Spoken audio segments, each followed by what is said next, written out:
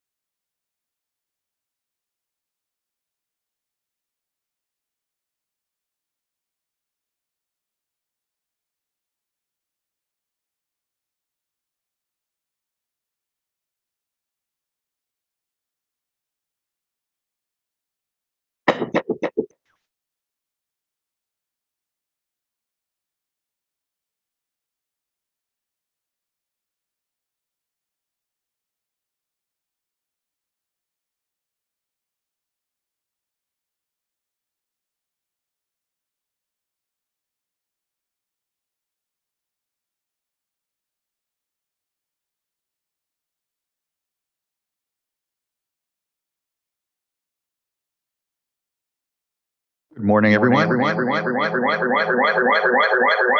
Apologies for getting feedback. One moment.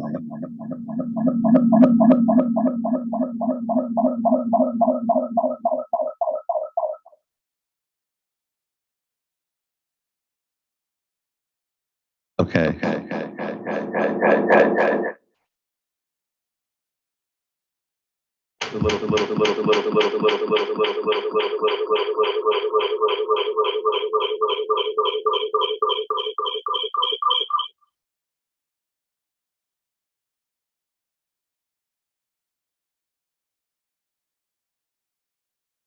Let's try this one more time.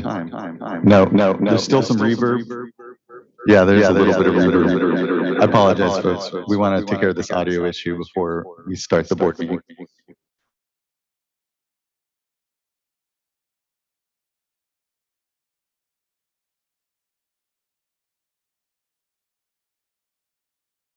This time.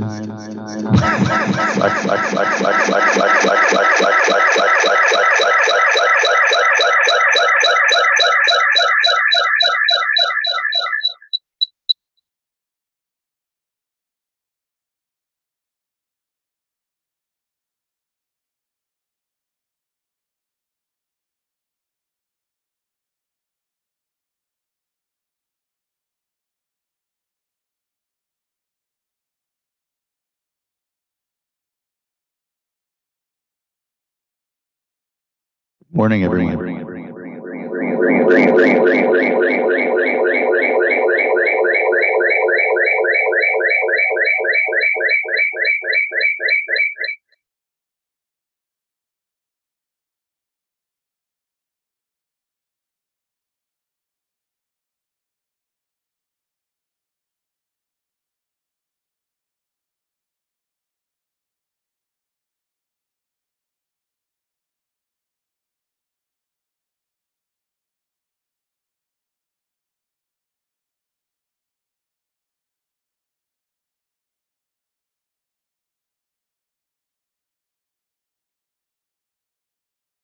Okay.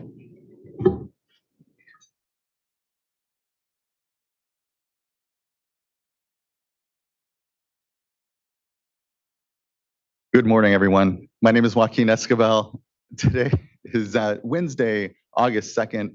It is 9:33. We can now bring this meeting to order. Appreciate everyone's patience with the audio issues this morning. I'll begin by introducing my fellow board colleagues. With me here today is Vice Chair Doreen Diadamo, Board Member Sean McGuire, Board Member Laurel Firestone, and Board Member Nicole Morgan. Joining us today this morning is also Eileen Sobek, our Executive Director, our two Chief Deputies, Eric Oppenheimer and Jonathan Bishop, our Assistant Chief Counsel, Andy Sawyer, is here with us. Our Clerk of the Board is Courtney Tyler. Assisting her today is Margie Argel and Michael Reading. As you can see, this is a hybrid meeting, so it is both in person and remote. So those joining us remotely, you're either viewing us through the Cal EPA website or the YouTube live website. If you intend, though, on commenting on any of today's items, you need to be on the Zoom platform. There are instructions on how to get onto the platform at the top of today's agenda. And if you have any challenges on getting onto the platform, though, please do just email our clerk of the board at board.clerk@waterboards.ca.gov, and she can help get you onto the platform. Once you are on the platform, your camera will be off, you will be on mute, there won't be an echo effect, and importantly, please do indicate your name and any association you're with when you speak. For everyone here in the room, good morning, good to be with you. We're here in Sacramento in the California Environmental Protection Agency building. As you, just a few quick announcements for you all as well. As you can see, please observe the exits. There happens to be an emergency, we'll calmly file out to Cesar Chavez Plaza and await further instruction. If you intend on commenting on any item on today's agenda, there is a QR code in the back. There's also a tablet for you to be able to sign on and indicate the item you wish to speak on. If you have any challenges, always clerk of the board is here to help you with any questions. And please, lastly, do turn off any, silence your phones, that is, at least, so as to not interrupt today's discussion. With that, we can now move into, as we customarily do at the beginning of our board meetings, public forum, and look to the clerk.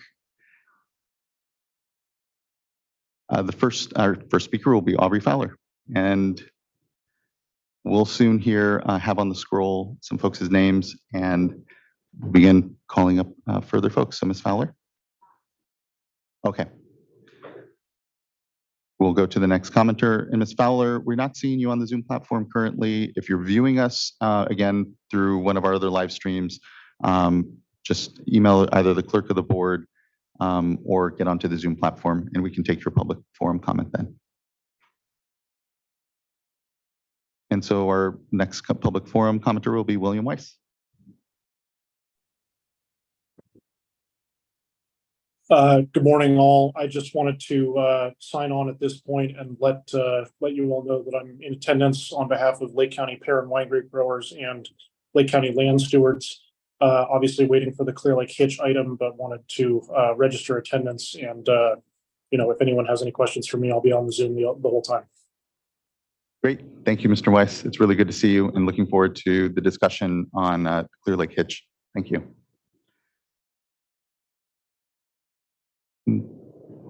And those are all our forum commenters. Thank you, everyone, for the opportunity. And again, Ms. Fowler, if you are, able to, be glad to be able to take your public forum comment later between items, if it makes sense. Next, we can go to our first item of board business, which is consideration of the July 18th board meeting minutes. Look to my fellow board colleagues if there are any adjustments, discussion, and or then motion. Move to adopt the minutes. I'll second. Thank you both. Ms. Tyler, can you please call the roll call vote? Okay. Board Member McGuire. Aye.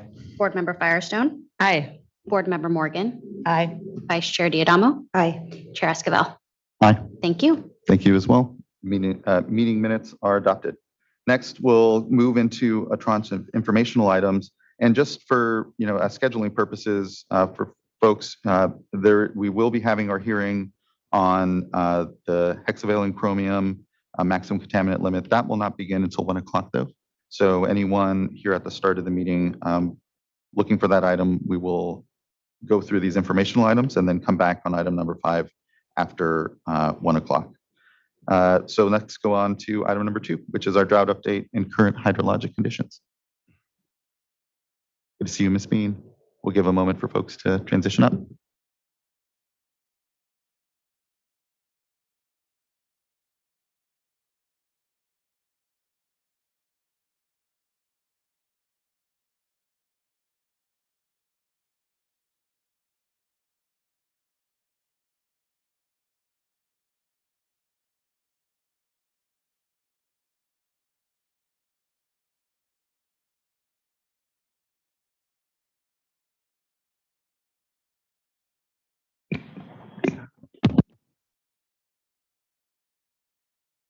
Check. Okay. Feel free to drop the mic after the item 2. Yeah, I'm feeling a little bit like we're in the club today. Good morning, board members. Thank you. I am Jessica Bean with our Division of Water Rights. Sorry, I'm hearing a little echo on my end, but okay, thank you. And we're going to do a brief hydro update, beginning with our Scott Shasta, and then we'll be handing it over to the Office of Research Planning and Performance to discuss conservation. So I will pass it to Zach. Thank you. Good morning. Good morning, Chair Esquivel and the members of the board. I am Zach Zwallen. I am the supervisor of the In-Streams Flow Unit here in the Division of Water Rights. I'm here to give a quick update on the hydrology of the Scott Shasta and some other related information. Next slide, please. So the emergency regulation is no longer in effect as of August 1st. With that, we definitely want to say that we are still monitoring the system. We are still checking out what the hydrologic conditions are in the watershed, and we're still keeping our eyes on what is going on. Next is that with the regulation expiring, this does provide the opportunity for local management and proceeds in order to kind of step up and show how they could handle the system and keep water in the system as we are now pulling away from it. And then with that, the board is still continuing to meet regularly with state and local and tribal stakeholders, and we're going to continue to evaluate the conditions of these systems and rivers. Next slide, please. Oh, sorry. Back slide. Next is the continued engagement. We're going to have continued engagement in the Scott Shasta watersheds, including upcoming online webinars. The big thing is that we want to continue engagement in these watersheds, and that staff are working with CDFW to hold 2 webinars. One is going to be for water rights, and the other is going to be for Fish 101. The water rights one will actually be tomorrow, August 3rd, and then the fish one will be in September. The big thing about these webinars is that we want to give these educational presentations, and it's meant to continue and provide knowledge for engagement in these communities and agencies and other interested parties. The big thing is we want to make sure everyone kind of has this base knowledge, so as we proceed with these other information, that we all are kind of coming from the same place and they understand the water board's rights and what we're there doing, and we all kind of speak the same language and tongue. And then the webinars will be recorded and they will be posted to the board's website. So that means if anyone is not able to attend or would like to revisit that, they're able to do that so at a later time. And the last one is, as you may know, a hearing on the petition for the rulemaking to set minimum flows in the Scott River from the Karuk Tribe of California, Environmental Law Foundation, Pacific Coast Federation of Fishermen's Associations, and Institute of Fisheries and Resources will occur the next board meeting on August 15th. The board, we received approximately 30 unique comment letters and emails submitted, so a good turnout that people are responding to this. And then the comment period did conclude on July 20th. Next slide. So I'm going to give a quick overview of just some of the current flow conditions that are happening up in the Scott Shasta. To start off is the Scott River. In the Scott River, following the increase of the December flows, we had some good storm events. Flows actually remained above the minimum flow requirement with all curtailments suspended through the rest of the regulation. So currently this morning, as of 5:30 a.m., flows were 52 CFS. If the regulation was still going, that would actually be for July, it was 50 CFS, and then August is actually 30. So we're actually well above what would have been the minimum flows if the reg was still going. And with that, as I mentioned, because of the higher flows, there was a complete suspension of curtailments through July 31st. So no one was curtailed in that system.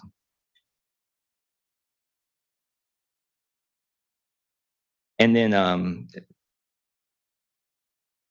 so for the Shasta River, and the Shasta River flows have significantly dropped since the regulation expired on August 1st, with flows as of this morning being 22.9 CFS. With the regulation, if it was still in place, flows through May through September 15th should be 50 CFS. And so we saw a pretty sharp decline as it was 50 CFS on July 31st. And also with the Shasta, the storage in Dwell Reservoir is currently at 17,713 acre feet. We can see that the 50,000 acre feet is the max for this reservoir, but compared to last year's August of 2022 storage levels, which was only 3,224 acre feet, we did see a big increase as far as storage levels in this system, which is great to see. And then I do want to note that within the system, curtailments were partially reimposed in the Shasta River watershed on June 29th through Addendum 14. And we did have to proceed with a notice of violation and a temporary restraining order just to make sure that some of these help protect some of the senior water rights in the system. Next slide, please. And just really quick on that last point, I think it's important to note there that was simply trying to enact, the water rights priority system here protects senior water right holders, that this work is beneficial to not just obviously the protective nature for fish as well. Can I just ask a question on the last slide? Yes. So those enforcement actions went under the emergency regs, right? Yes, that's correct. And then maybe I didn't hear right, but that sounded like there was a really drastic drop between the end of the when the emergency regulations expired. Have we heard or seen or are monitoring whether there's fish stranding? That we do not know. We are going to have a meeting later today with some folks up in that watershed and to check. But yeah, it went from, like I said, 50 CFS at midnight. It pretty much hit it perfect to now, even when I checked at 8, I think it was actually at 22. So it's dropped drastically since then. Yeah. Can I take a moment to respond to some of your questions too as well, Laurel? This is Erin. Yes, please, Ms. Mergazi. Sorry. And please introduce yourself, Erin. Hi, this is Erin Ragazzi. I'm one of the assistant deputy directors in the Division of Water Rights. And unfortunately, traffic on the 80 was very poor this morning, so I am joining online. I just wanted to state that, Laurel, you asked about the temporary restraining order and the notice of violation. The notice of violation was issued by our enforcement office here at the State Water Board. The temporary restraining order was actually issued by a judge related to some ongoing litigation that we have in the area. And so that was taken as a separate court action independent of the State Water Board. While we haven't noticed stranding associated with decreases in flow associated with not meeting the flow requirements, there has been some reports of stranding and dead fish in some of the tributaries of the Scott River. I'm not sure if those are salmonids or not, but they have noticed that as the flows have declined in some of these tributaries and pools are becoming disconnected, that there has been some stranding and there have been some dead fish that have been seen in some areas. So just flagging that as a follow-up to your questions. Really appreciate that. Thank you, board member. Thanks.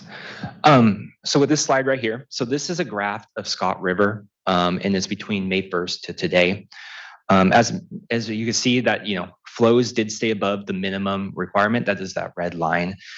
We do want to reemphasize though, is that even though flows did stay above, based off just current levels and in previous historical flows that were similar water year types, we do expect flows to drop below the 30 CFS sometime during August. So although we are above it now, we do expect during August that we will drop below based off current conditions. Next slide, please. And here is the graph for Shasta. This is from May 1st to today. You can see when the regulation expired, and you can see the flow levels before then. There was a couple hiccups where things dropped below, and then we worked with the Surface Water Master and working with the locals to make sure timing and when they were going to divert, and we could kind of see we stayed around that 50 CFS. And then as soon as the regulation expired and we were no longer in the system, you can see the flows took a pretty drastic drop. And at this point, it would really depend on any more flows of rain or something to get in there. They try to get this back up. And that next slide, please. So that concludes my presentation. I'll hand it back, or I'll hand it to, believe Karina Herrera was next, but I am happy to answer any questions now, or I could also answer them at the end of this broader presentation. So. Board Member Firestone, please. Just on the last comment of it would take precip to get it up. It seems like it's a result of diversions that it dipped below that. So wouldn't it also be possible to have fewer diversions either to get it back up? Yeah. Okay. Yeah, we make sure. Try to. I understood that.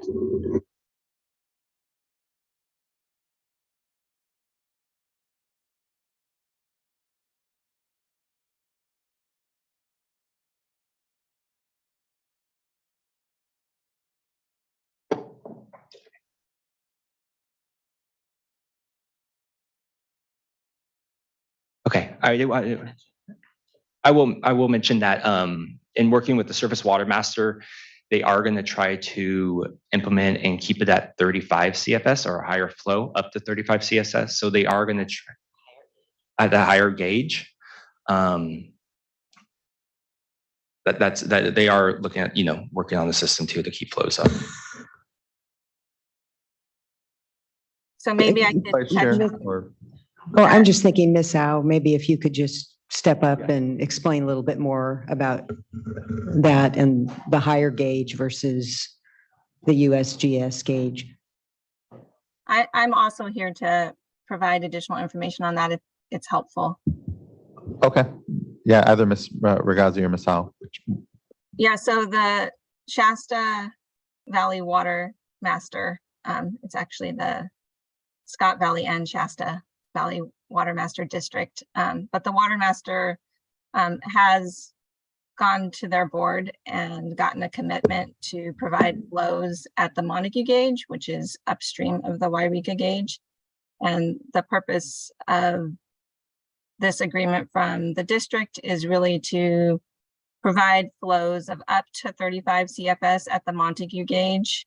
That 35 CFS represents the flow that needs to be provided in stream for other water rights below Montague. So what it in essence does is ensures that there is sufficient water for those water right holders downstream of the Montague gauge. It does not guarantee any additional flow at the Wairika gauge, but we would hope to see the Wairika gauge go no lower than maybe 10 CFS or so. But I think we're going to see a pretty similar trend to what we've seen in previous years. I don't know that that's going to make a significant difference at the Wairika gauge.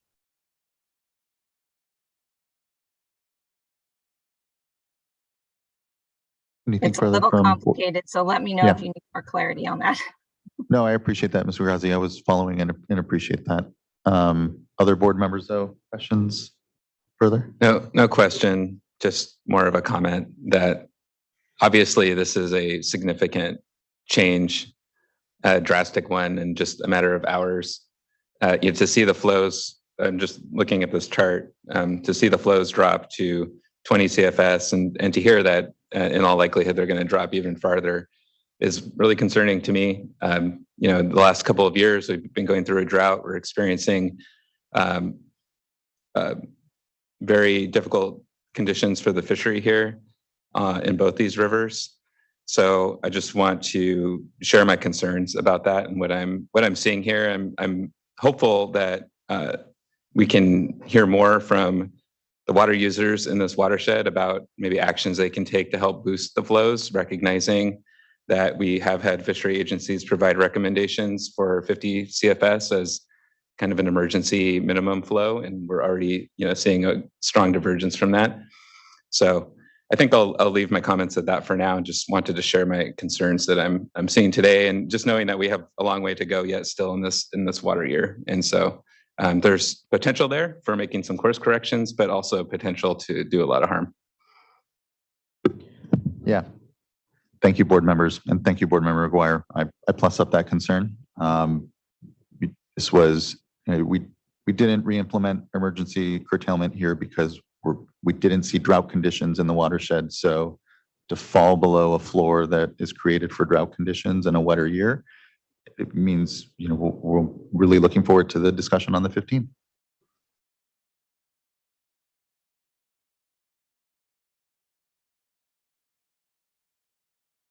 Okay, thank you. Is there anything as part of the hydrologic update that is going to be covered further? And if not,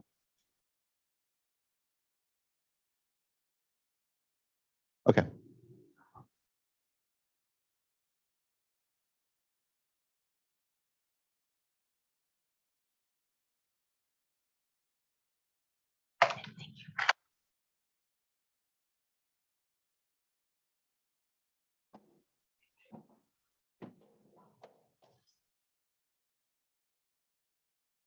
Good to see you, Dr. Rodero, Ms. Herrera.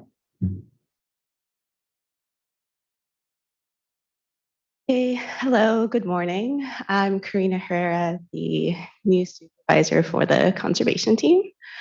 And we just wanted to give you guys, first of all, a quick update on the Making Conservation a California Way of Rulemaking.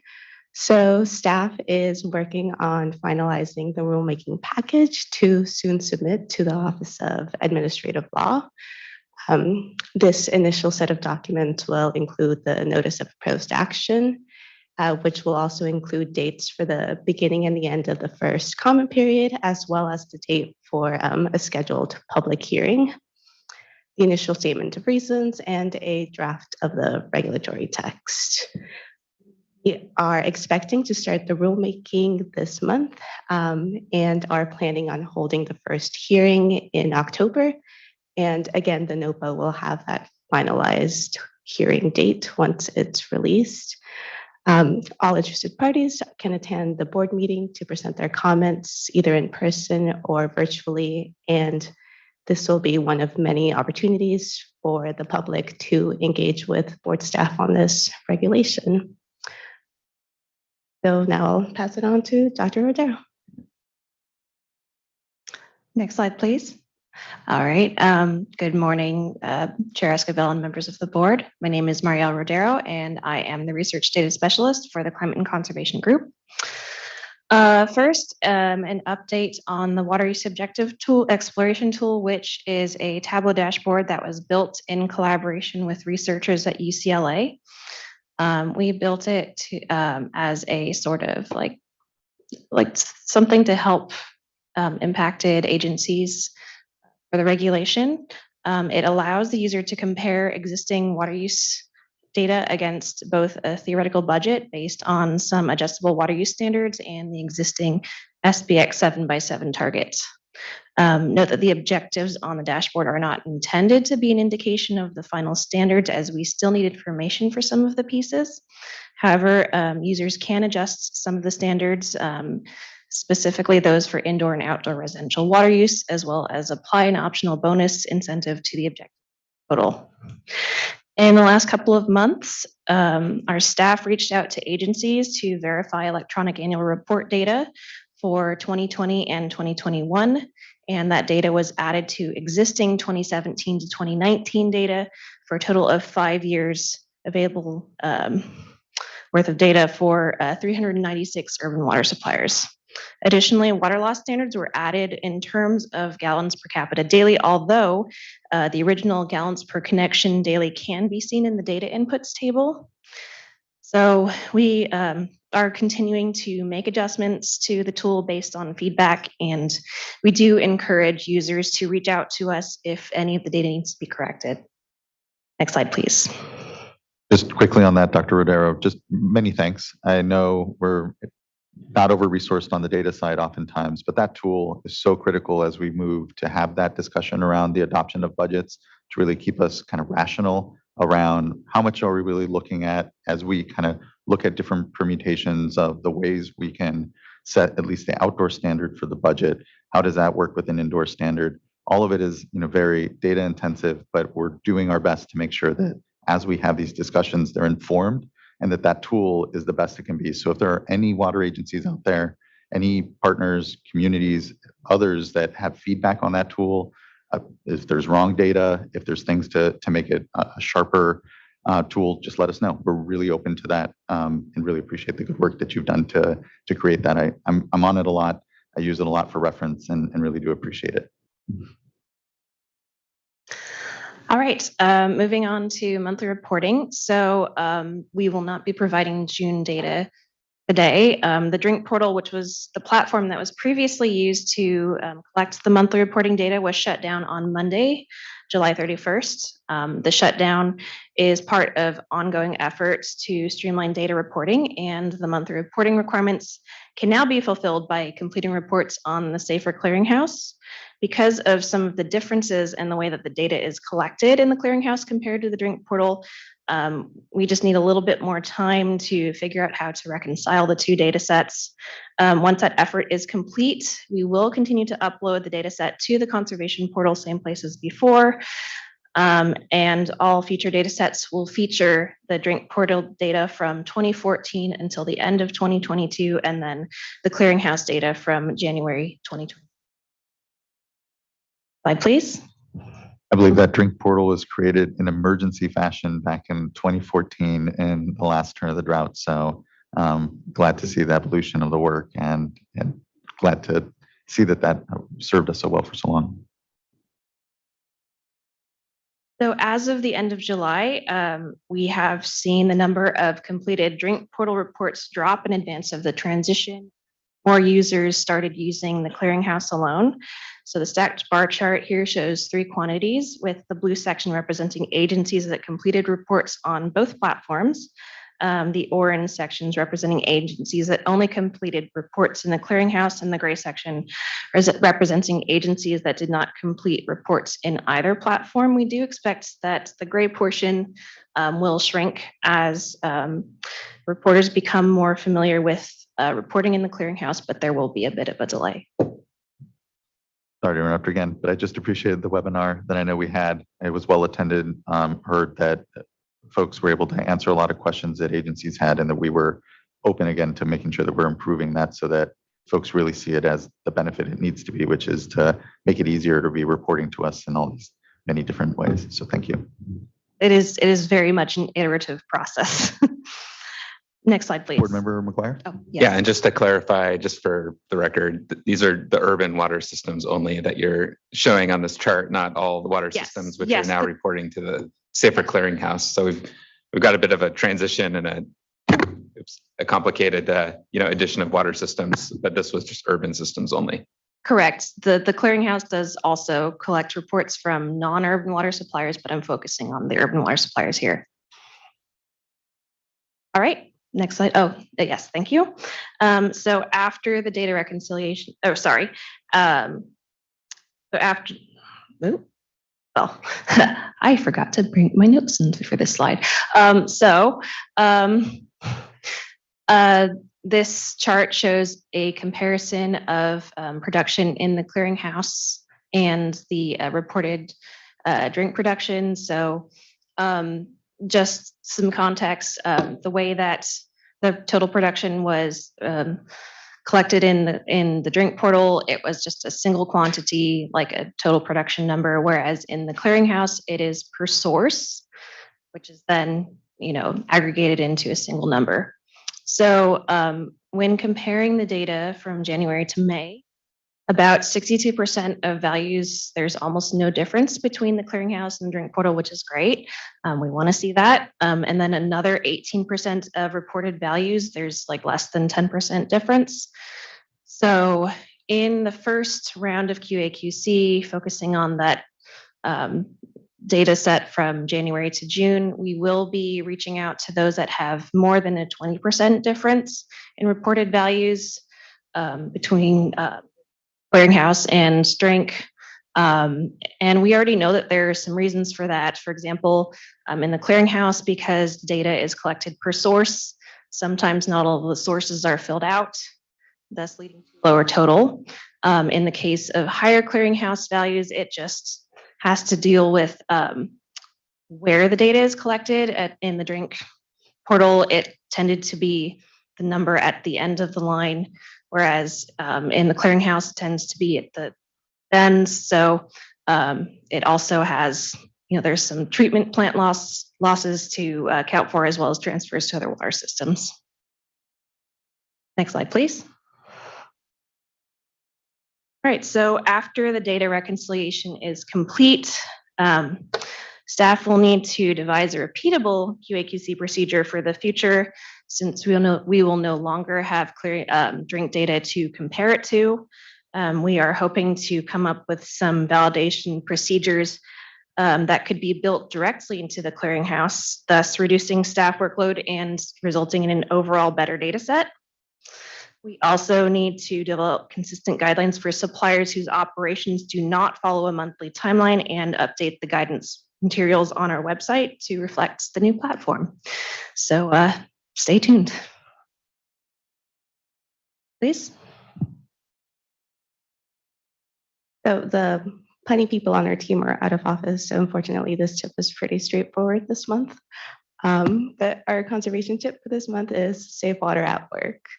The commercial, industrial, and institutional sector is the most diverse subgroup of water uses in the urban environment. The CII sector includes schools, offices, retail, lodging, and manufacturing, as well as others. Although this sector varies widely, there are common benefits to reducing water use and implementing water efficiency best management practices. So this month's conservation tip is Save Water at Work. Workplace culture that focuses and takes pride in water efficiency can be a beneficial component of a water conservation plan. Increased awareness will ensure more staff members are monitoring water use. And this can include giving recognition to those who initiate and promote water efficiency procedures. For example, did you know that replacing one pre-rinse spray valve with a water efficient model will save enough water to wash 4,800 racks of dishes in a typical commercial kitchen? And that's it from us. Fantastic. Thank you, Dr. Rodero, and thank you, Ms. Ferrer. Good meeting you. Welcome to your first board meeting. So glad to have you as part of the unit here. Any questions from fellow board members on the conservation work at this point? I know we'll have a lot more conservation discussion as we go to adopt the budgets. Done, and we don't have commenters. Just thank you. Thank you. Anything further?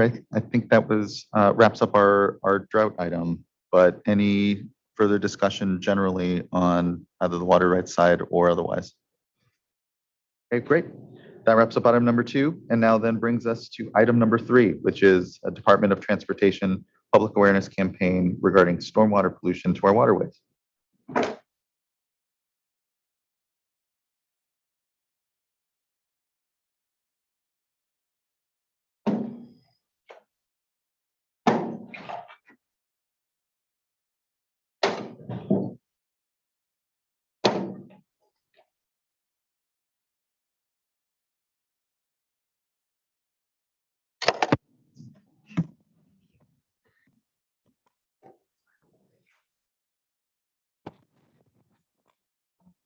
Right, and get ourselves organized.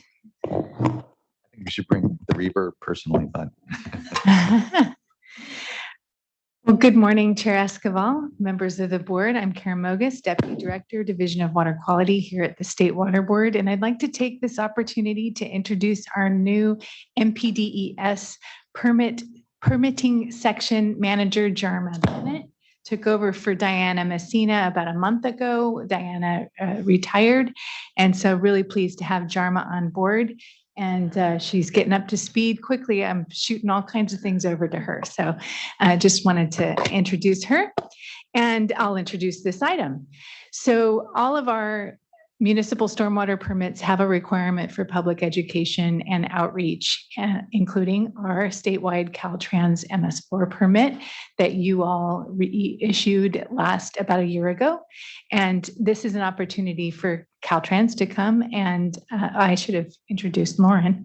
We have Lauren Magana from Caltrans to present on the education program that Caltrans has in place as part of their MS4 permit.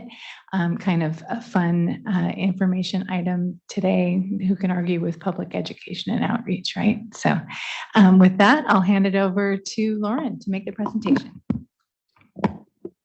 Thanks, Karen. Couldn't tell you how excited I was when I saw the gentleman bring the microphones out, because I could just see myself holding that the whole time. And it's either an informational item or a stand-up routine. Right. Yeah. And I'm prepared for both. So, but thank you all so much for inviting us here today to present our campaign. Let's change this to that.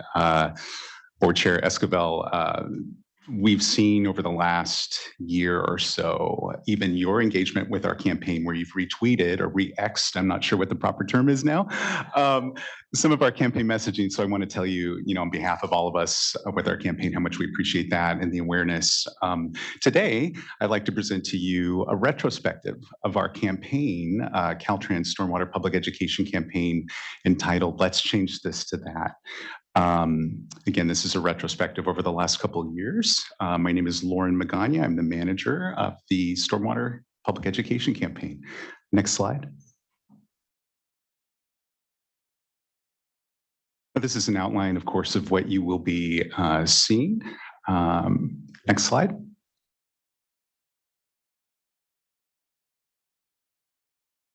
Thanks. The goals and objectives of this campaign is to educate the public. Hopefully we inspire them to create some behavior changes, and we want to create sustainable behavior change. Next slide. We're going to started off with some research overview about the campaign. We take a few different tracks. We're doing qualitative studies, as well as quantitative tracking, and our biannual day after litter recall survey that happens after we are at the peak of our media campaign. So we just ended a flight at the end of June, and I'll be presenting some results there. Next slide. This is a quick timeline of research. As you can see on the far left, we started in July of 2021, general market, multicultural, quantitative focus groups that gave us a good baseline of where we are. We also work with our contractors at Sagent Marketing to devise some creative around this campaign. So we tested that. And that's how we landed with our current campaign in September 21. We also did some quantitative research. We have 3 results that I'll be presenting to you today. And as you can see, October 21 as well. That's when we first launched the campaign. So that was an introduction to our statewide campaign. November 2021 was the first day after litter recall campaign or research wave. May 2022 is when we launched the second wave of our campaign, followed up in June 2022 of some quantitative research, as well as the day after litter recall. In August of 2022 is when we launched the third wave of our fall media campaign. And then again, November 2022, we did another research wave, our day after litter recall. That leads us to June 2023. And you can see there where we just ended that media flight, like I mentioned, and then we went out and conducted our research. And coming up after our last wave, which will end at the end of November, we will be conducting our last quantitative research day after litter recall then. And the end of April, beginning of May is when this 3-year campaign comes to a close. Next slide. Qualitative survey results include exploratory focus groups, which I mentioned. That was our formative research, as well as creative concept testing. What we wanted to do and what we gained from the formative research when we met with the public, we learned that the public is going to be more responsive to realistic imagery. So it was important to us that we meet the public where they're at, aside from giving them an aspirational, pristine image. We know that because we share the same roads and waterways that everyone else does, that just wasn't realistic. So we wanted to absolutely meet the public where they're at. Next slide. Quantitative research results. So some of the questions that we used with our quantitative research were, what do you remember about the advertising? Do you recall seeing or hearing any advertising about this message? Do you believe that there's a connection between clean highways and clean waterways?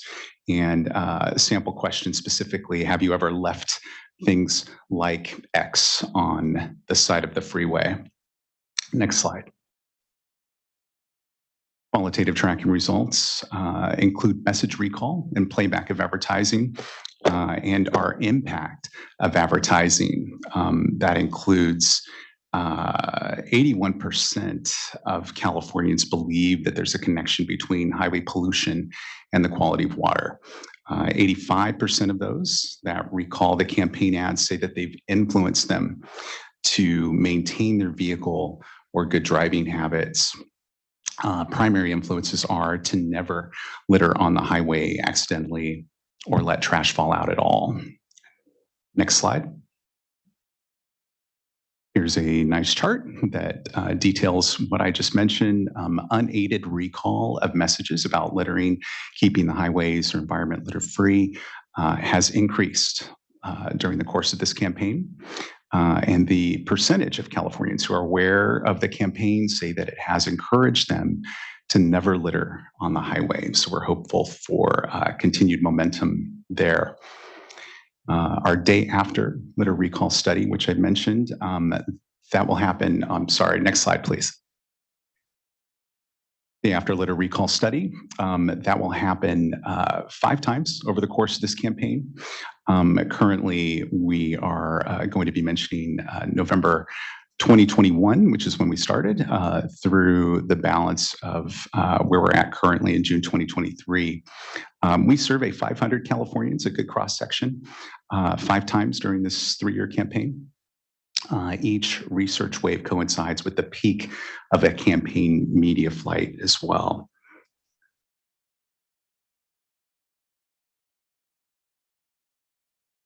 Next slide. Wanted to give you a quick sample question of what that day after litter recall looks like. So we asked the public, along with other things, do you chew gum? Do you walk your dog? And then within these questions, we ask what we really want to know, and that's something like, think back over the last 24 hours, which of the following have you done? Which includes other things like, cooked for yourself, etc., as well as accidentally littered or intentionally littered. Next slide. The results. So when we first submitted our presentation to you all, I had noted that there seemed to be a trend, and that was prior to our June 2023 results, which we hadn't anticipated having until the beginning of this month. With the cooperation of our contractors on the research end, we were able to get the results a lot sooner so that we could present those to you today. So what you have in front of you are waves 1 through 4 of our research day after litter recall. And what we've seen here was a slight uptick from November 2022 to June 2023 in terms of the public either littering accidentally or intentionally. That's at 23.6%, up a little from 20.2. Also, a slight uptick of folks that have caused something to accidentally fall to the ground, such as a wrapper, small piece of paper, etc., and didn't pick it up.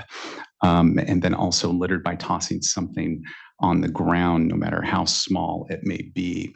When I first saw those results, I thought to myself, well, that's not looking too great for us. But what we have gleaned from this, and speaking with our researchers, is we feel that there's a strong correlation between the time of year and when people are actually out and about, either picnicking, hiking, enjoying the beaches and waterways and other things. So there's more of a tendency to accidentally or intentionally litter. So next slide. Our target audiences and tactics, those are adults 35 and over, English and Spanish, motorists 18 to 49, as well as young adults 18 to 34. Next slide, please. Our advertising flight dates, we started in fall of 2021, like I mentioned, through our latest flight that ended June 25th of this year. Our final campaign flight will be in the fall of this year, October through November of 2023. Next slide, please. Here in front of you, it was our introduction to the campaign that we ran initially in October through November of 2021. We call this affectionately our beach creative. We ran this statewide, and we wanted to make sure that we were trying to set the table for what folks may see over the course of the campaign. Next slide. That brought us to our localized creative. What you have in front of you are 5 images that resonated with these particular communities around California. At the very top is our beach creative that we ran in the San Diego area. Top left is our Bay Area, aka San Francisco DMA creative. Below that was our Los Angeles creative with iconic palm tree imagery. To the right on top is what we ran in the Central Valley, Fresno area. And then below that is what we call our river creative that ran here in Sacramento. Next slide. Currently, with the current iteration of the campaign, we are focused on what we call behavior-focused advertising. The goal of that is to inspire sustainable behavior change, but also educate the public on what exactly those pollutants of concern are around the state. A lot of folks may know a little bit about what that is, but not so much in depth. But then they also want tips and tricks to help minimize source pollution. So what we've done is actually partner with the state water boards, and I'll talk a little bit about that in a minute, to include the 6 pollutants of concern, which are litter, bacteria, nutrients, sediment, pesticides, and metals. Next slide. And this is the campaign flight that we are currently in, or that we just closed rather, and that will be running again in the fall. Top left is how we address bacteria. We're trying to get the public to understand that if you have pets, certainly, not only should you be picking up their waste, but we also want to take it a little bit of a step further, and we think that's something people should already be doing. But as many of you know, if you've been out and about, you see people that aren't necessarily picking up their pet waste, and if they do, they might not be disposing of it in the proper receptacle. So that's what we're trying to encourage folks to do here. Just below that is how we address nutrients. We're trying to ask folks, please don't put your leaves, grass clippings, and other things in the gutters, because they go straight to our storm drains, untreated, and into our waterways. Please put that nutrient waste in your green waste can. Top right is how we address metals from vehicles. You know, we've got that iconic check engine light that always creates kind of a visceral reaction with people. And so we want to remind folks that if you notice any leaks from your vehicles, if you would please make sure to take your car in for service. Just below that is how we're addressing pesticides. You can see there is a gentleman there who is spraying, which is pretty common. But what we're trying to ask folks to do, instead of using a typical chemical pesticide, if you would consider eco-friendly alternatives like ladybugs. And then just below that is how we are attempting to address sediment. To the left, you can see where someone may be hosing off their driveway, and on the right, we're asking folks to please sweep. Not only will you be saving water, but you could be saving our waterways from additional sediment released. Next slide, please. We took a number of different tactics with this campaign, but one to note is, or actually 2 to note here, are these interactive digital ads. On the left is we had one of our videos, chip bag, which it was a different way to show folks kind of the right thing to do. This ran on Paramount Plus streaming service. It was trivia, if you will. One of the questions, for example, was how can we prevent vehicles from polluting our stormwater?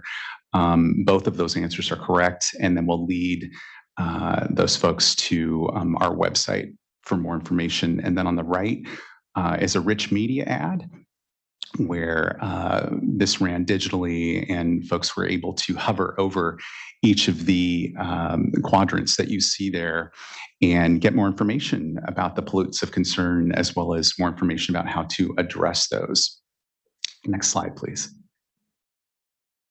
With this campaign, we like to say the title of the campaign, let's change this to that. The let's isn't let us as in one agency, it's let all of us. So we really rely very heavily on all of our amazing partnerships throughout the state. These 3 that we have in front of you, Sacramento Stormwater Quality Partnership, who I'm sure you're familiar with, Contra Costa Clean Water Program as well, and the City of Lodi engaged us to use our advertising in their own regions. And so we work very closely with them to adapt some of our advertising for their particular regions. Next slide, please. Breakdown of impressions over the last 2 years, paid media. We think it's pretty fantastic. We projected through our contract to have about 302 million media impressions as of this time through fall of 2022. And we actually do have some new numbers. We went well over that to the tune of almost 300 million additional impressions And then we have the breakdown for you. They're listed. Projected spring impressions were about at 62 million. We know that we have gone above and beyond that, and that number is going to be closer to 100 million impressions. Next slide, please. In California. So I wanted to include a mention of our sister campaign, Clean California, that I'm sure many of you are familiar with, because it's a complementary campaign to ours. Initially, when we first drafted the current contract that we have for Stormwater campaign, it didn't include litter pickup and other things like that. So we relied on Clean California to assist us with that, which includes or really supports our anti-litter goals for this campaign. In addition to removing litter, it creates jobs, educates the public, and engages communities to transform spaces of pride. Currently, we have picked up about 1.6 million cubic yards of litter to date, which equates to about 508 Olympic-sized swimming pools and over 12,000 semi-trailers. Just a lot of people don't know exactly what cubic yards are in measurement, so we wanted to give the public something that they could consume very easily. Through Clean California as well, earlier this year, we had a week-long Clean California Community Days where we engaged all of our 12 Caltrans districts across the state to conduct some sort of educational component around Clean California, which included either a litter event where the participants could go and assist in helping clean up their areas, as well as dump days across the state where we work with our districts and partners to ask the public if you've got items like bulky items, mattresses, and other things, please bring them for free to these dump day events, and they can address it that way versus any sort of illegal dumping, which we know is a huge problem. Next slide, please. So I mentioned a little bit about this partnership earlier, but we partnered with state water boards to develop this infographic, which hopefully you're familiar with. This is the What's in Your Stormwater. So this mentions the 6 pollutants of concern and across the state, and then what the public can do to address that. It also breaks out by water board region which pollutants are of most concern according to those regions. I just want to preface this next slide. We saw a little bit about this with our Rich Media ad earlier. This is called our Trash Talk video. And what this does, we like to call this a bit of edutainment, if you will, and another way where we can hopefully get the attention of young adults. Next slide. Welcome to Trash Talk. Today's guest is Chip Bag. What's up, Chip? Man, I've been on the road a lot. That's not where you belong. Right? Litter travels into rivers, lakes, and oceans. But we drink, swim, and fish in that water. Yep. Time to make a change. Yeah, let's change this to that. Put me in the bin where I belong. Help keep our highways and waterways clean. Learn more at cleanwaterca.com. Been pretty successful. We often get comments about this video in particular. We've received invitations from various conferences to also show this video, but very, very well received. We also have entered this PSA in the largest transportation communications conference, Transcom, that'll be held in Maine in a couple months. So we're very excited and hopeful that it'll do well there. Next slide, please.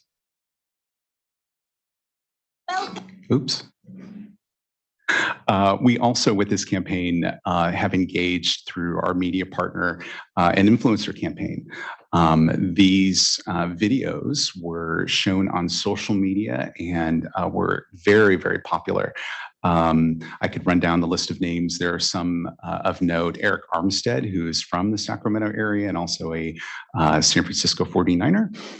helped us engage not only the Sacramento region, but the Bay Area, as well as Michael Andrew, Olympic gold medalist, Jackie Cruz, who you might recognize from Orange is the New Black, Maggie Steffens, who is the most highly decorated women's Olympic water polo player, Raheem Mostert, who was with the 49ers and now is with the Miami Dolphins, Rob Machado, professional surfer and environmentalist, Cam, musician, and Juan Toscano Anderson, professional NBA player. Next slide. Oh, I should preface the next slide. So you'll see Eric Armstead's video, who I mentioned, San Francisco 49er, originally from the Sacramento region. Next slide, please. Eric Armstead here, Sacramento born and raised. It's time to school all of you about trash. When you drop bottles and wrappers, they make their way onto our roads and into our waterways. As a new father, I want to make sure my daughter can enjoy the best California beaches like right here in Santa Cruz. If you love living in California like I do, please do the right thing to help keep our highways and waterways clean. Visit cleanwaterca.com. Let's change this to that.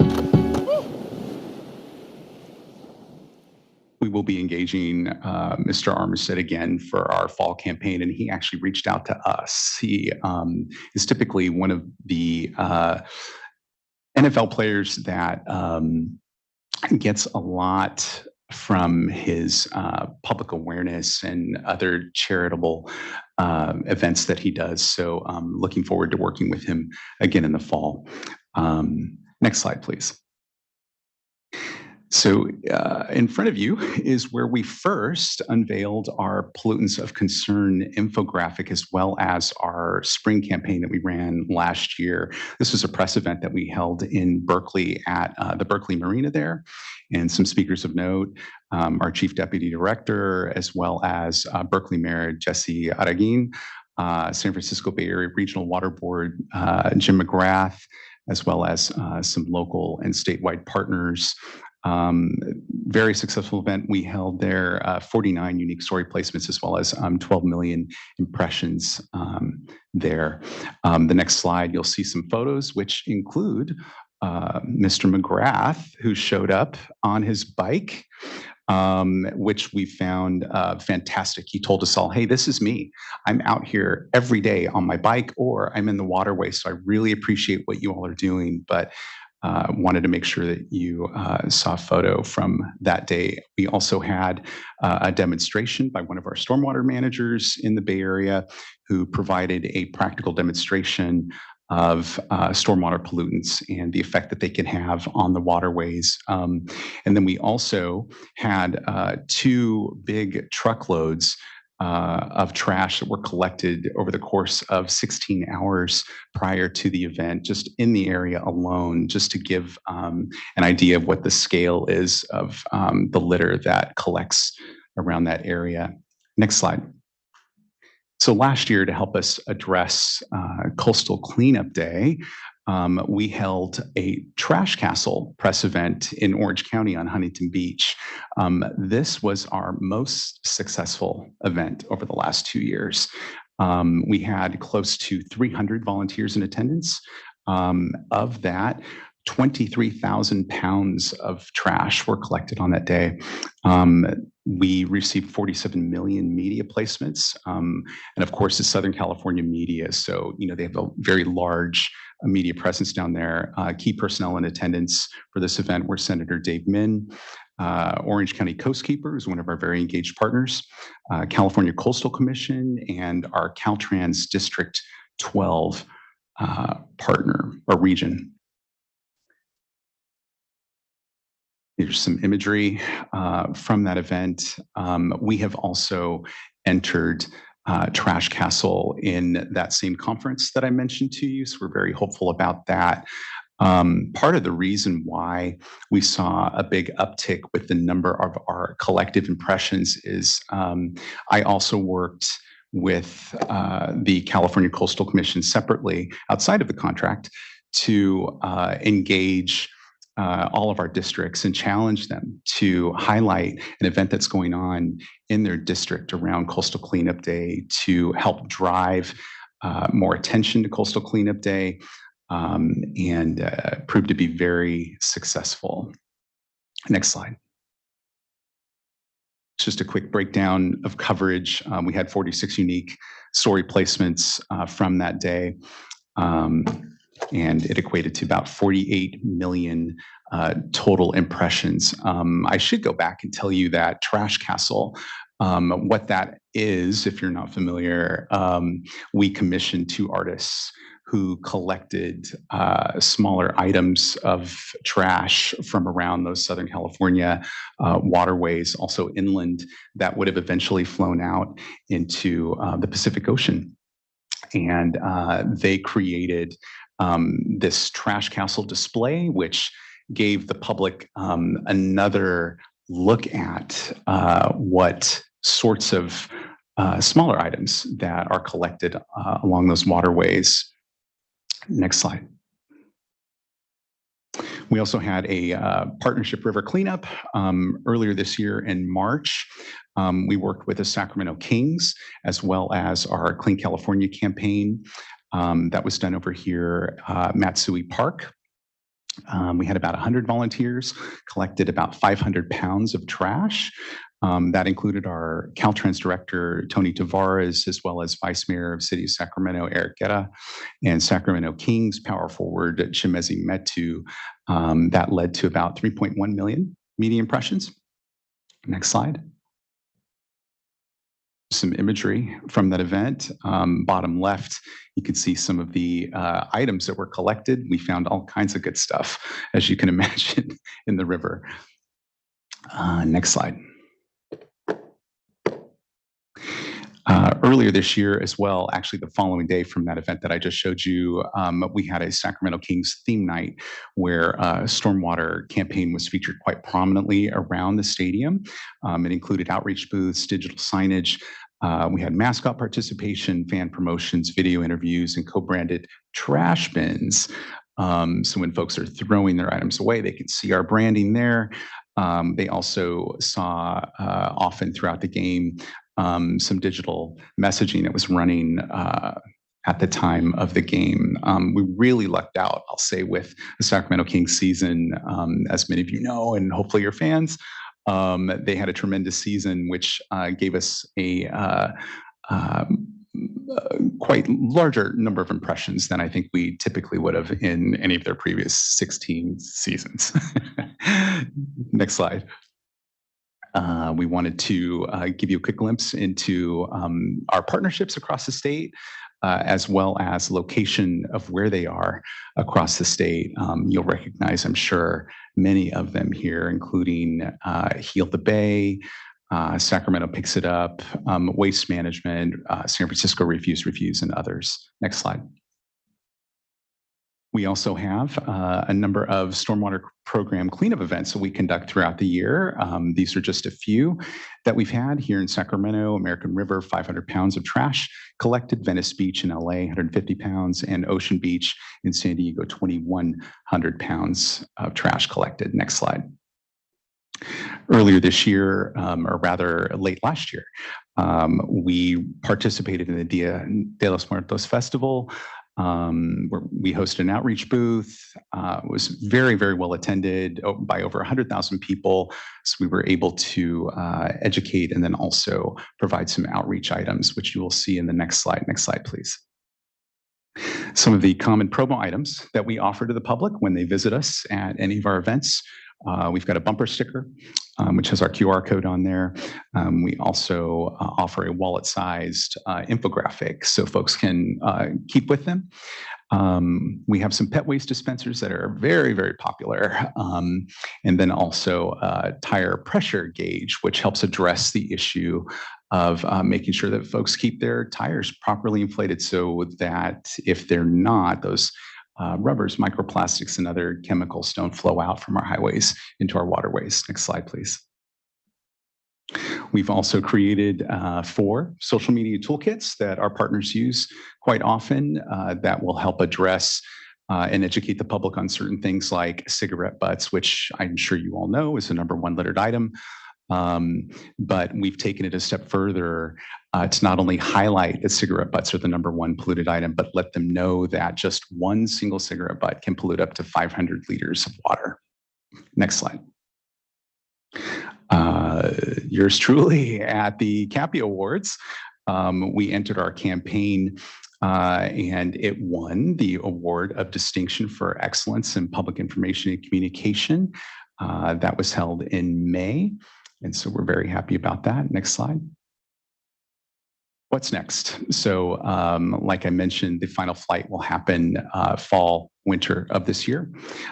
We currently have a partnership with the Sacramento River Cats, which is pretty tremendous. Last night, we just kicked off a homestand with them where our stormwater campaign is going to be featured very prominently at Sutter Health Park. We have things like Wet Nose Wednesday, where folks who visit the park that day can bring their dogs in for free.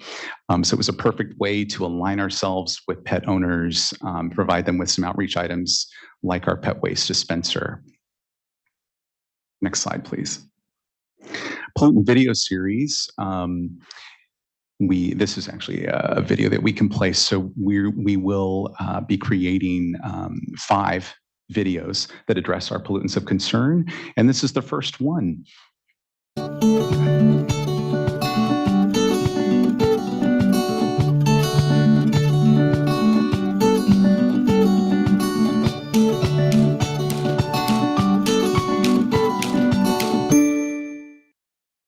Again, very simple, easy to digest messaging.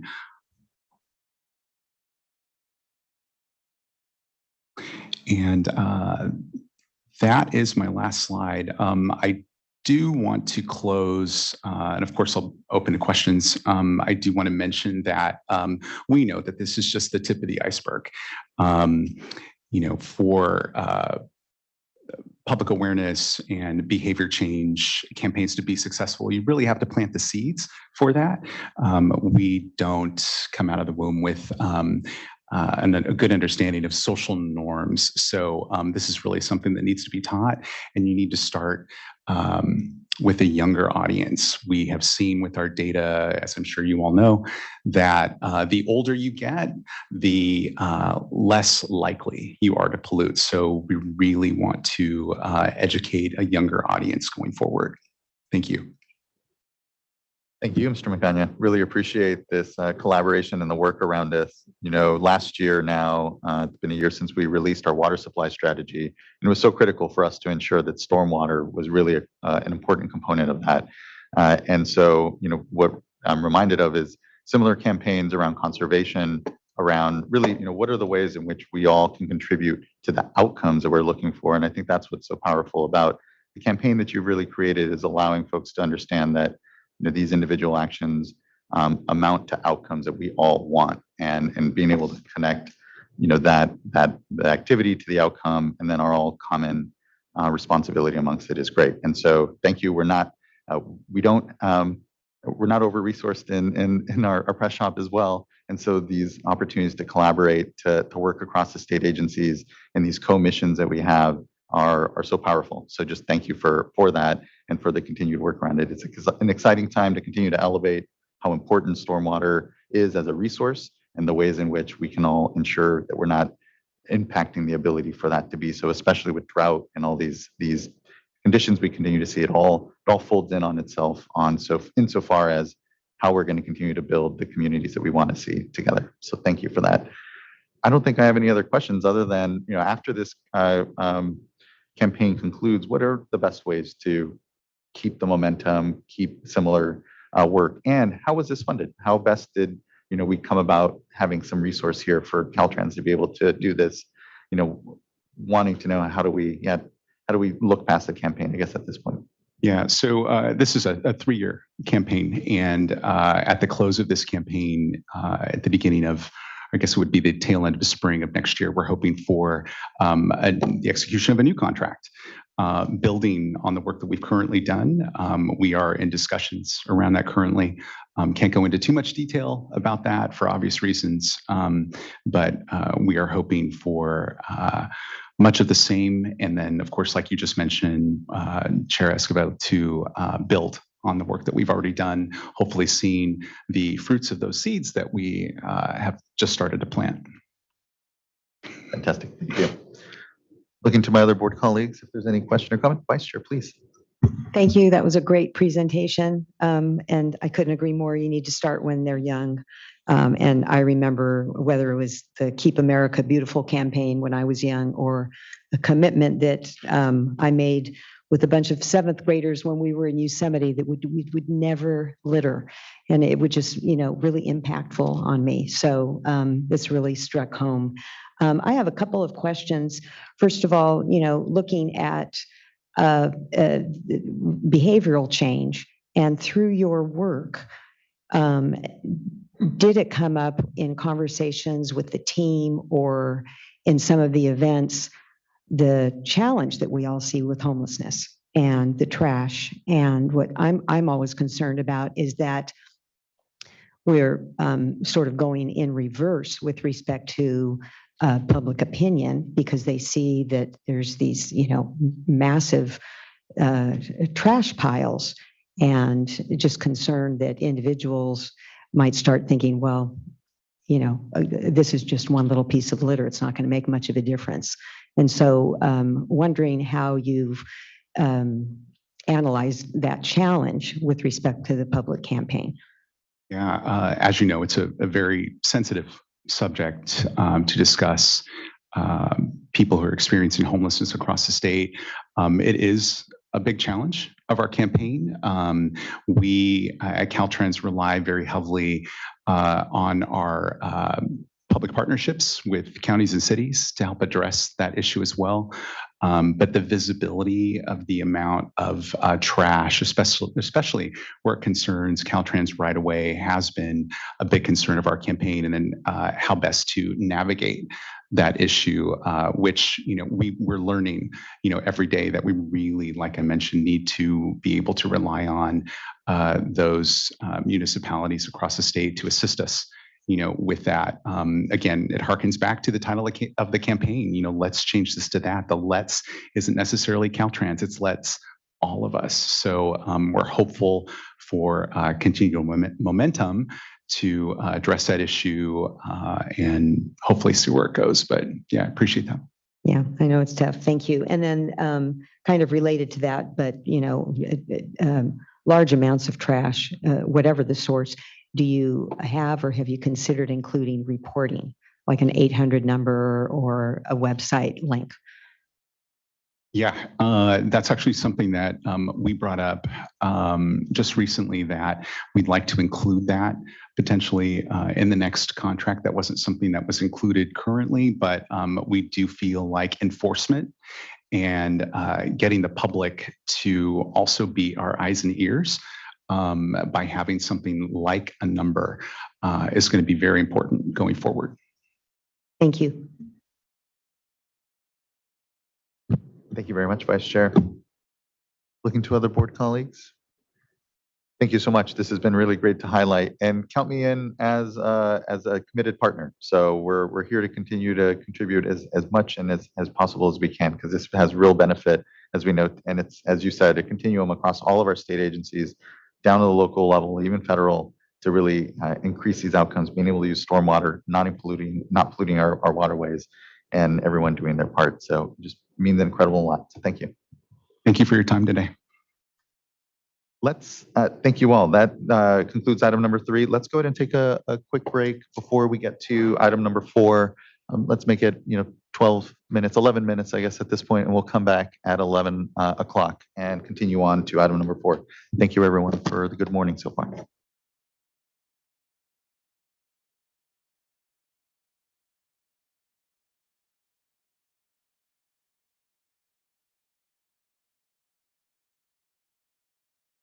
Back feeling better?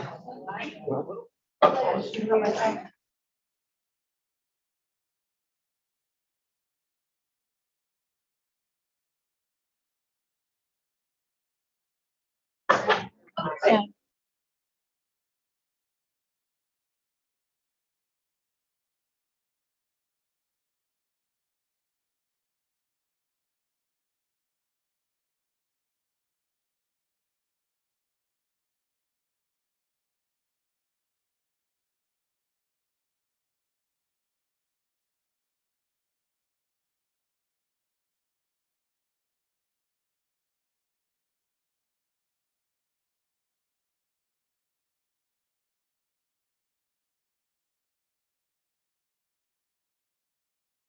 Because it's Perfect. and the number, I had a couple times, I mean, it's like. Coke can and just grab it right in front of. Right there.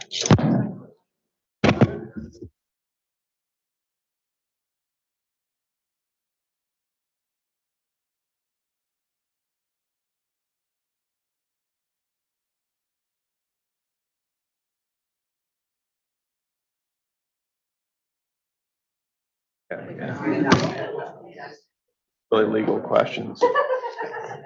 And I'm working on, Aaron and I have been working on other stuff in the background, but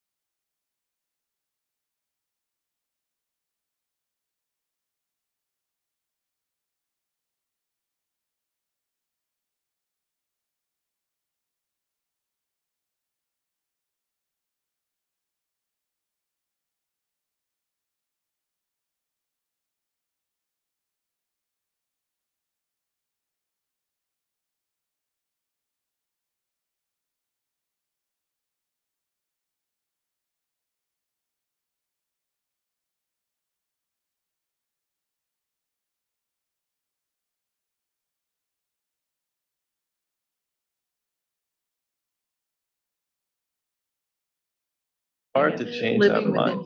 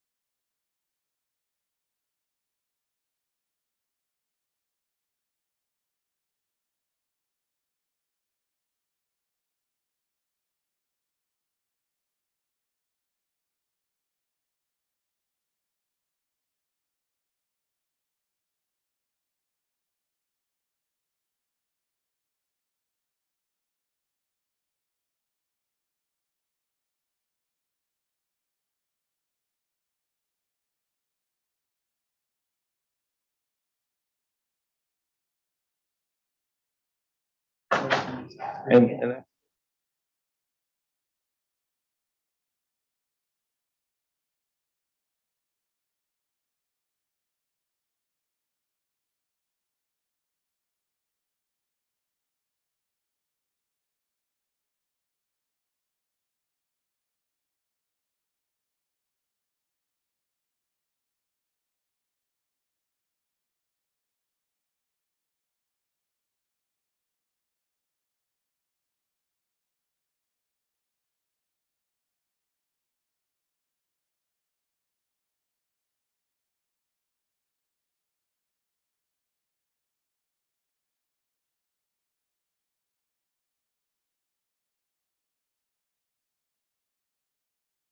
like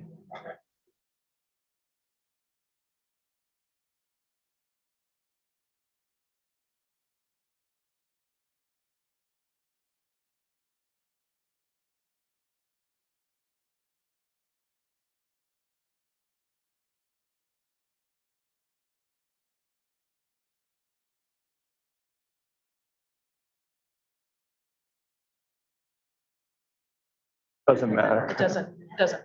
Yeah, I know it. There's this very narrow width.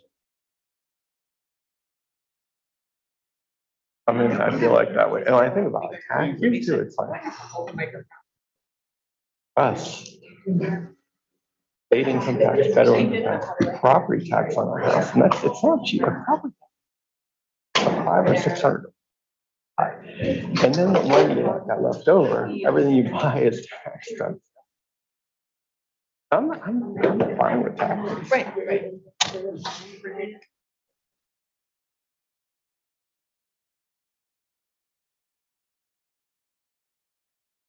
Lower income, it didn't seem like that.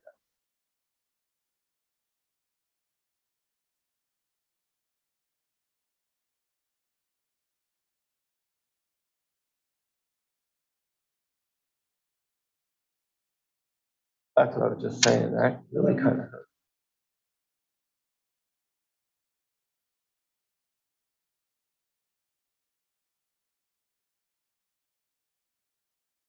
All right, everyone, we're at 11:04 and we can gather back here.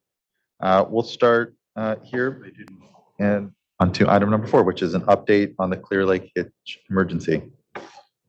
Over to Jessica Bean. Thank you. Sorry, getting adjusted here. All right.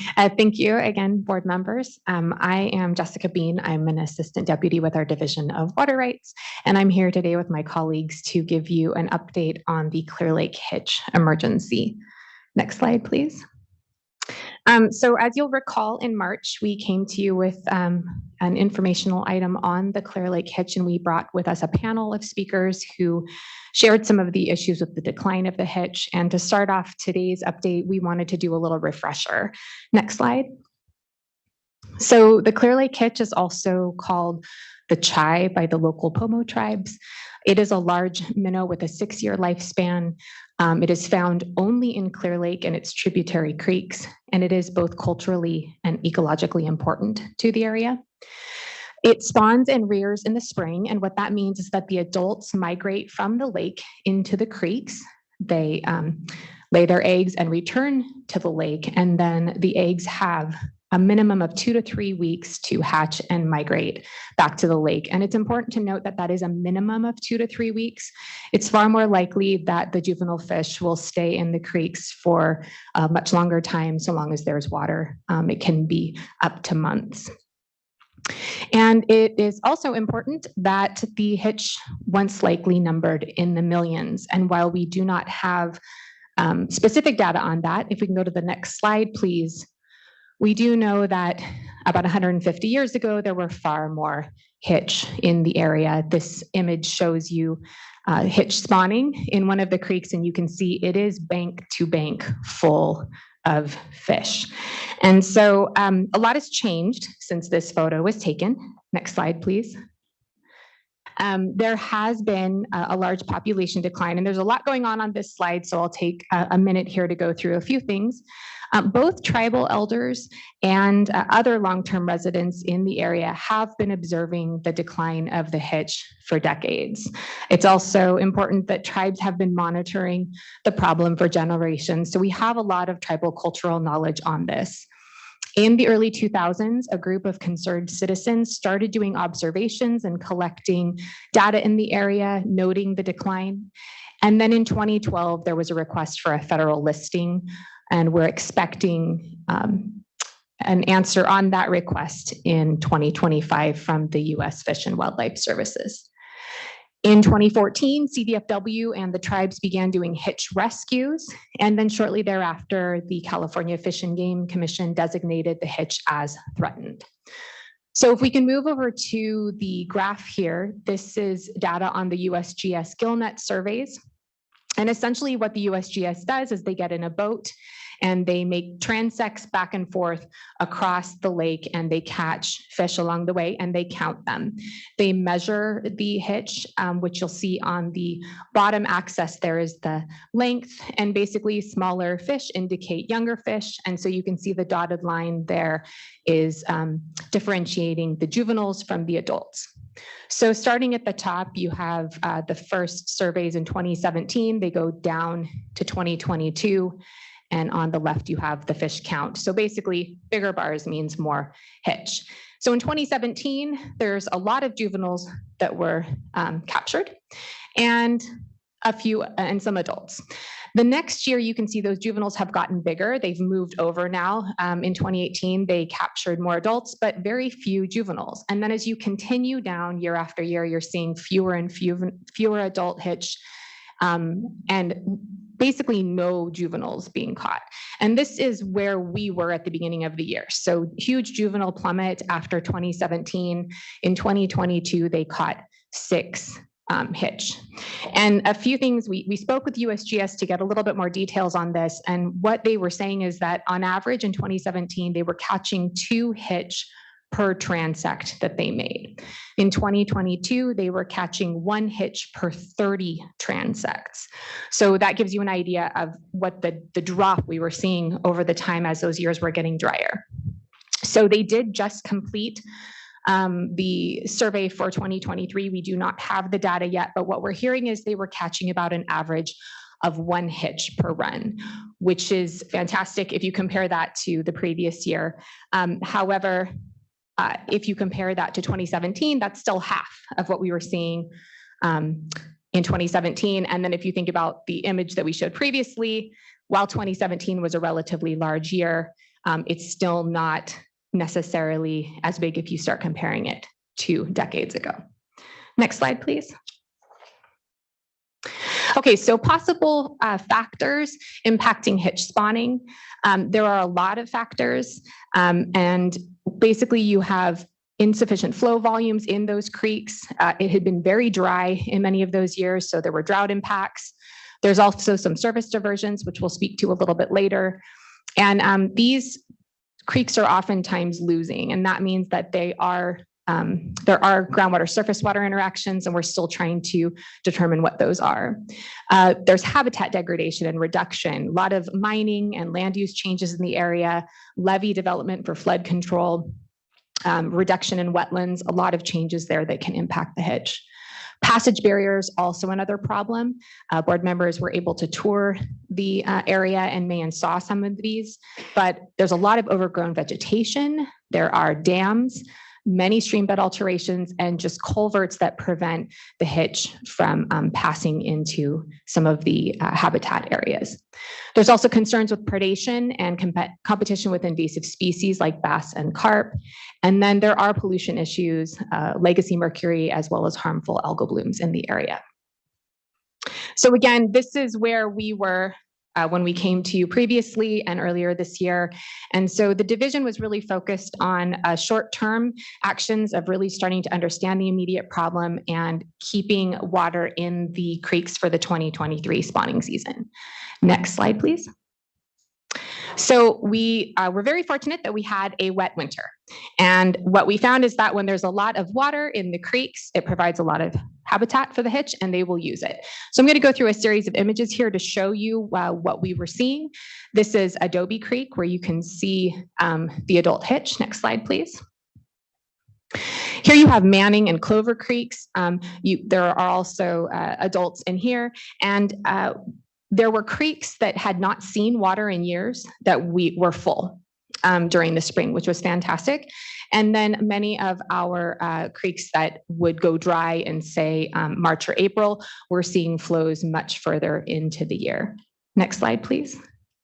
We were actually seeing so many flows that there was a lot of flooding. So this is the Coal Creek area. I believe this is near the state park. And you can see where the creek has overflowed into historical floodplain areas that is agricultural areas now. Next slide, please.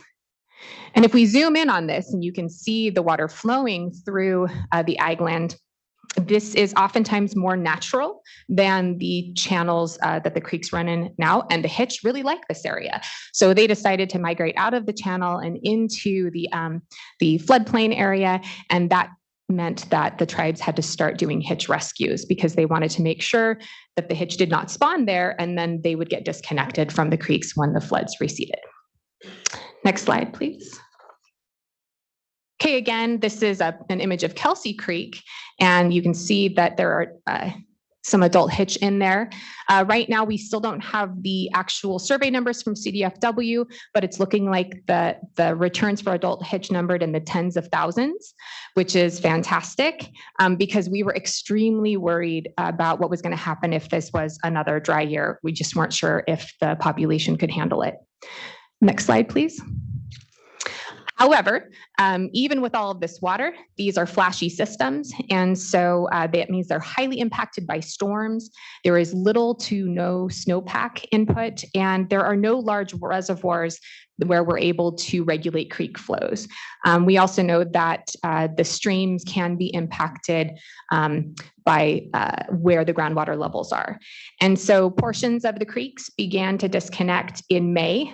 That doesn't mean they were completely disconnected, but there were definitely some pools starting to form.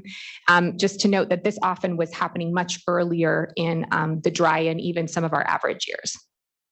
And so again, the tribes now stepped in again to do rescues, but now the rescues were focusing on the juvenile hitch. Next slide, please. So it's the hitch rescues were happening all around the lake. The tribes in the area came together and they were monitoring a number of different tributaries. What we have here are some numbers from the Big Valley area provided by the Big Valley Rancheria EPA. And essentially they rescued more than 23,000 hitch between the middle of March and the middle of July. And if you take a look at the sub-bullets, what I want you to notice here is really the vast majority were fry that were rescued. And if you take a look at the images on the left side there, this is the life stages of the hitch. And the fry would be the second image there. If you put your hand up, you're really talking about just a tiny little fish there, and they were able to rescue 23,000 of those, which is pretty amazing because they're very fragile, and it can be difficult. It takes patience and time. And if you look at the last bullet there was a 3% mortality rate, which is very low. So they were extremely successful in rescuing the hitch they were able to. And again, you have more than 60 rescues during that time in 7 of the creeks. They are continuing to monitor. There are still some creeks right now that are disconnected, and they're watching pools for that. And late last month, our environmental justice roundtable and tribal coordinators meeting was held in Clear Lake, and the tribes took some of our staff out and they participated in a fish rescue, which is the large image that you see here. Next slide, please. Okay, just to wrap this portion up, 2023 is very promising, but when we do compare that back to the 1870s, we know that we have a long way to go. And that means that we're going to need more oversight, and we'll need additional actions to provide long-term protection for the species. And this was highlighted by the governor in an executive order. Next slide, please. Executive Order N-5-23, which was issued in May, recognized that while surface water conditions were improving, longer-term action would be necessary to address drought impacts to the Clear Lake hitch. And there's 3 specific directions in the order. The first is for the State Water Board and the California Department of Fish and Wildlife to evaluate minimum in-stream flows. It also calls on the board to work with water users and tribes on voluntary actions and to consider emergency regulations. For the minimum in-stream flows, CDFW is working on a study plan right now for how they're going to approach that. The plan is to share that draft with the public and do outreach before the study begins, and that there will be more information coming later this year from CDFW. In terms of working with water users and tribes, that's something that we're doing regularly, and John will speak to that in a moment. And then the division is considering emergency regulations. We'll also speak to that a little later in the presentation, but I'll go ahead and pass it over to John now.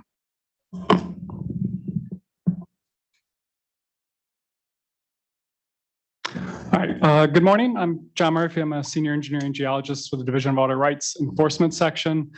So my team has mostly been involved with compliance and enforcement activities related to this project, but this project has been so immense. I've also been fortunate enough to kind of help out with a lot of the project management, coordination, and engagement activities.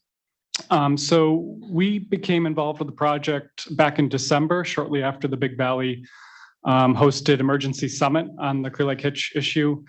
And so my focus has been looking at all of the surface water rights and the diversions in the watershed, assessing compliance. But there's also been a lot of engagement activities, some educational outreach, a lot of meetings. And what this slide is trying to present is a highlight of some more significant activities over the past 8 months or so.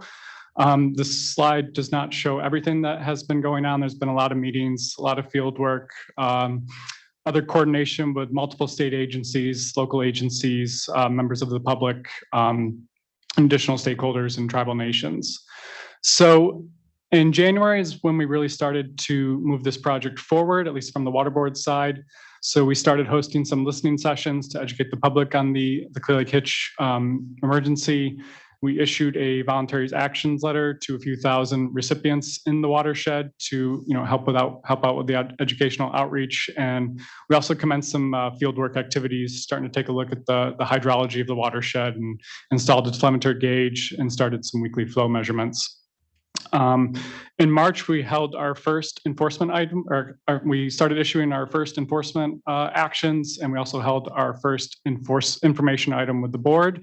So this presentation is hopefully an update of everything since March, and then a discussion on some data analysis and next steps. In April, as a result of our compliance and enforcement activities, we saw that there was a need for education on how to measure surface water diversions and when measurements are needed and at what frequencies.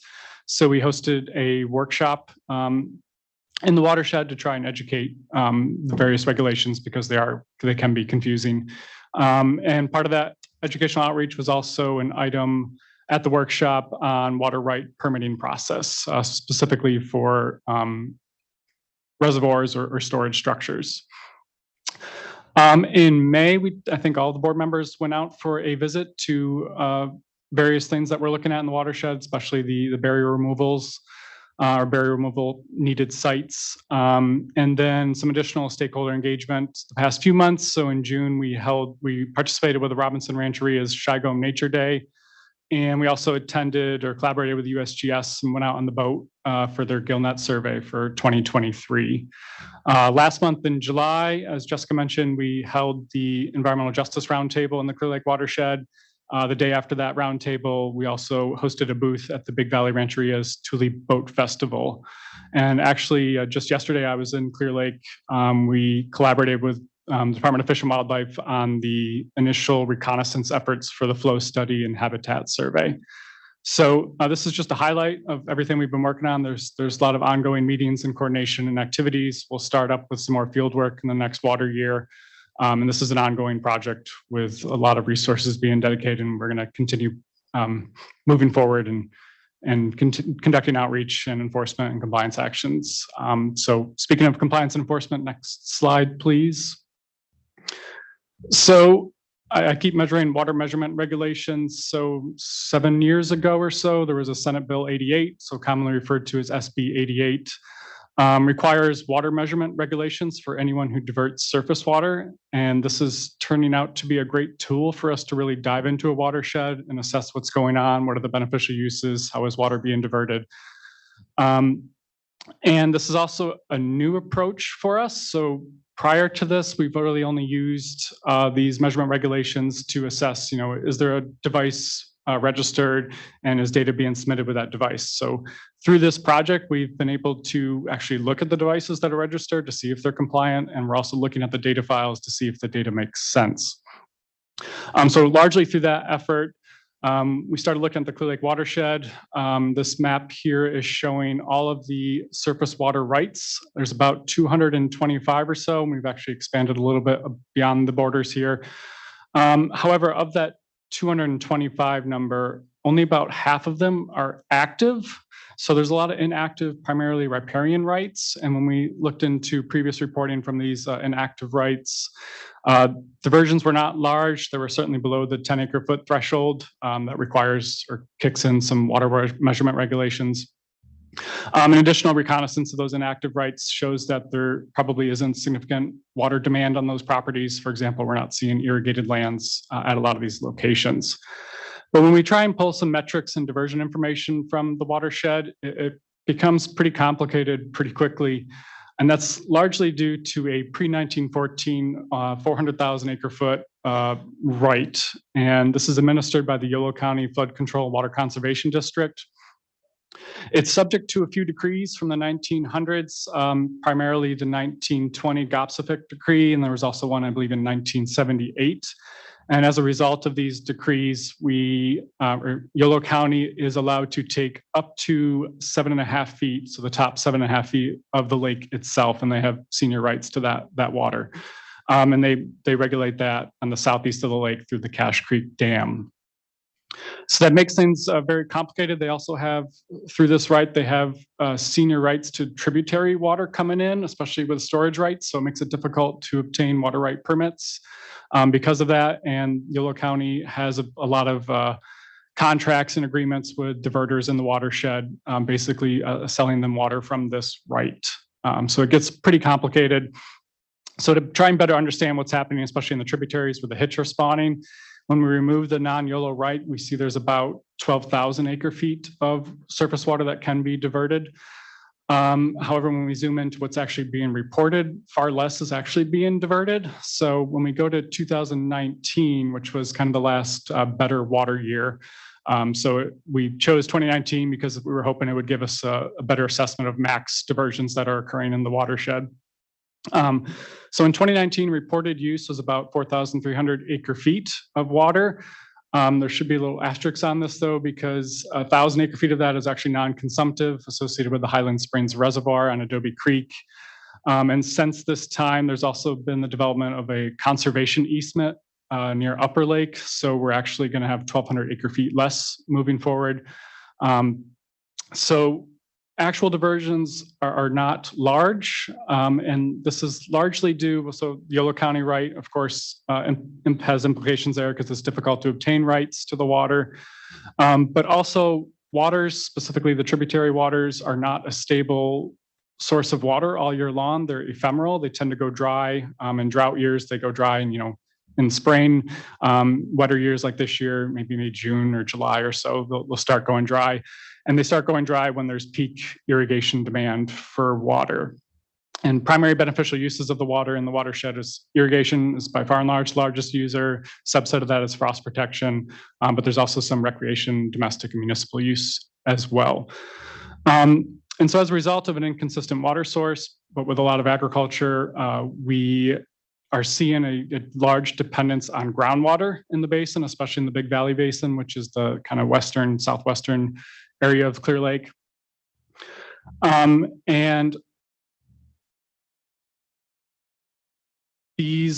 groundwater pumping impacts are unknown. So we don't know what the groundwater pumping does to groundwater surface water connection. We don't know if pumping, how much pumping impacts surface water flows. That's some questions we're hoping to dive into in the next water year.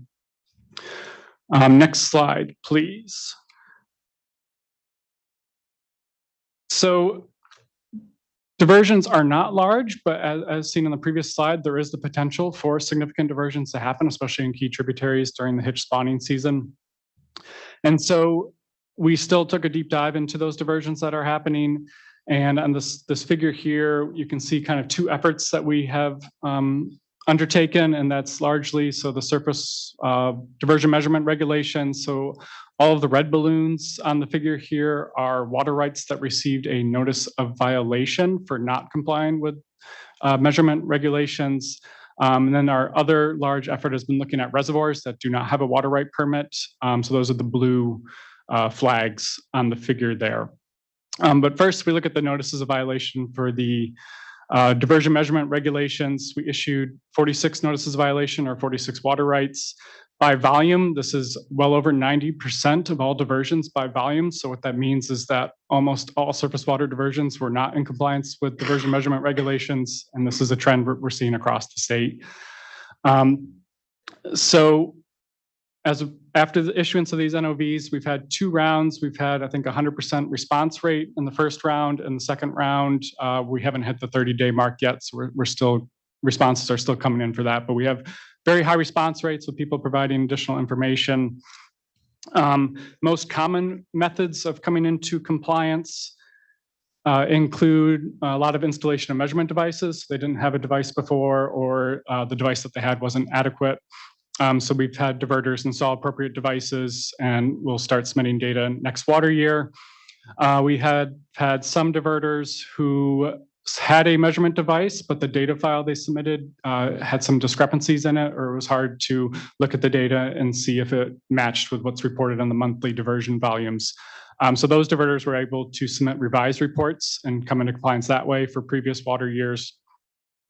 And then some diverters were able to provide enough information to us that indicates their diversion is far below the 10 acre-foot threshold, especially with some of the riparian rights. So we're continuing Can I technical. interrupt you Oh, sorry, go ahead. for clarification? So once you did the additional outreach, where did you end up in that time frame on the percentage of compliance? Percentage of compliance, we've had probably 90% response rate, so people are still working with us to come into compliance. I would say of the 46 notices of violation, 46 water rights, maybe about 25% have come into compliance so far, and we're working with others to procure devices and install those, or submit revised reports and additional enforcement actions as necessary. Thank you. Sure. So the other effort, the notices of potential violations. So these are reservoirs that may fall within the water rights permitting authority, but we didn't have enough information to issue just a straight violation. So we issued 61 of those. Majority of those have also responded to us. Probably about 80% response rate or so far on the notices of potential violation. Pathways to compliance for the potential violations are information is submitted to indicate the source of water in the reservoir is not subject to our permitting authority. So most common reason is the groundwater is the source of water for those reservoirs. We also saw quite a few wastewater treatment ponds that are subject to the Central Valley Water Board's waste discharge requirements. So those, of course, are also exempt from our authorities. And we are continuing to do some outreach. We've identified a few other reservoirs that will get some notices of potential violation. One positive out of this is that about a half dozen or so have actually submitted water right registration package, or in the process of submitting a package, because they have an on-stream reservoir that requires a water right permit. So we're bringing them into the permitting system. But additional investigations are underway. We still have a lot of work to do, a lot of technical assistance and engagement. We're also starting to deploy this model of using measurement regulations to examine diversions in other watersheds across the state. So this is having implications beyond just Clear Lake, which is great. So with that, I think I'll hand it over to Val Zimmer, who is online, and she'll give an overview of some data analysis, initial interpretations and findings, and next steps. Hello, thank you. My name is Valerie Zimmer. I'm a senior water resources control engineer with the Division of Water Rights.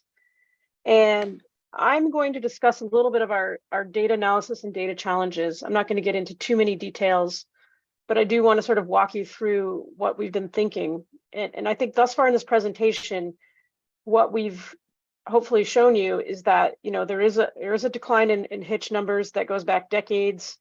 This is something that the tribes and concerned citizens would agree on. I think, you know, going back, you know, several years, there have been efforts in the past.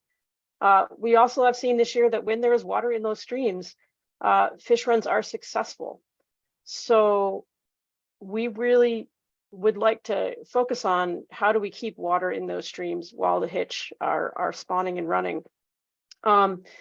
The other things we've seen is that most of the water use in this area, and especially in Big Valley, is groundwater, and most of that groundwater use is agricultural. So therefore, we wanted to sort of look at groundwater use, surface water use, and when it's being used, how it's being used, and where it's being used. We have some reason to think that groundwater pumping may be impacting creek flows, but we do need more data to understand when those creek flows are being impacted, how those creek flows are being impacted, what is the timing, and how, therefore, how can we address this? We do have some data. We have data from the tribal environmental departments. Most of that data is only in the last couple of years, maybe 2 to 5 years of data. Continuous groundwater and surface water monitoring in select portions of Adobe and Kelsey Creeks have been done, and that data are very useful and valuable to look at. We have data and models from the Groundwater Sustainability Agency. They have provided us with their models and their information, and the county is also part of that as well, where they've got some data sets that have gone back to the 40s in terms of groundwater monitoring. And I'll be showing some of that data in a couple of slides. We also have quite a bit of information from community members. We've had a lot of folks that have been very cooperative with hitch observations, volunteering information about their frost protection timing, even some community members who have volunteered the use of their wells to some of the tribal environmental departments in their monitoring efforts. So I do feel like we've gotten some very useful information from community members. State and federal agencies, there's been studies, there are geology reports.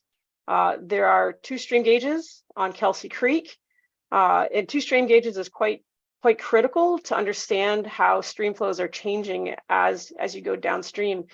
In most watersheds, you see an increase in stream flow as you go downstream because there are tributaries that come in.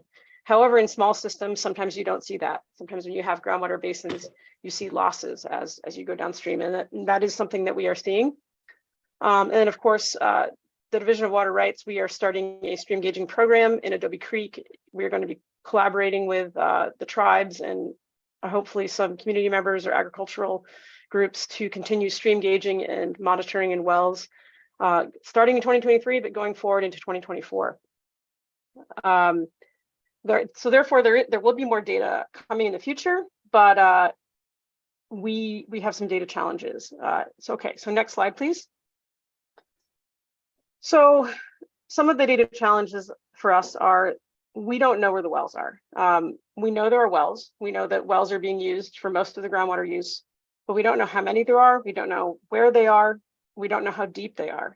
And so it can be very difficult to evaluate what the impacts are, and even more difficult to manage those impacts. We don't know if these impacts that we think we're seeing in a couple of gauges here and there are basin-wide or concentrated in certain areas. So, understanding where the wells are, I think, would be a good first step in sort of understanding and managing this issue. Another thing we're seeing is that groundwater level fluctuations are substantial. The GSA has come out and said that groundwater levels are sustainable over the long term, and I don't think we dispute that. We do think that the groundwater does recover most of the time, but not all of the time. However, when I say recover, what that also means is that it drops every season. It's very high in the winter, and it drops throughout the spring and summer, and then it comes back up when it rains again. And so we do see these seasonal and short duration widespread groundwater drops. And so we need to understand that. We need to understand the timing of those groundwater drops, and we need to understand if those groundwater level drops are localized or if they're basin-wide or watershed-wide. So that's something that we want to continue to study, but we do know that they are substantial. There are the groundwater level fluctuations that are in fact substantial. The third thing is we need to understand what the groundwater surface water relationship is. We have some geology reports, and we have some data from the GSA, but there is a lot of, this issue needs to be studied in greater depth to really understand what's going on. And we would agree with that. We do think that depleted groundwater levels, in other words, if the groundwater is low, may be correlated with increased flashiness and premature drying of streams. And what I mean by that is if the groundwater levels are high, when it rains, the rivers come up, and then they tend to stay up for a long time, possibly throughout the spring. However, if the groundwater levels are low, if we're coming off of a drought, for example, because the groundwater levels were low last year and the groundwater system did not recover, what we tend to see is it rains, the streams go up, and then they dry out pretty quickly. They don't actually have flows that last long enough for hitch to spawn. And that is something that we have seen in the last few years. We only see the streams flowing when it's raining. We don't see them flowing when it's not raining. That changed this year because it rained enough to bring the groundwater levels up. And so we did see stream flows for most of the spring. Therefore, we do think that groundwater levels do have something to do with how fast these streams dry up. And then the last thing is we are looking at, getting into some really detailed analyses, possibly a model. And in order to do that, we need more detailed subsurface and pump test data. Surface water groundwater models, lots of folks build those. They do a great job for groundwater sustainability. But when you get to the extremes, when you get to the high flows, the very high flows, the floods, and the extreme low flows, the droughts, those models have a hard time. And I think that's because the drivers of low flows, what's affecting the stream, those effects are very, very small most of the time because there's a lot of water. But when there's not a lot of water, those small effects become very, very important. And they're very, very hard to model. They're very, very hard to understand. And so we really do need to really dig into the data and to get better data in order to understand this problem in the long run. Okay, so next slide, please.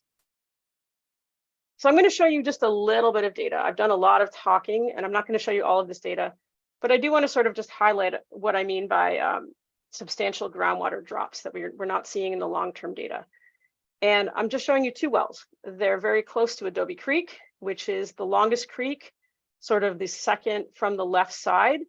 And we've got a county long-term well, I'm calling it Adobe High Mid in the black, and another well with a continuous monitoring instrument that is, the data are collected by the Big Valley Rancheria in the red. And these wells are pretty close together, continuous sampling versus monthly sampling. Next slide, please. Okay, so on this first graph, what we're looking at here is 6 months of data. This is the county's well. The dots are the points where data were collected. So they go out to the well and they drop an instrument in the well and they measure how deep the groundwater is. The dotted line is just an extrapolation between those points. And so what you see, this is 2021, I'm sorry, this is 2022. It's mislabeled, I apologize. But a drought spring, there's not a lot of changes from January through July. If you look at a year pattern, you will see some fluctuations. You see higher and lower, but it's a drought year. And so we don't see a lot of drops or changes in 2022. And so you might think, well, there's not really an issue because I'm not seeing a lot of change. Okay, so let's see, next slide, please. However, when you compare that to the continuous monitoring, what you can see is that there's a lot of up and down. You can see that, if you sample once a month, you might not see much. But if you sample every hour, every 15 minutes, what you're seeing are these big drops, sometimes 20 feet going down in this well. And you might ask, is this just the well itself? Is this well pumping? And this well actually is pumping. You can see little spikes, especially in January. These little tiny short duration spikes, that's probably the well itself pumping. But these long drops that last a week or more, those are more widespread than just this well. And part of the reason we know this is that we see this in more than one continuous monitoring well. We see very similar patterns in wells that are miles apart sometimes. And because the patterns are so similar, it lets us know that this drop in groundwater levels may be more than just a local area. It may actually be watershed wide and possibly basin wide. So let's continue. Next slide, please. So then the question is, what do we know about groundwater wells? What do we know about their locations and where they are? We've done a bit of a deep dive. We know that there are 600 permitted agricultural wells in Big Valley. That's approximate. And we get that data from the well completion report database and also the GSA model. We had to do a little bit of digging around the GSA model to pull out some additional wells. So there is some information out there about well locations. In some cases, it's just which parcel is it on. In other cases, we do actually have good coordinates. However, we've heard from a number of sources in the county that they believe that there are 2 to 3 times as many unpermitted wells as permitted wells. Of course, this is not a scientifically verifiable number. We don't actually know how many unpermitted wells there are because they are unpermitted, but there is a widespread belief that there are a lot of unpermitted wells. We also know that there's about 850 ag parcels in Big Valley. And so that brings us up to a number of, 850 to maybe 1,800 ag wells. We don't really know. There's a question mark there. And that sort of highlights the lack of information that we have. We just don't know, but we think it could be a lot. In terms of available data, what you're seeing on this graph is about 200 wells. That's all you're seeing there. Out of that 800, 1,000, 1,800, we're seeing 200 on this map here. We may or may not know the depth of those 200. And we certainly don't know in most cases the pumping rate and times. We don't even know the best wells. We don't even know when they're pumping and how much they're pumping most of the time. Okay, next slide, please. I think I'll keep going really quickly here. And so how are we going to fill these gaps? We are continuing to do, the tribes are continuing to do groundwater and surface water monitoring. They are expanding their monitoring networks. The agricultural community is also doing groundwater and surface water monitoring. And so this sort of speaks to some of the cooperation that we're seeing in the valley and in the basins to sort of better understand what the impacts are, the timing of those impacts, and where they might be occurring. And then in the Division of Water Rights, we are going to continue our coordination with tribes, with the agriculture community, with other agencies and local authorities and community groups. We're going to be continuing our engagement and our enforcement work. We are also looking at ways to facilitate voluntary data sharing, voluntary agreements. We have hired a third-party facilitator with some drought funds to pursue some of this voluntary data collection and sharing with groundwater users in the basin. So we don't necessarily want to be the ones that have to go around collecting the data and convince people. We would really like a facilitator to help us work through some of the issues and the concerns around privacy and security with data. And we are also funding a surface water groundwater study with a technical consultant that we hired using Clear Lake drought funds. So hopefully that study will help us to get a better handle on some of these data issues and these impacts. And finally, we are looking at developing an emergency regulation that will allow the division to issue an information order in order to obtain the necessary groundwater well data. And I'm going to hand this back over to Jessica, and she can continue to potentially talk about this. Thanks, Val. So I'll just wrap this up. This is our final slide for the update. And to go ahead and tee off of what Val was saying, we are looking at a potential emergency regulation to help us fill some of these data gaps that Val discussed, and wanted to walk through what the timing would look like for that. So originally we had discussed moving a little bit more quickly, but we did talk to some of the community members in Clear Lake to get some input on how this public engagement would work with their timing. It is worth noting that they're going to be going into harvest in the fall, and we recognize that that could be putting additional work on them. And so we did want to extend the timeline a little longer than we were initially planning. So we'd like to release draft emergency regulations at the beginning of September. At that time, we would also really dive into a couple of months of public engagement. We've already started working with folks already, but really digging into the details of the emergency regulation, what an information order would look like, and additional work that we can do on those voluntary actions that Val mentioned. We would then bring the emergency regulations, the draft emergency regulations, to the board in December for consideration. And if they were adopted, we would be planning to issue the information order in December or January. And I do want to note that extending the public engagement period is not changing when that info order would be issued, even though we, again, are planning to expand it, just to make sure we are getting as many people involved in the process as possible. And so I will thank you all for taking time on this, and go ahead and wrap things up, and happy to answer any questions that you have. Really appreciate that. And the thanks is mine. I really appreciate the community that has really come together, both tribes, the ag interests. I know all of us here at the dais have had an opportunity to get into the watershed and visit Clear Lake and hear from multiple perspectives.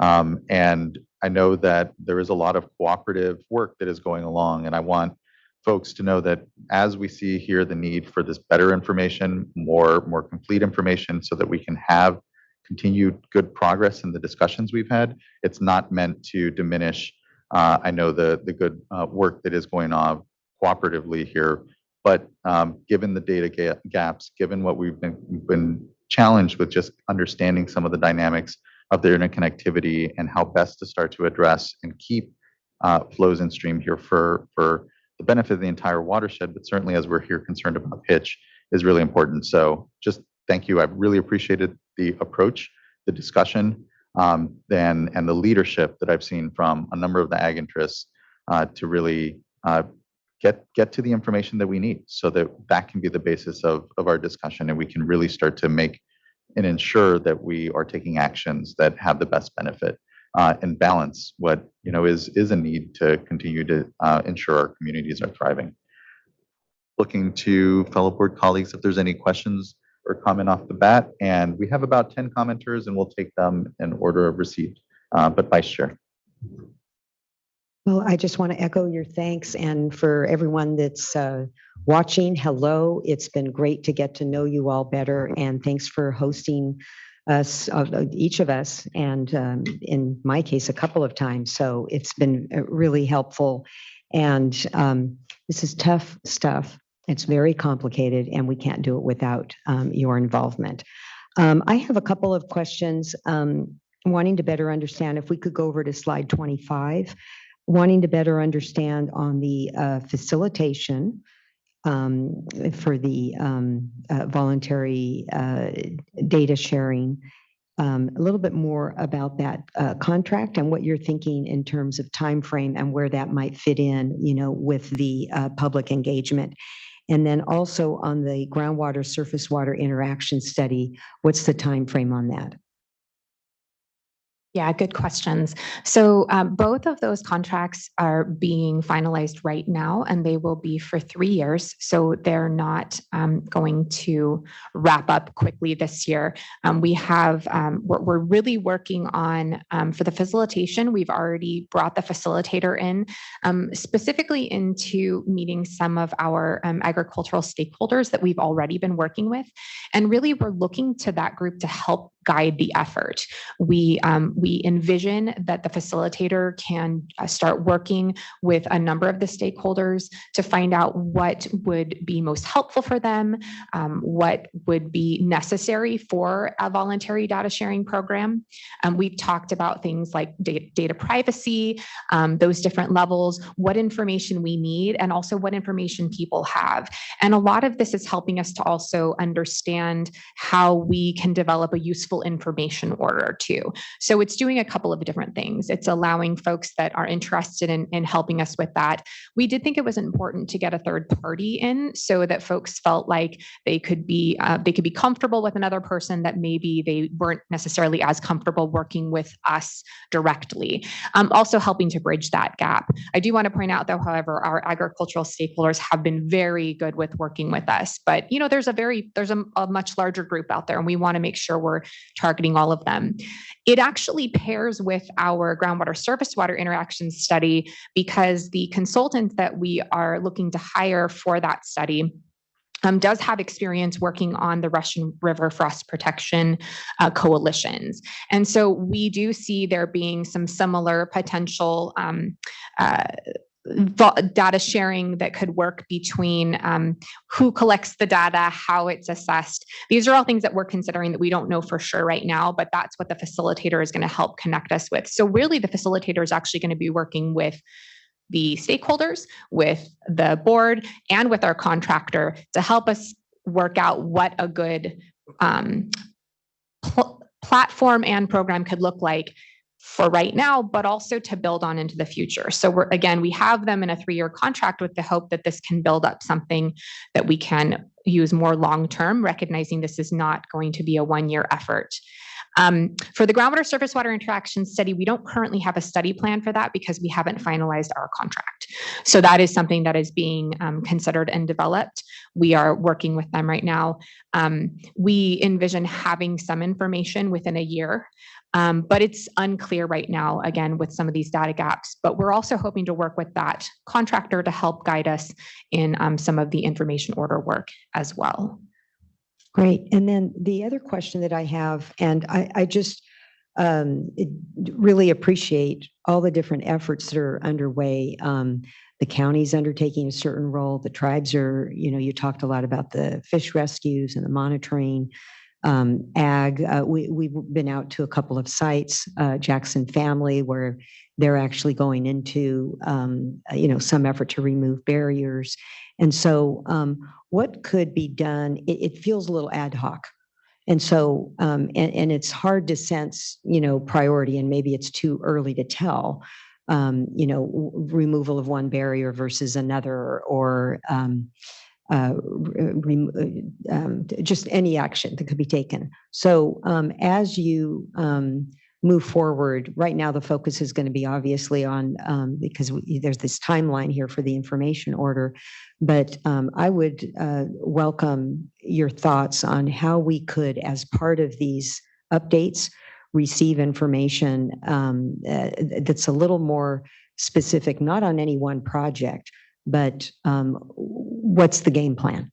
What sort of coordinated activities are underway between the county, our agency, Fish and Wildlife, the tribes, agricultural community, and trying to get some sense on improvement, because each time we receive an update, these other stressors are mentioned, but it'd be great to get a better handle on what movement is underway and what sort of timelines are these different efforts considering. We can absolutely do that.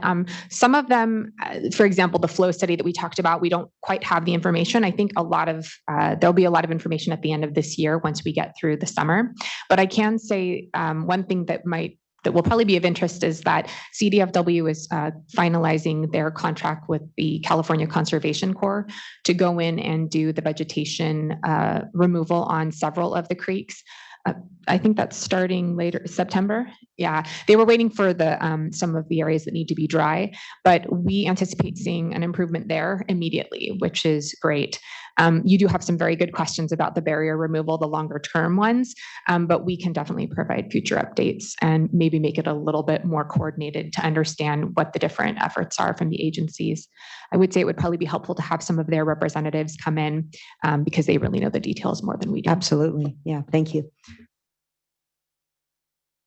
Your points, Vice Chair. Thank you.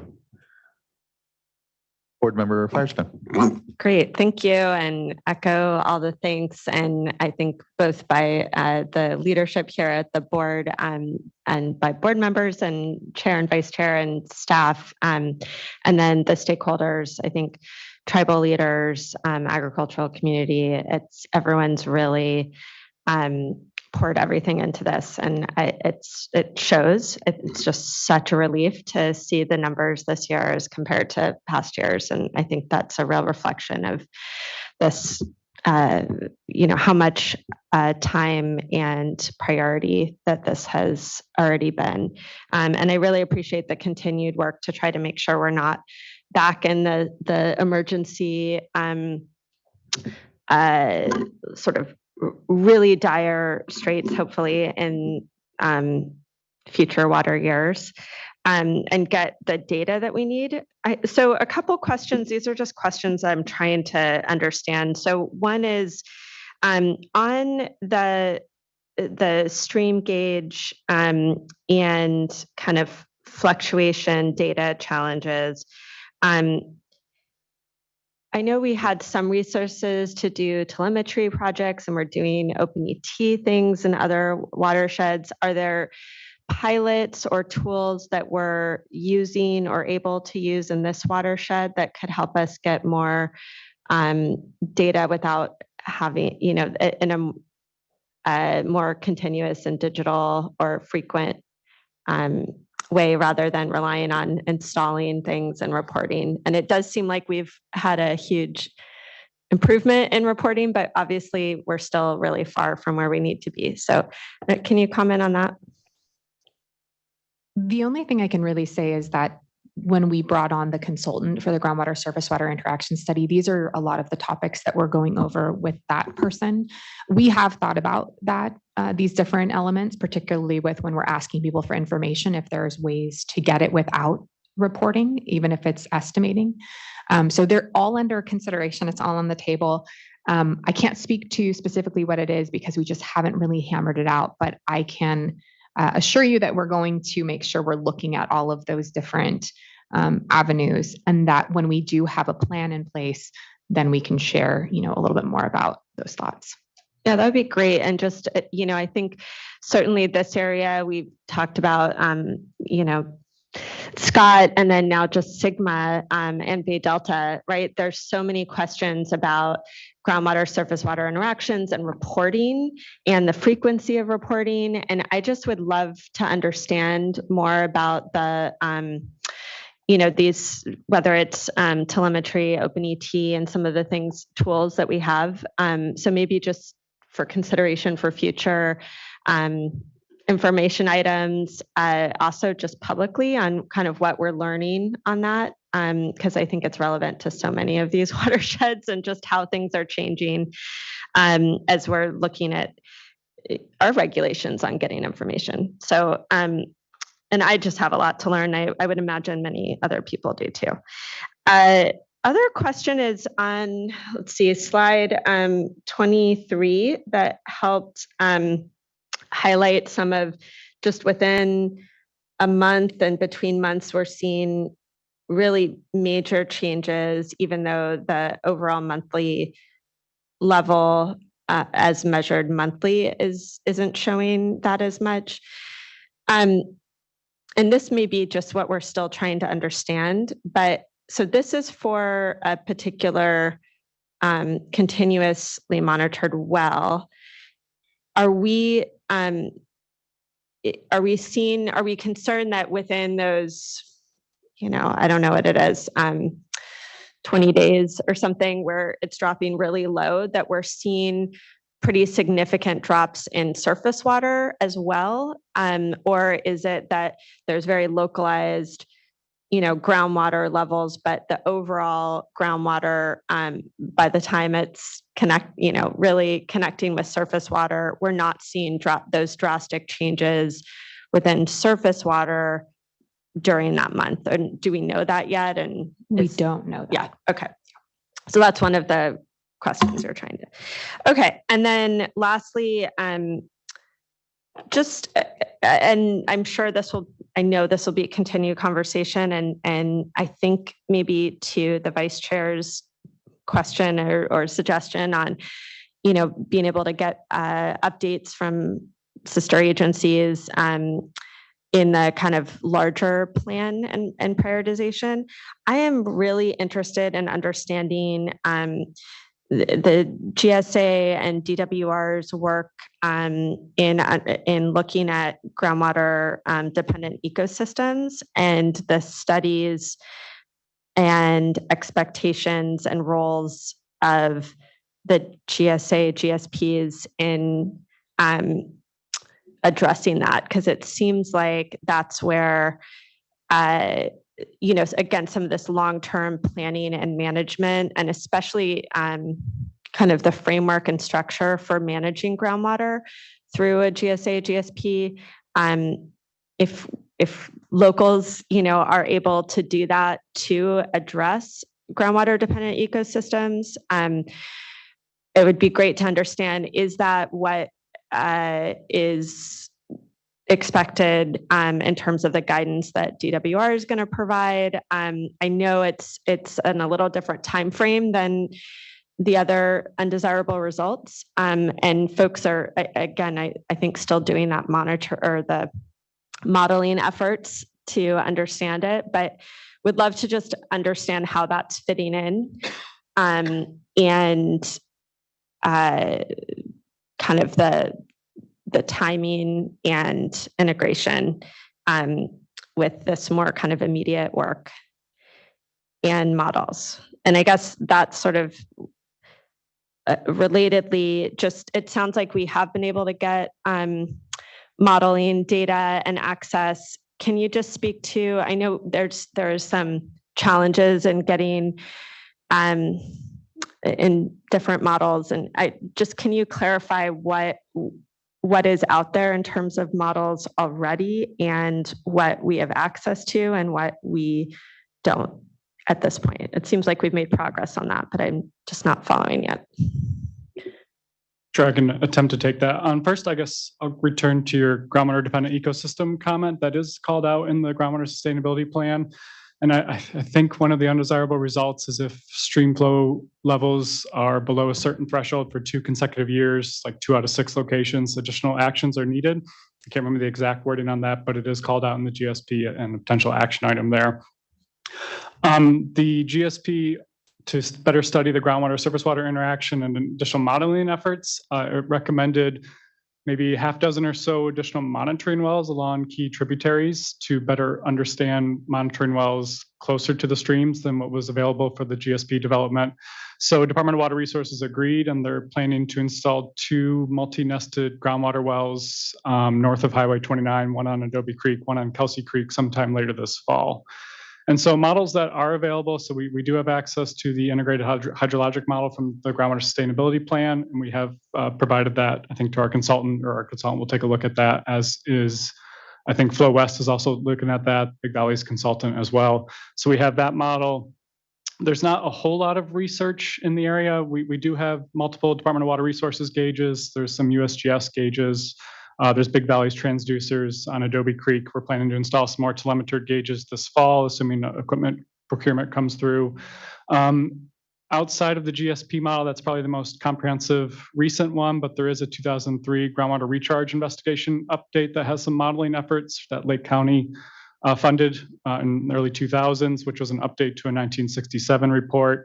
There's also some more academia-based research from the 80s that have some stratigraphic models, conceptual site models in the literature from the 80s, and then pioneering studies in the 50s from Department of Water Resources we all have access to.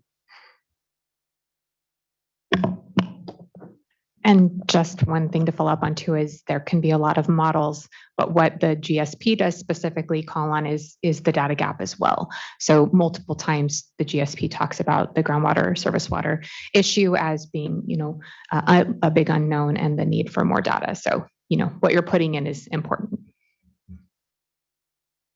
Yeah, thank you, board member. Across all of these efforts, whether it's the Sustainable Groundwater Management Act, Water Rights Administration, data from the ag community, whatever it is, it's about ensuring there's some consistency. And I plus up your comment on OpenET. I know during our briefing was something that I was interested in as well. If there are low cost alternatives that we can be pursuing to get the data, let's make sure we're doing that. Board Member McGuire. Yes, thank you. I'll just echo all the other board members' good comments and questions already, so I won't reiterate any of those. Just wanted to highlight that it strikes me as something that we need to keep paying attention to is the fact that even in a water year like this, where we had decent amount of precipitation, there's still fish stranding here occurring in the creeks. And it makes me wonder, how quickly is it that we could return to a dire drought condition that we were just in? And, it wasn't really that long ago where we were in this situation where you had the forum on the hitch and this concern about the species, frankly, going extinct on our watch. And so I just question, I wonder, and I think we need to keep asking ourselves, how quickly could we return to that circumstance? And so I think it's good. This is the good work. This is the hard work, that questions that need to be answered. What are those groundwater, surface water interconnections? What types of actions can we be taking other than flows to look at ways to improve conditions for the hitch in these streams? But I think we should also be considering what other types of actions might we need to be taking or thinking about taking in the short term. It should drought conditions, dry conditions return even as soon as next year, even as soon as next spring. I mean, if this information order goes forward as proposed, it's going to be sometime next year when you would start to get information from it. And then 3 years or some number of years before that information will start to filter its way back into being able to help inform future decision making. And we may find ourselves in a situation where we need to make decisions sooner than that. So I think I'll leave that as sort of an open-ended, just general awareness. And it's something I'm always thinking about is forward planning. What can we have in the hopper, really, as we're thinking about that next dry period, which seems to sneak up on us. We're trying not to let that happen, trying to avoid that circumstance. And we just need to keep thinking along those lines as we go forward here. As we're doing the longer term work, what can we do in the short term to help avoid revisiting the circumstances we saw a couple of years ago? And then one just question on the information order. The slide that struck me was the number of wells just in Big Valley, for example, the 600 agricultural wells and perhaps 2 or 3 times more unpermitted wells. So would the information order reach out to all the wells? Would it seek to get information from the wells that are unpermitted as well as the ones that are permitted? Because it seems like that could be a lot of work in and of itself, but also incredibly important to understand what is actually happening in the basin. Very good question. We have not decided if we were to move forward with that, what areas we would target. John and his team have been doing a pretty deep dive into the geology, and we think there are some different things happening in the subsurface that could help us narrow in where we want to focus on. We also have some preliminary analysis that tell us, kind of give us a sense of how close to a creek we would start seeing impacts, in different ranges. And so all of that is under consideration, and another part of the reason why we wanted to have our consultant on board to help us, take a look at what we could target. Could be everyone, could be a limited number. We really want to be thoughtful and surgical about how we're doing that, understanding that we have limited resources, and folks that have unpermitted may be less likely to comply with things. So we recognize that as being an issue too. And that's actually possibly where some of these other less expensive ways of getting information or estimating things could be helpful in filling in those gaps. But we have not made that determination yet. Thank you, board member. Okay, we have about 10 commenters, and we can get to them, and I will go in order of folks putting their name in. If you are looking to comment and you aren't seeing your name coming up here, please, and you haven't or filled out a form, please do so. If you're on the Cali PA website or on YouTube Live, you need to be on the Zoom platform. And for those of you in the room here, please do fill out, there's a QR code or a tablet in the back to be able to make sure you're up to speak. So first speaker I'd like to call up is Sarah Ryan, we followed by Patricia Franklin, and then Fred Briones and Bob Gore. Good morning, good to see you. Good morning, good to see you too, and thank you for the opportunity to speak on this issue. As you know, at Big Valley, we have been, we not only asked for more information to be collected on the wells, both at the emergency summit, but also at the last meeting, which your board held. And this is because, not only over this last season where we've seen that huge fluctuations in flow in the Big Valley creeks, where our fisheries program staff were out there on a daily basis, basically from February to just very recently. But we saw, because of the fluctuations in water, eggs being basically dried up, desiccated on the shores or within the creek bed because of water disappearing very quickly.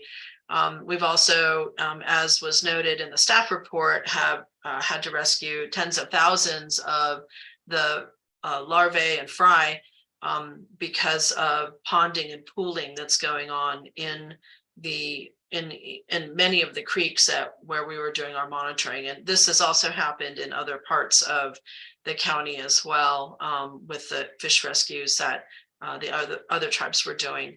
And we noted that, several things, and we also know this from our data, but also our observations, that there is agricultural activity that's going on. There's water use both happening from the surface water diversions in the creeks, as well as near shore wells that are doing either frost protection or irrigation. And the fact that the hitch were in the streams for so long this year because there was a lot of water, it really highlighted that fact that these activities that go on that that the property owners have a right to do are also creating the situation where there's a double or triple demand for the water. So we think it is really the due diligence of the state to have more data on the users of this water. Many of these wells are not in the system, or if you look at so that's basically the well completion reports system of the State Department of Water Resources, and that's because of basically a lack of follow through and follow up and closed loop of the well permits going into DWR. So we'd like that to be an item that is looked at further by the water boards, that you need that data. It's not coming in from DWR, it's not in their system. And ultimately having asking the well owners that are within the vicinities of the key hitch bearing streams is really going to help all of us out, because we'll have a better understanding of where these wells are located. We're not asking for nuclear top secrets, we're just basically, where are these wells located? Because they're not in the system, and how deep are these wells? Because that info isn't in the system either. And finally, when are you doing your pumping? And that is something that is going to provide such great information that we can manage the groundwater and the surface water in a much better way, so we don't lose another species because somebody is using water or loads of people are using water. So thank you for the consideration of requiring this as a tool for better water management. Thank you, and species management. Thank you, Ms. Ryan. I really appreciate the engagement and leadership and work across this, and the continued contributions across this. It means a lot. So thank you. Next, I'd like to call up Patricia Franklin, who will be followed by Fred Briones, then Bob Gore, and then Peter Windrum. Okay, thank you. Patricia, you can get onto the Zoom platform. We can make sure and get to your comment then. Next, then, I'd like to call up Fred Briones, followed by Bob Gore, and then Peter Windrum. Hello, thank you. This is Fred Briones, tribal member at the Big Valley Rancheria, Bandapomo Indians, hunter, basket weaver for the Mission Roundhouse. Thank you, Water Board, for this opportunity to comment for the tribe. And I have a message for you. It consists in two parts. The first, we've heard so much about data, but I want to talk about the business and the religion, how they go hand in hand, and that is the Pomo way.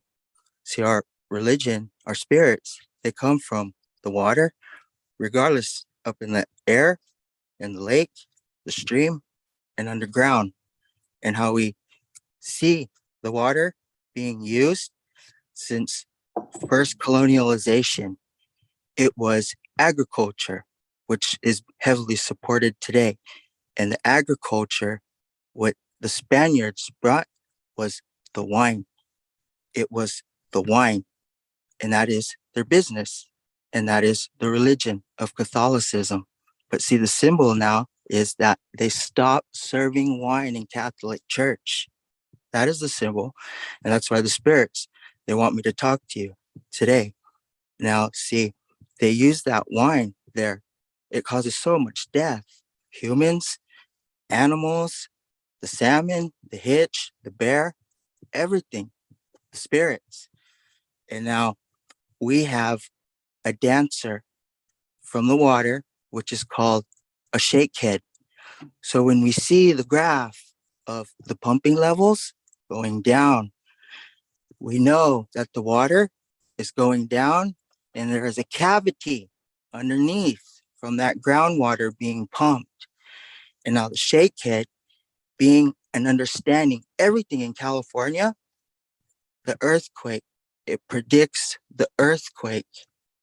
And see, now, if anyone remembers the earthquake in the 1980s, that huge one, when there was not that many vineyards before and all those underground wells, especially the illegal ones, there was never all those cavities as there is now today. So that was the warning from the spirits, the dancer. He can understand the earthquake. And I just told you how it's going to happen. It is those farmers pumping down all the water for wine, their religion, and their business. Do you see? That's part of the message. Now, the second part now here's they want to save you. All of you, board. They want to save you because see how they're pumping down all the water? There's no more water now.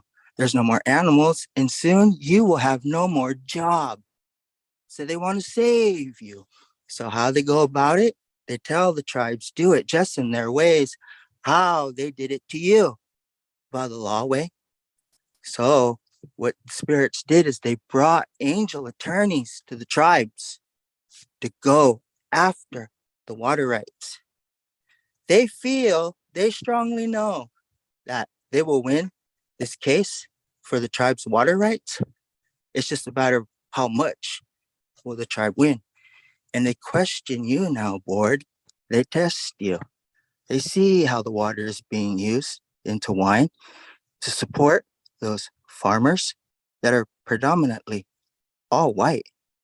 And they own all of the water, those senior water rights holders.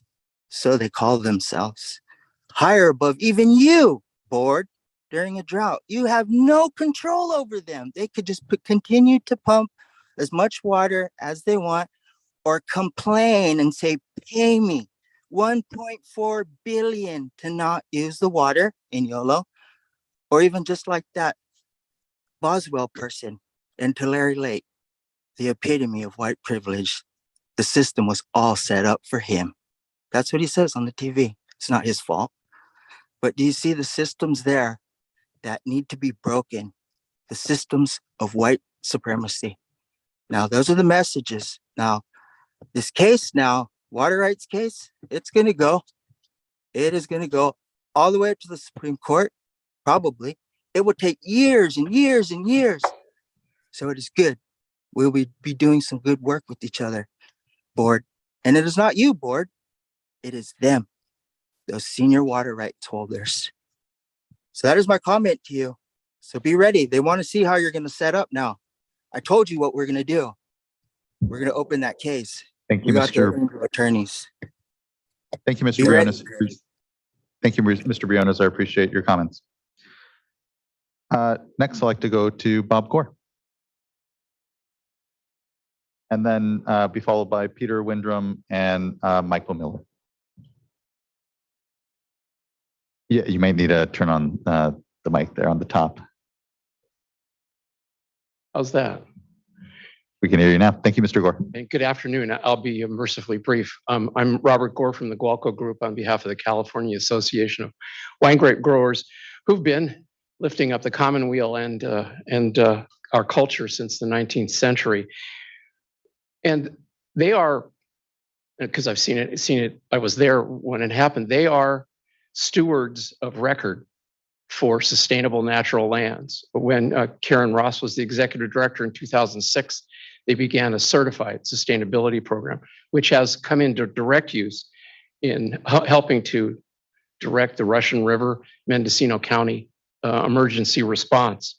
And as Wade Crowfoot pointed out in the last hitch hearing, that's a wonderful example, and as we've all acknowledged, of water conservation management in a crisis. Lake County wine grape growers have leaned in from the beginning to save the Clear Lake hitch and recalibrate integrated water management, and we look forward to continued progress. We'd like to thank the entire team, and Well, speaking personally, as somebody who's a former state employee and has been involved in and experienced the trauma of crisis responses, Jessica and her team and Eric have been outstanding, and their willingness to do field work and work with all parties involved has been a pleasure and a treasure. We can't say enough good things about the Division of Water Rights. Thank you for listening. You and me both, Mr. Gore. I appreciate the thanks, and thanks for the comment. Next, I'd like to call Peter Windrum, and after that, Michael Miller, and then William Weiss.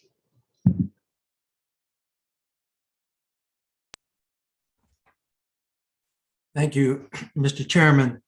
My name is Peter Windrum. I am come as two hats, if you will, historically.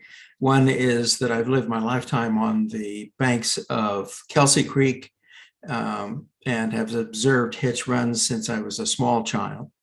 I'm also a wine grape grower, and we've been a culturalist for the last 50 years, since the 70s, early 70s, 71, on these same properties.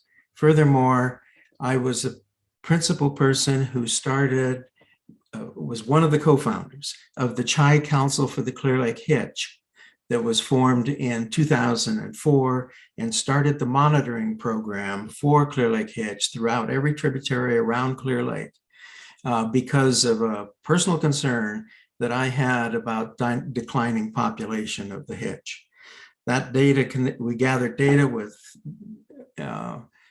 thousands of points of information over the years, and the information we gathered formed the basis of a petition for listing. So I share a lifetime concern for the hitch and for agriculture and understanding of the dynamics of water interrelationship between groundwater pumping, which we do, also used to do in-stream pumping for frost protection and irrigation. I'm concerned that the slides that you showed have some factual errors that are very significant. The first is that the entire focus on the survival for the hitch is on spawning in the streams. We thought that to be the case when we started monitoring years ago, but the fact is that hitch spawn in Clear Lake as well as in the tributaries. They spawn in Thurston Lake, which is a lake with no outlet into which hitch were introduced about 50 years ago, and the hitch survive in that. And Ben Ewing, one of your employees, documented all of that. They were also, initially, there was a fish and game study in the late 50s by an outstanding biologist, Garth Murphy, who assumed that all hitch spawned in the creeks. And then there was a follow-up study and pointed out that hitch are also raised in ponds for minnows. So point of it being that it is not that, and is demonstrated graphically by this springtime, is that hitch do not depend entirely on stream flows as the place for spawning and their survival. Furthermore, we can say that hitch have been impacted in Clear Lakes by 3 non-native species introduced in the 1970s. I won't take a great deal of time on that, but it's the Florida strain of bass, for which hitch are now a bait fish, and 2 other species of fish that compete with the same food source. What this spring demonstrated is that hitch can withstand several years of drought and no successful spawning in the streams and still survive in the tens of thousands. This spring, every tributary to Clear Lake had hitch spawning in them. And there were tens of thousands of them that survived, which in my mind raises a question of whether the methodology that was used to project the status of the hitch, namely the counting of the juveniles in the technique that was done, whether that was sound. I submit to you that the methodology is not sound. It does not reflect, because the emergency last fall was on the premise of 2 things. One, that the trajectory of the fish hitch population was headed to extinction at the rate that the juvenile hitch were being counted on that study. And the second thing being the concern that there'll be another drought this year. Well, neither of those turns out to be the fact of the matter.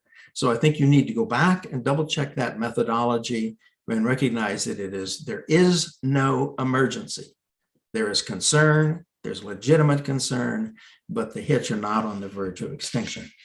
Additional point, great, lots of talking about stranded hitch and rescuing juveniles. And point of fact, that is a natural phenomenon. And is confirmed by one of your biologists, Rick Macedo, and work that he did a number of years ago.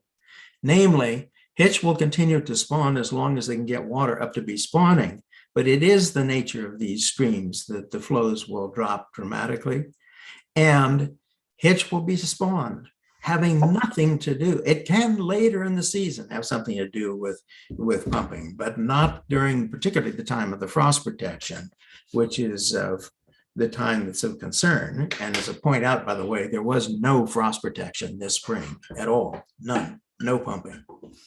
So the long and the short of it is there is concern for the hitch, and rightfully so. Starting back, well, my personal concern started back before, for 30 years, because there has been decline. But it is also true that the hitch are not on the immediate verge of extinction. We have to do things to help them. You have to recognize that there are multiple causes for their decline of population. It's not just water flowing streams. And even in point of fact, in some instances, not at all. So I think that, so anyhow, long and the short of it is, yes, we are to be concerned about the hitch. No, they're not in a threat of immediate extinction. Pumping they do survive elsewhere, as evidenced by this year. The data, the projection that they were on the imminent extinction is not correct. Is not. Okay. We know that definitively from what happened this year. Thank you very much, Mr. Chairman. Thank you, Mr. Windrum. I appreciate your comments. Next, I'd like to go to Michael Miller, who will be followed by William Weiss and Joe Weber. Good afternoon, board members. And thank you very much for your time and attention to this important issue. It was really good to see you several weeks ago in the tours in Lake County. I think we all learned a lot and gained some valuable information about this important issue. And I just want to thank you for your attention to this.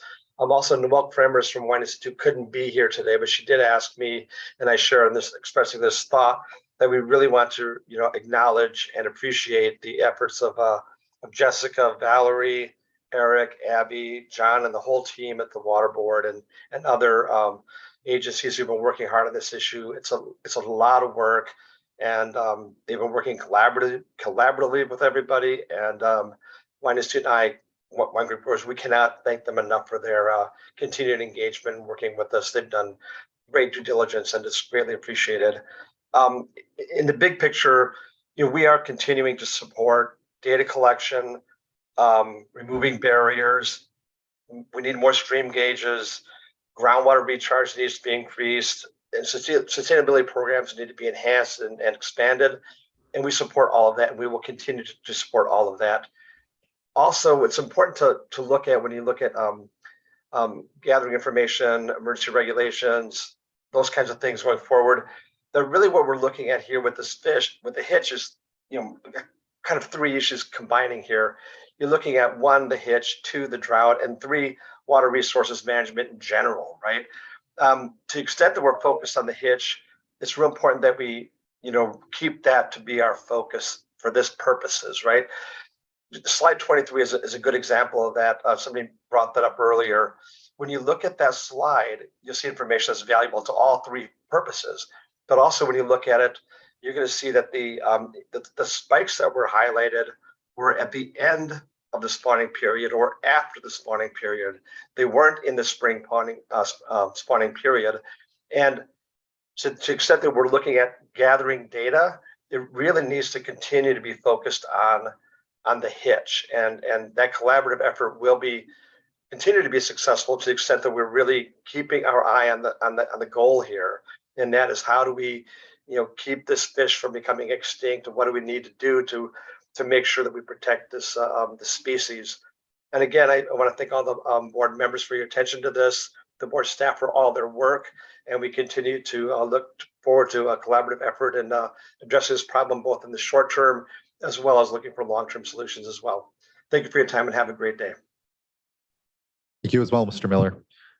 Next, I'd like to call up William Weiss, who will be followed by Joe Weber, Alicia Castellanos, Janice, Jack, and Rebecca Harper. And I believe that's all who I have on my list at this point. So if I didn't call your name, do sign up either in the back or fill out the web form or email the board or the clerk.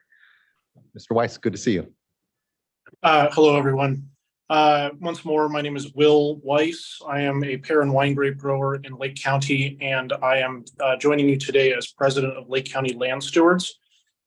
We, Lake County Land Stewards, are engaged in ongoing efforts to gather data and better understand our water use and its impact on the watershed. To this end, as you've heard, amply described by your staff, that involves stream level gauging and water level or well level monitoring as well. And we are working with a third-party hydrological engineering outfit to advise on both data capture and data analysis for all of the above.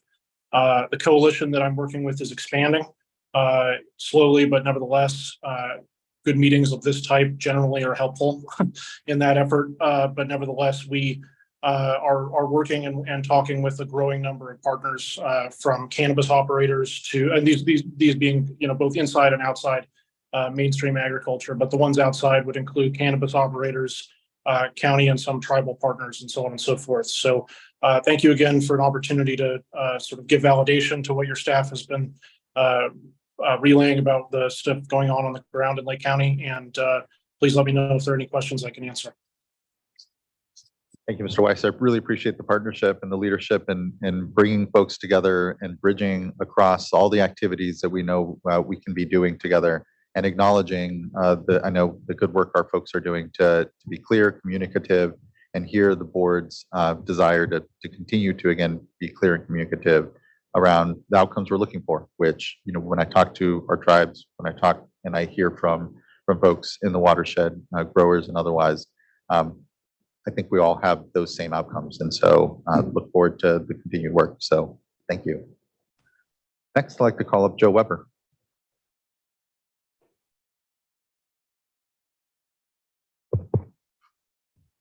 Good to see you. Thank you again. My name is Joe Weber. I'm a Big Valley tribal member, cultural practitioner, father, and a vet. I want to thank this board again for keeping the hitch on this agenda.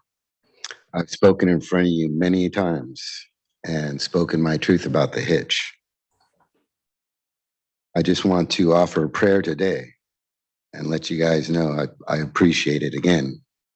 Seeing you guys come down to our tribe, the Thule Boat Festivals. It's nice to see you guys again.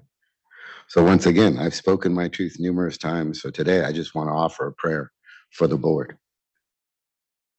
Weya, Ach Gach. Creator. Sorry. Open their ears and hearts. Let them see the beauty and the wisdom to help us save our hitch. I ask ancestors to help guide these water boards in their designs to help make it a better place. May they remember what California natives have lost and help them not to repeat the losses of the split tail hitch. To think of the children and what the elders will lose. Once again, this is more than a fish to us. It's a way of life. And I hope in Creator's eyes, we will open up again and understand the depths of what we need to come back to in this circle and connect with the earth. Thank you for your time again. Thank you for yours, Mr. Weber. Thank you. Next, I'd like to call up Alicia Castellanos. Hello, my name is Alicia. I work and reside at Big Valley Rancheria. I'm a tribal member there. I wanted to thank the water boards and all the other agencies for all of the hard work you have put in on this important issue. I'm happy to let you know that our fisheries department has rescued and saved about 31,000 hitch that would have died in stranded puddles along Big Valley creeks. The hitch we rescued were amongst all life stages, fry, juvenile, and adult. I'm glad we are seeing improvements. However, this is still a very important issue that needs more work. We have been through enough trauma. The last thing we need is to lose more of our culture. I look forward to learning more about our native species and their habitat. The first time I seen hitch run, I was amazed. They are resilient creatures. I see the direct impact that agriculture has on the hitch. I hope you do too. Thank you again for all of your support for the tribes and the Clear Lake Hitch. I also want to thank all of the tribal members from Big Valley who wished us good medicine on our trips up here to help fight the hitch. Thank you. Thank you, Ms. Castellanos. Appreciate your good work and the continued engagement around all this. Thank you. And next, I'd like to call Janice Jack. Janice, I apologize.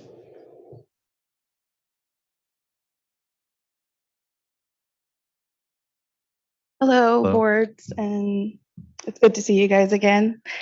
I feel like we have broken the awkward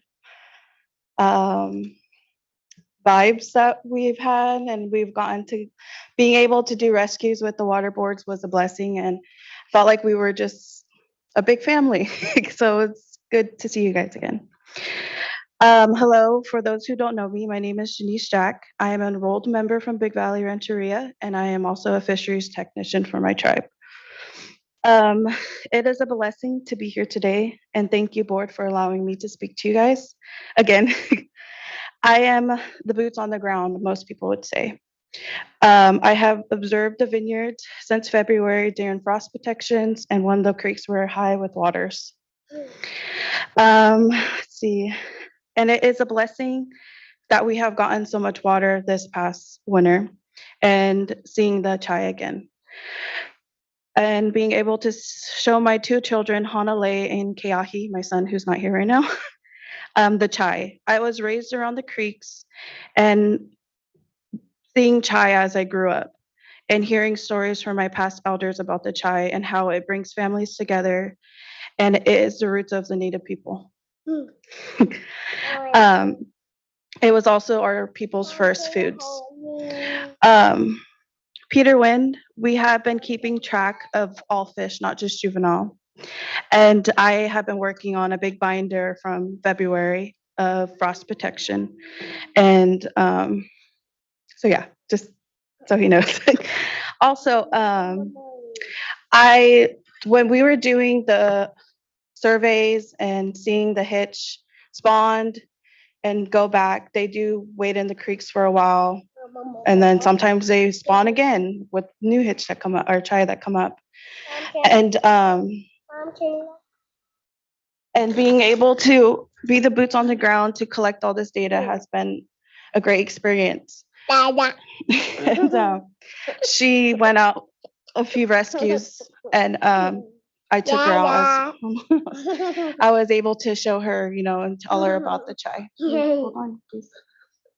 So it is good to be here again to tell you guys.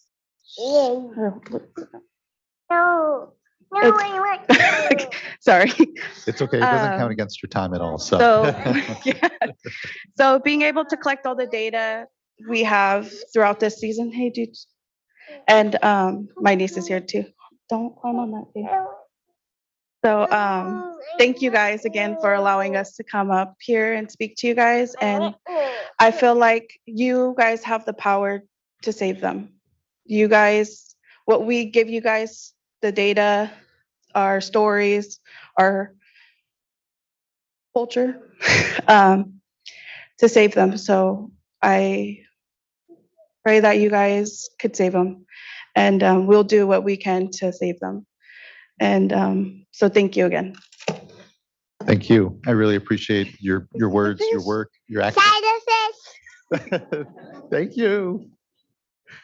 It means a lot. I know there's a lot going on, and so your ability to come here, to bring your voice here, to bring the younger voices too, are really important. So thank you. Really appreciate your work. Next, we'll go to Rebecca Harper. And if there's anyone else wishing to speak, just kind of raise your hand, flag, and then otherwise, I think Ms. Harper, you're our last speaker here. Good to see you. Thank you for making the trek here as well. I know there's a lot. Hi, everyone, and good to see you also. I'm Rebecca Harper. I'm the Executive Director for Lake County Farm Bureau. And, everybody has said how great the team has been, working collaboratively. And I'd love to echo that. I'll keep my remarks very brief. But I think it's important to reflect on how far we've come, even though we have so much further to go. And I think that that's a reflection of true collaboration between tribal nations, state partners, other agencies, agricultural stakeholders as well. We've truly achieved a lot in such a short amount of time. So, I'm grateful for that and the opportunity that we have had to collaborate. Personally, I have gotten the opportunity to work on some fish rescues with both Alicia and Janice. And so that was wonderful. I was really happy to be a part of that as well. So, I'm looking forward to getting some of that data in our hands. I think that's a really clear step in moving forward that will help us establish a clear path. And, we can kind of get out of this division that we see some of and continue to work together as true partners. So thank you. And I do look forward to that. Just thank you as well, Ms. Harper. Here, everywhere, a lot of leadership, and you, of course, amongst them. Your commitment to this, the conversations that have been had, the work across the tribes and the ag interests, and knowing that, like so many of the watersheds we come into, these are hard discussions. These are hard discussions with hard histories and a lot of tension here amongst us. And so it's the leaders here amongst you all that I hear most, and it's across that work, and it's been amazing to see. So thank you for the trust in our folks on the ground, and thank the tribes here all amongst you all as well. So it means a lot, makes the difference. Doesn't mean we have any answers, clear answers that are easy here amongst us, but we have a lot of, like you said, good momentum and work, and just proud of what folks have been able to build. So thank you, Ms. Harper. Absolutely. And thank you as well. I also believe that some of these hard conversations are really important to get us to where we need to be. So hopefully we can continue having them and also recover from them. Here. Thank you. Thank you, Ms. Harper. It was a lot. I can't, each time we have a hitch item, I'm left feeling rewarded and also heavy with, I know, what is a lot of work and still a lot of discussions before us, but just a lot of thanks from me right now. I think moving forward with the informational item, and hopefully here, the long public comment period will help create the right space. We know people will be busy, are busy throughout the year, and then certainly those that we're looking to really engage on the ag side can be busy during harvest. So look forward to that and completely supportive of what you laid out on a timeline and horizon for the information order. But looking to any board colleagues, if there's anything else to ask, reflect on, please, Board Member Morgan. I just wanted just to thank staff for taking a leadership role in all of it, in the issue. I know it's been a heavy lift, but you guys really just stepped in and just really have shined through this. Just is reflective of the comments that have been heard today. So just huge thank you. Also just want to thank, just everyone in the area for coming together, having, just the hard conversations and just working together to just move the efforts forward and better understand the issue. It's good to see the continued efforts to, remove the barriers. That's something just huge, something that I saw when I was in the area, and it's something that is important to continue forward, and to also just to ensure that we have the data that we need to really understand everything, a lot of data has been historically collected, by the tribe, and taking that data and filling in those data gaps, and understanding the connection between the groundwater use and the surface water use. That's important as we continue to move forward. And so just, with that, I'm supportive of the timeline, and thank you for, listening to, the needs of everyone within the area, making sure that we have the time to, better understand, get the comments, and still continue to move forward timely, and make sure that we're doing what we need to do to continue to move this effort forward. So thank you. Here. Thank you, board member. Okay, I believe that concludes this item. And I know we said we would not begin item number 5 before 1 o'clock, and that will still be the case. We still have to take a lunch. And so I apologize for folks that will be holding on a bit for item number 5 as we grab a lunch. I'll quickly get us to it and say here that we will come back at 1:35 and start in on item number 5. So thanks all for amazing. Good morning. Looking forward to this afternoon item on the Chrome 6 MCL. We'll see you here at 1:35 and we'll pick back up. Thank you, everyone.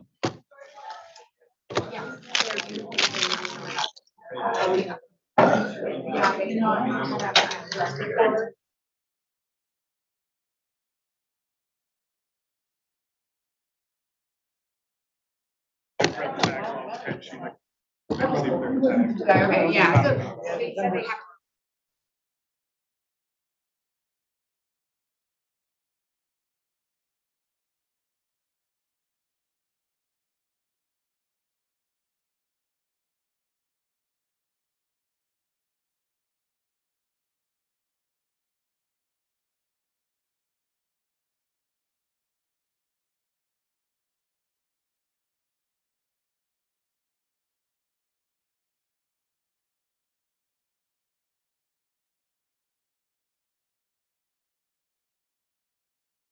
information.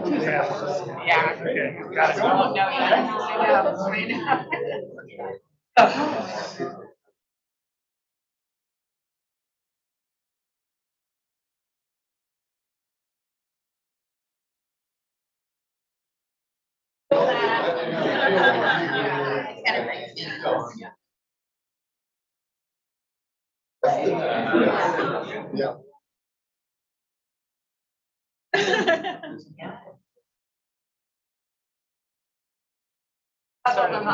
Yeah. Yeah.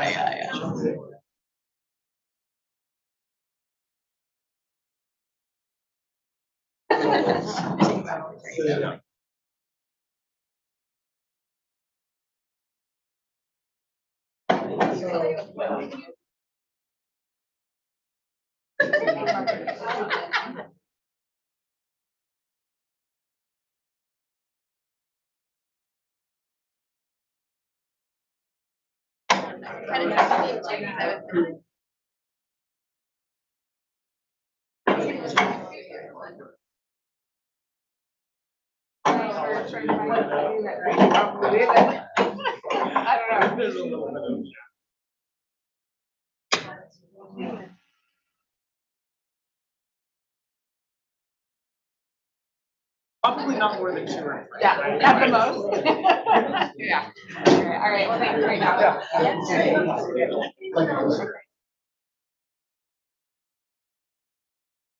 On this meeting, Sure.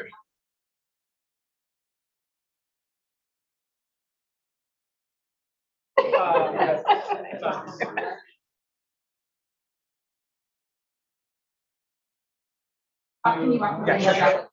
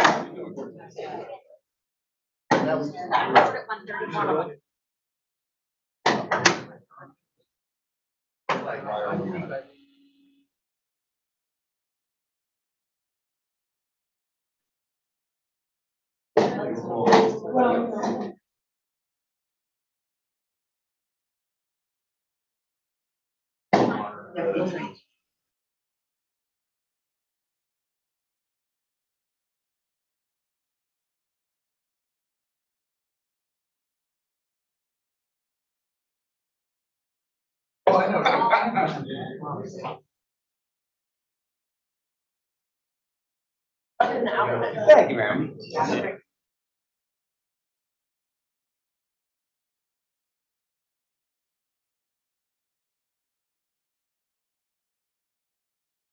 No problem.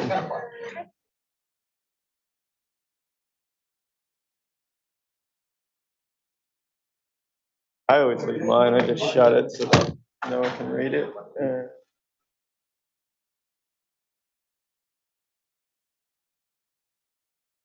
All right, I'll see you in 30.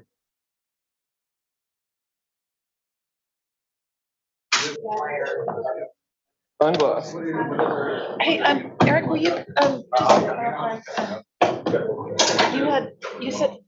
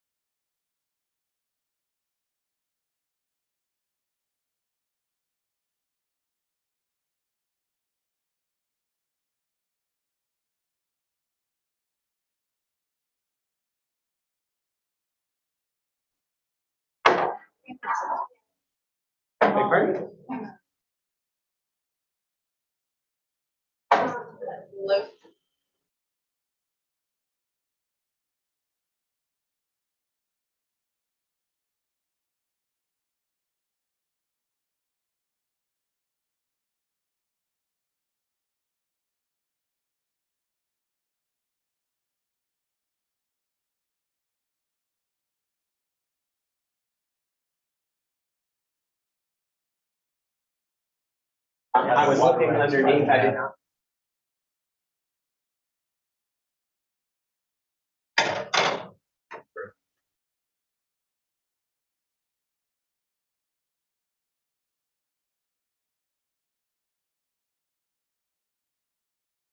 Well, this is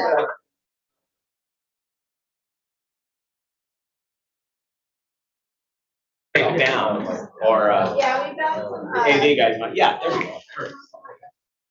Perfect.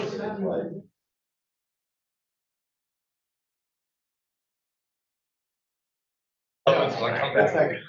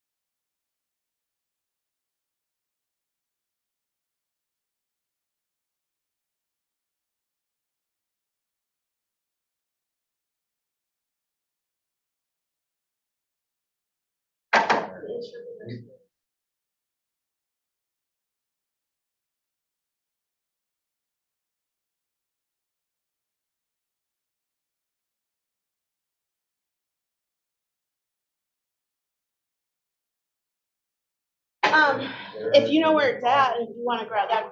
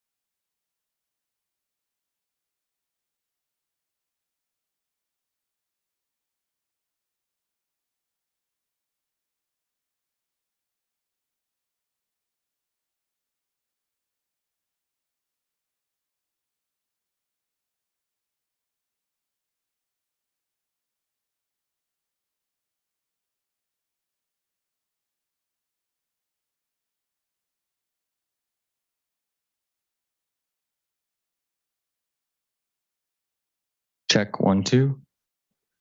Test 1, 2.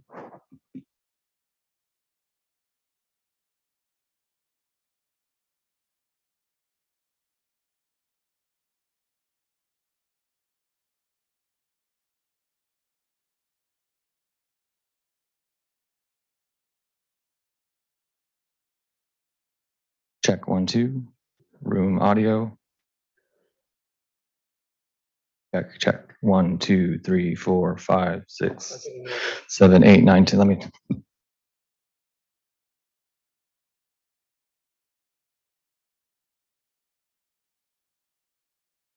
Check 1, 2. 1, 2.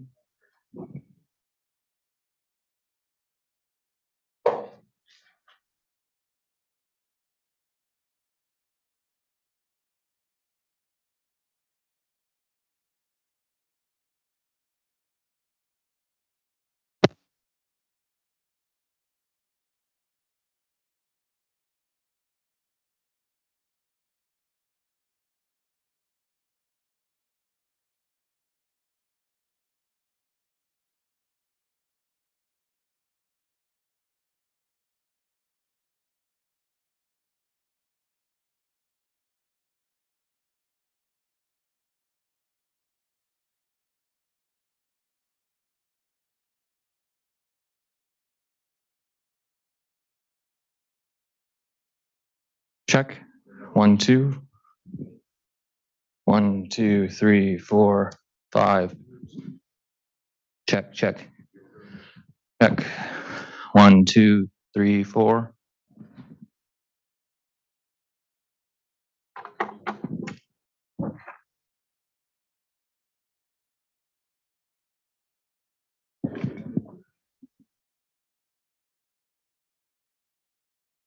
One, 2, 3, 4.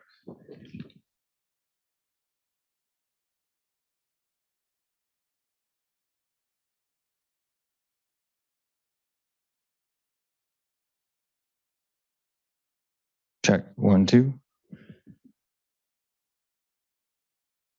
1, 2, 3, 4. Room audio. It's coming in.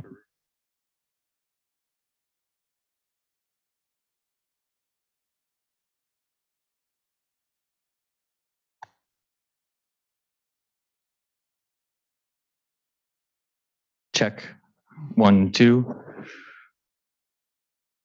1, 2, 3, 4, 5, 6, 7, 8, 9, 10.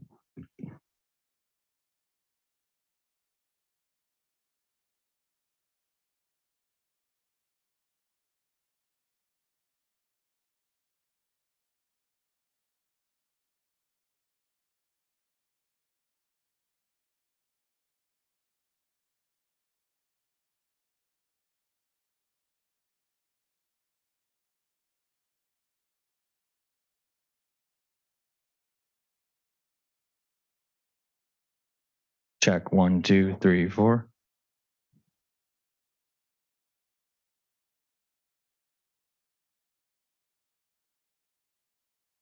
One, 2, 3, 4, 5, 6, 7, 8, 9, 10. 1, 2, 3, 4. Okay. Through that headset, you can hear it through for the translation part. Okay.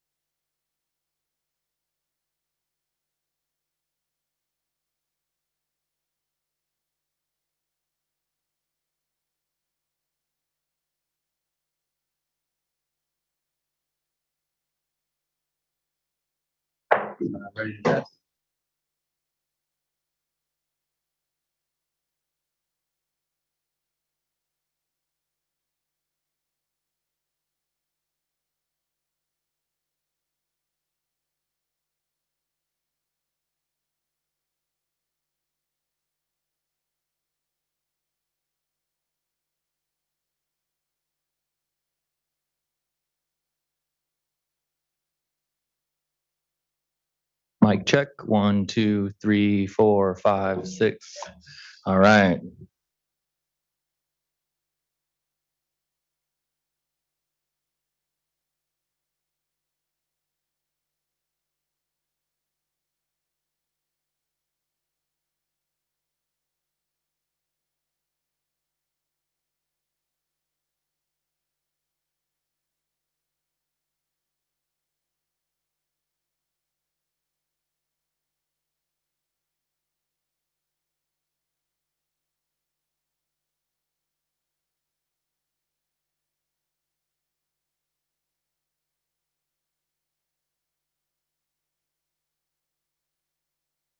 I can test here for you. This is the feed.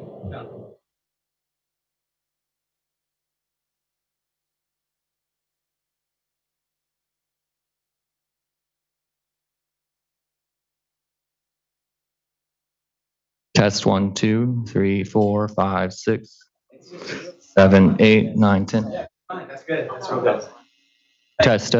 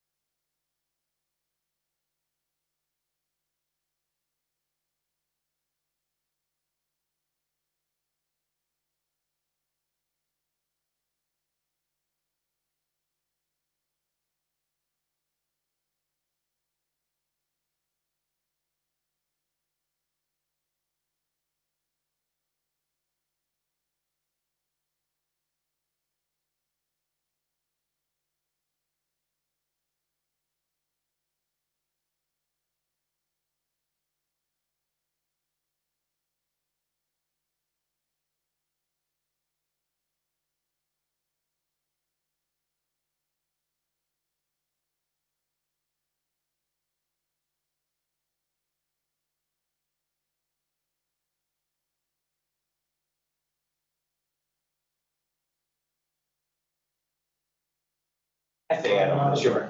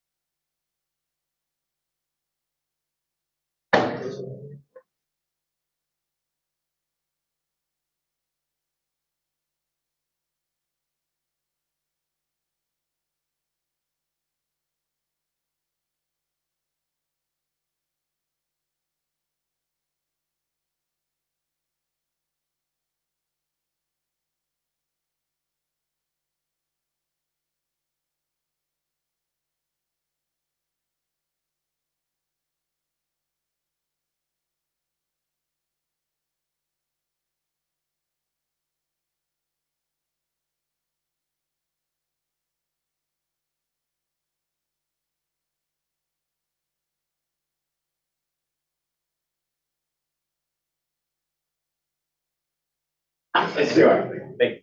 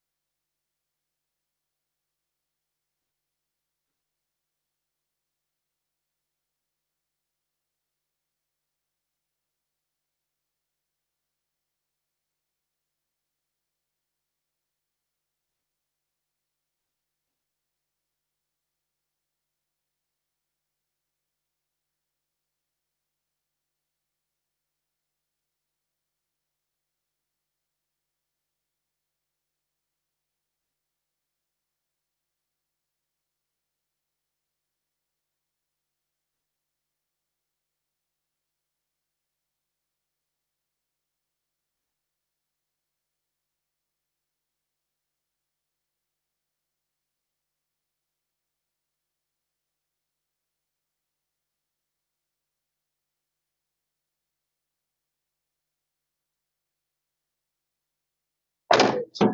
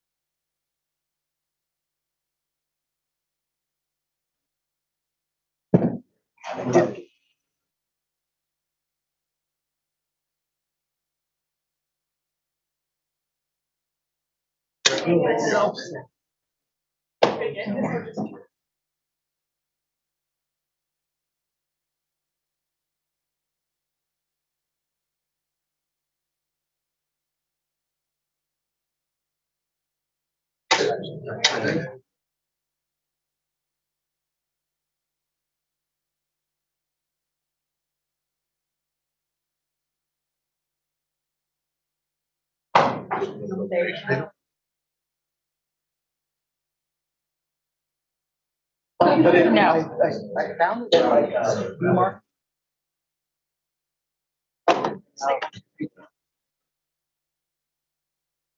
Anytime we're doing an ACL, I wear it.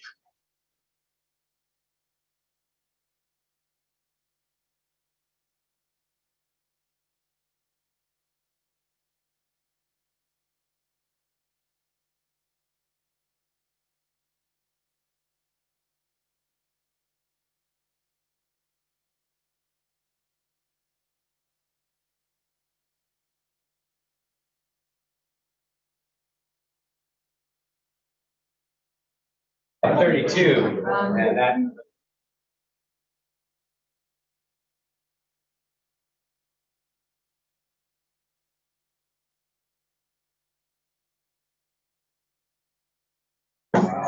You know, especially.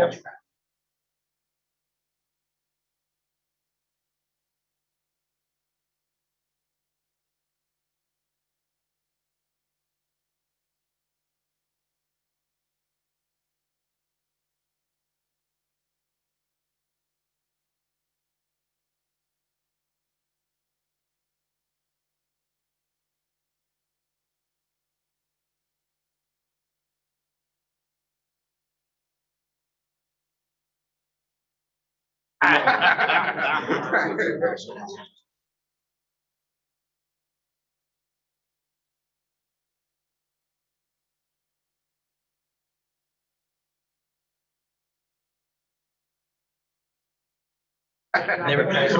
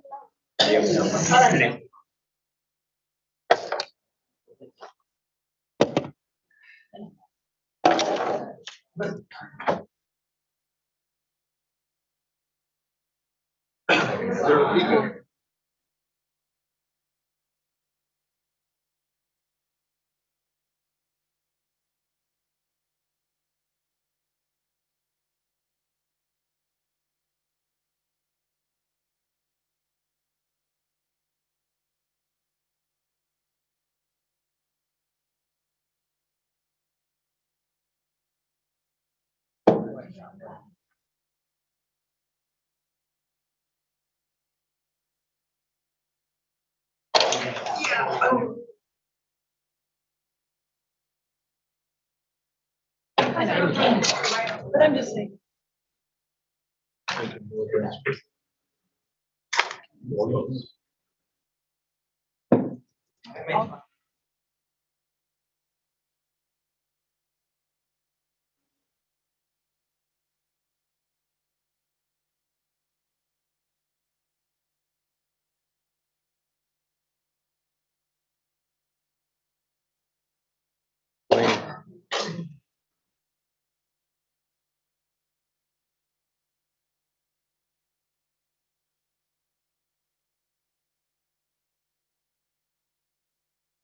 I'm gonna leave it at 3.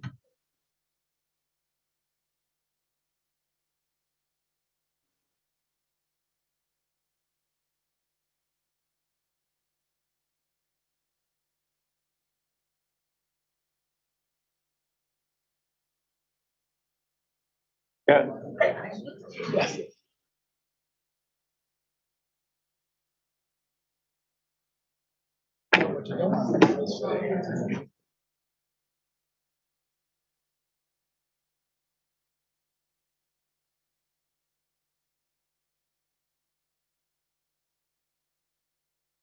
Exactly.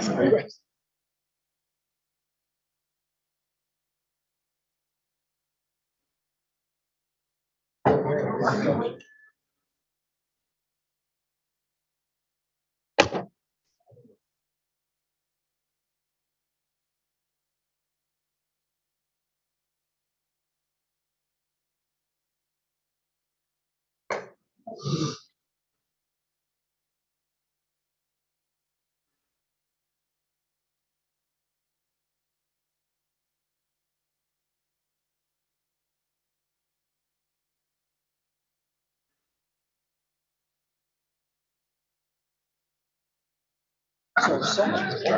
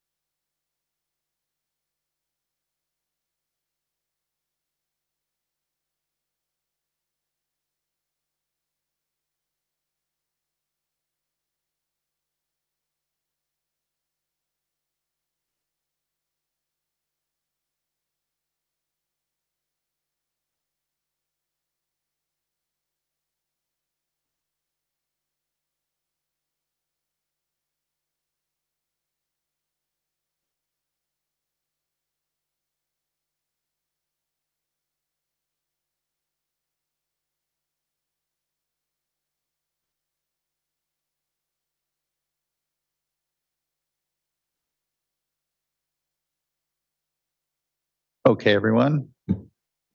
Hope everyone had a good lunch. Appreciate everyone's patience. We'll begin on item number 5. Here at the top, if anyone is needing translation services, please do go see the interpreter at the corner. Buenos tardes a todos. Si necesitan interpretación, por favor, pueden ir en la esquina aquí y cargar una headset. Gracias. Thank you, everyone. I want to quickly read this introduction and we can get to today's discussion on setting a maximum contaminant limit for hexavalent chromium. The Division of Drinking Water has proposed regulations to establish a maximum contaminant limit level for hexavalent chromium, a naturally occurring element found throughout California and also produced by certain industrial processes. The proposed regulations would also establish a detection limit for purposes of reporting and other associated requirements. The purpose of today's Administrative Procedures Act public hearing is to receive public comments regarding the proposed regulations. Today's hearing will begin with staff presentations consisting of background information and brief overviews of the proposed regulations and California Environmental Quality Act documentation. Following the presentation, we'll begin receiving your public comments. We ask that comments be kept to no more than 3 minutes in length to help ensure that everyone interested in commenting is afforded the opportunity. I'll note at this point, I believe we have about 33 commenters to help folks plan. So we'll want to make sure we're hearing everyone's voice. Today's hearing is an opportunity for you, the public, to provide oral comments on the regulations in a public forum. If you do not wish to provide your comments orally, you may also submit written comments today, or if you haven't already, you may submit your written comments following the instructions provided in our notice of proposed rulemaking. And we'll also make sure that there's a link for folks to be able to get to that quickly. The purpose of this hearing is to provide an opportunity for the public to provide comments on proposed regulations. Today's oral comments and all written comments received by the close of the comment period will be addressed in subsequent regulation documents developed by the State Water Board staff and will be made available to the public. The State Water Board will not be taking an action on the proposed regulations today. The adoption of the regulations by the State Water Board is currently anticipated to happen this coming winter. If revisions are made, the public will be provided an opportunity to comment on those revisions. I'll also let you know this meeting is obviously being webcast and recorded, so please do speak clearly when you are called up. For those of you on perhaps watching us virtually, if you are not on the Zoom platform already, you need to be so in order to comment. If you're having challenges doing so, there is a link at the top of the agenda and a sign-up form, but you can always email the clerk of the board at board.clerk@waterboards.ca.gov, and she can help ensure that you're on the platform here with us.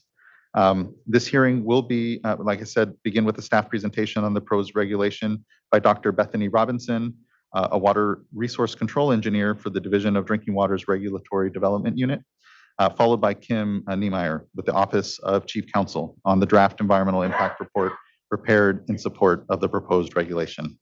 With that out of the way, I'd like to hand it over to Ms. Robinson. Dr. Robinson, apologies. Thank you. This presentation is for the proposed hexavalent chromium maximum contaminant level, and I am Bethany Robinson. Next slide. We're going to start this presentation with background information before moving on to the regulatory proposal. Then we'll discuss cost estimates, economic feasibility, and the timeline for projected events after this hearing. After the presentation, we'll move on to public comments. Next slide. The main objectives of this hearing are to review the proposed hexavalent chromium regulation and to provide an opportunity for the public to comment on the proposed regulation. There will not be any board action taken today. And if changes are made to the proposed regulation, there will be future opportunities to comment. Next slide. This slide shows a brief overview of the proposed regulations development. We held 6 public workshops from April 2020 to April 2022 that covered a range of topics: the white paper on economic feasibility, draft treatment costs, sequescoping, and an administrative draft of the regulation, which was released in March of 2022. The notice of proposed rulemaking was published on June 16th, and today we are at the public hearing. The public comment period has been extended and now closes at noon next Friday, August 11th.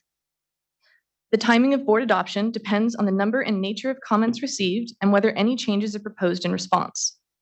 But regular rulemakings such as these are required to be completed and submitted to the Office of Administrative Law no later than 1 year after the notice of publication. I'll discuss the possible timing of effective dates at the end of the presentation. Next slide. This slide shows the material released for the current comment period, all of which is available on the rulemaking webpage. The notice of proposed rulemaking includes information on how to comment, a summary of the proposal, and other information we're required to provide. The proposed regulation text shows each change we're proposing to California's regulations. The initial statement of reasons, or ISOR, ISOR, is where we explain each piece of the proposed regulation and why it's needed. And all of our reasoning is either in that document or in one of its attachments. Attachment 1 contains 85 tables that break down information on affected systems and their estimated costs. Attachment 2 is the Standardized Regulatory Impact Assessment, also called a SWRCB, which includes the Cost Estimating Methodology, or CEM. This is where the cost data and assumptions can be found. Attachment 3 is a table showing all other chemicals with MCLs above their public health goals, or PHGs, and Attachment 4 is a summary of the lab surveys. Attachment 5 contains the cost estimates for all individual sources. Earlier this week, we also released an errata sheet to correct a calculation error in the ISOR. Next slide. CEQA documentation has also been released, which includes a draft environmental impact report and notices of availability and completion. You can find all of these documents on the rulemaking webpage, which is available at bit.ly/CR6-rulemaking. Next slide. What is hexavalent chromium? It's a heavy metal used in industrial applications and found naturally occurring throughout the environment. Chromium typically exists in two forms, trivalent and hexavalent. The trivalent form is not considered toxic, but hexavalent chromium causes cancer and is toxic to the liver and kidneys. Hexavalent chromium is also referred to as chromium 6, chrome 6, chromium hexavalent, and hexchrome. Next slide. Hexavalent chromium has been detected in 53 of California's 58 counties. Counties with the most sources showing occurrence of hexavalent chromium are Los Angeles, San Bernardino, Fresno, Riverside, and Stanislaus. The presence of hexavalent chromium can be naturally occurring in some groundwater, or it can be contamination from industrial activities. Next slide. This map shows drinking water sources that have annual averages exceeding 10 micrograms per liter of hexavalent chromium. While occurrence clusters in some areas, it is also widespread throughout the state. Next slide. Now let's move on to some regulatory background. What are MCLs? The term MCL stands for maximum contaminant levels, which are standards limiting the concentrations of chemicals in drinking water for the protection of public health.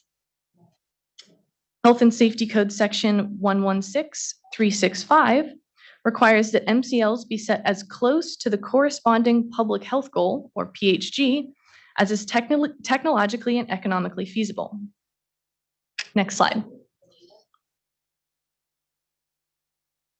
This means that MCLs are established for the protection of public health.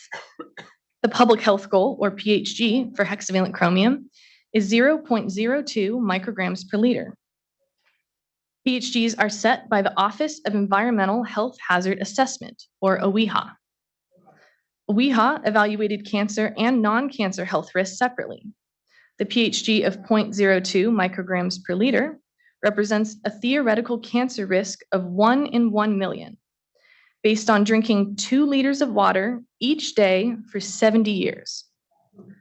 OEHA has also determined that a health protective value of 2 micrograms per liter would protect against the effects of liver toxicity.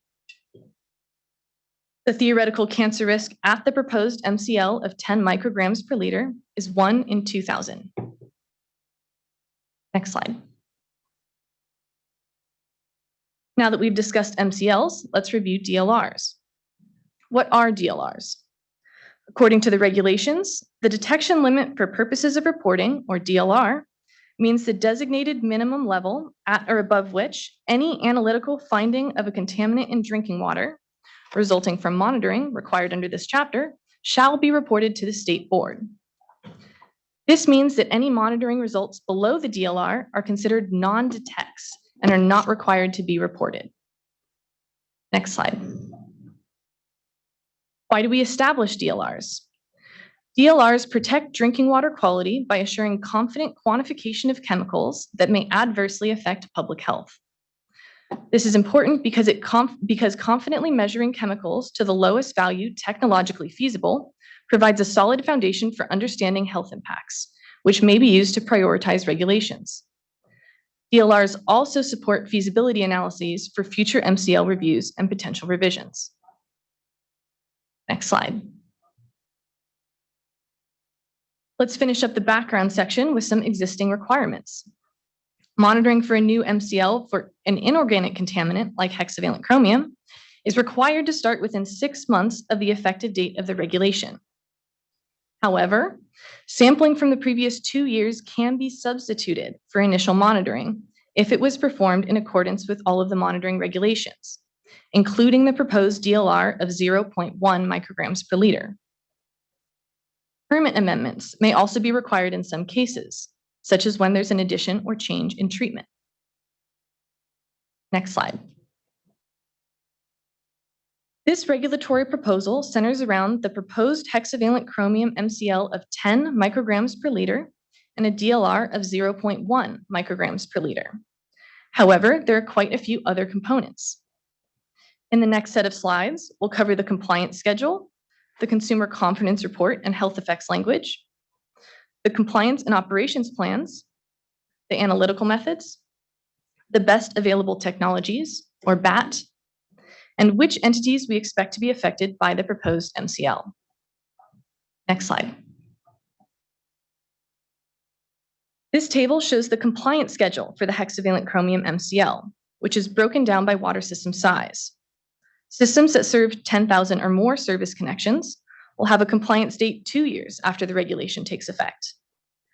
Systems that serve 1,000 to 9,999 service connections will have a compliance date 3 years after the regulation takes effect.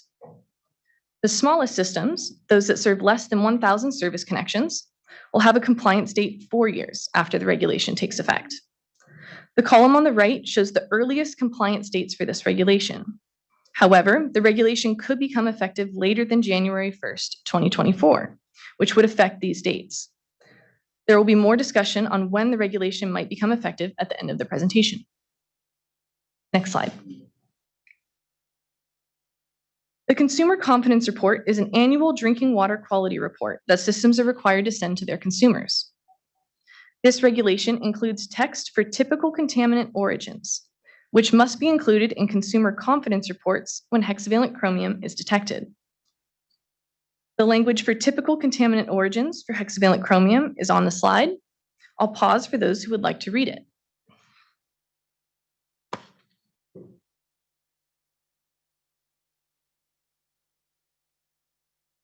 When a hexavalent chromium MCL violation occurs, public notifications will be required to include the following language that is also on the slide. I'll pause for those who would like to read that.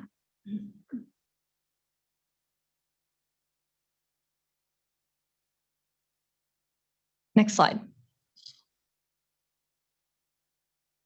In addition, if a system exceeds the hexavalent chromium MCL before the applicable date in the compliance schedule, they must include the following italicized language in their consumer confidence reports. I'll pause for those who would like to read it.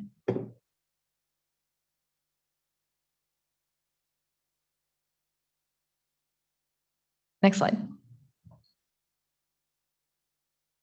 Compliance plans are required for systems that exceed the MCL before their compliance date.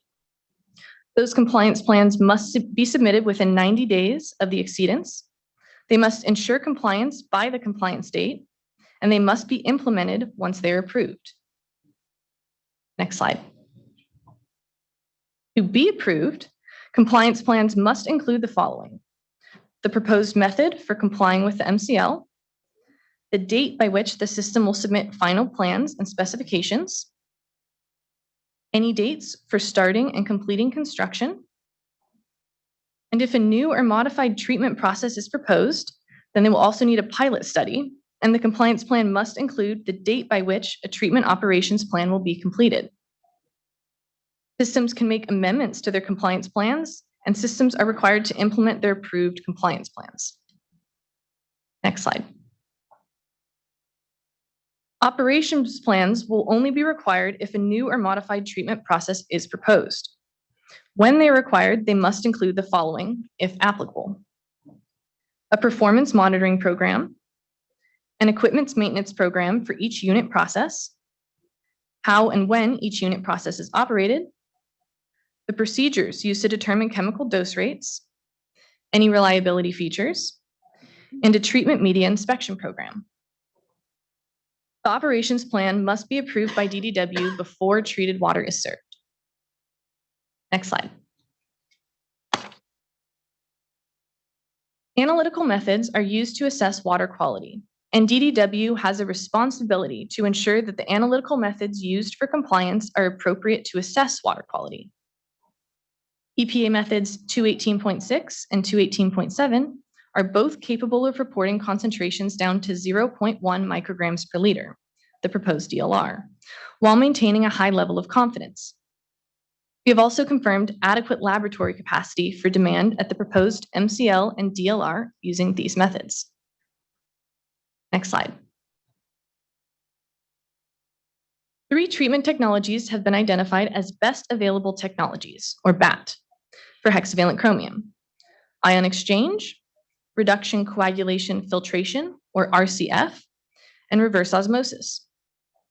The effectiveness of these BATs was summarized in the peer review documents, which are available on the Hexavalent Chromium webpage.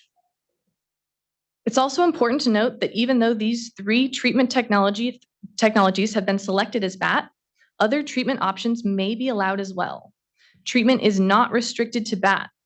BATs are identified to communicate which treatment technologies are generally expected to reliably remove a contaminant, in this case, hexavalent chromium. They are not required to be used. Next slide. Before we look at a table of affected entities, let's define those who are affected. We're defining an affected source as any source with a running annual average that exceeded 10 micrograms per liter between January 1st, 2010 and June 21st, 2021. A running annual average is an annual average taken over 4 quarters and is recalculated each calendar quarter, so that only 1 quarter is being swapped out for each calculation. The highest of these values, the highest running annual average, was used for each source as a historical worst-case scenario. An affected system is any system with at least 1 affected source. The affected population is all persons within an affected system. And the affected service connections are all connections within an affected system. Next slide. This table shows estimates for the systems, sources, connections, and people affected at an MCL of 10 micrograms per liter. On the far left, we have the system types, which are community systems, non-transient non-community or NTNC systems, and wholesalers. There are 160 community systems with 412 sources that are estimated to be affected. These systems serve about 1.3 million connections and 5.3 million people. There are 62 NTNC systems with 72 sources that are estimated to be affected. These systems serve almost 600 connections and about 15.6 thousand people. In addition, 4 wholesalers with 10 sources are estimated to be affected. Next slide. Over this next set of slides, we'll discuss the estimated costs and the assumptions behind those costs. These costs were estimated generically for California and did not use site-specific information. The costs assumed that every system would pursue treatment. These costs were broken down into per system, per source, per person, and per connection costs. Costs were estimated for a range of potential MCLs between 1, which was the previous DLR, and 50, which is the total chromium MCL. Treatment costs were estimated separately for each source and depend on contamination levels. Higher source concentrations of hexavalent chromium cause higher treatment costs. As previously discussed, these source concentrations are assumed to be the highest running annual average of the previous 10 years, or the historical worst case. Next slide. The next couple of slides will cover the cost assumptions. The cost estimates assume that each affected source would be treated separately, and would be treated to 8 micrograms per liter for an MCL of 10 micrograms per liter, and I'm calling this treating to 80% of the MCL. The capital cost estimates were based on treatment plants capable of treating a source's full flow to less than 1 microgram per liter. However, operations and maintenance, or O&M costs, were based on treating source flow from the highest running annual average to 80% of the MCL. Another critical assumption is that the source flow is equal to the total amount of water produced by the system divided by the number of active sources. This also means that we're assuming that each source in a system will have the same flow. Next slide.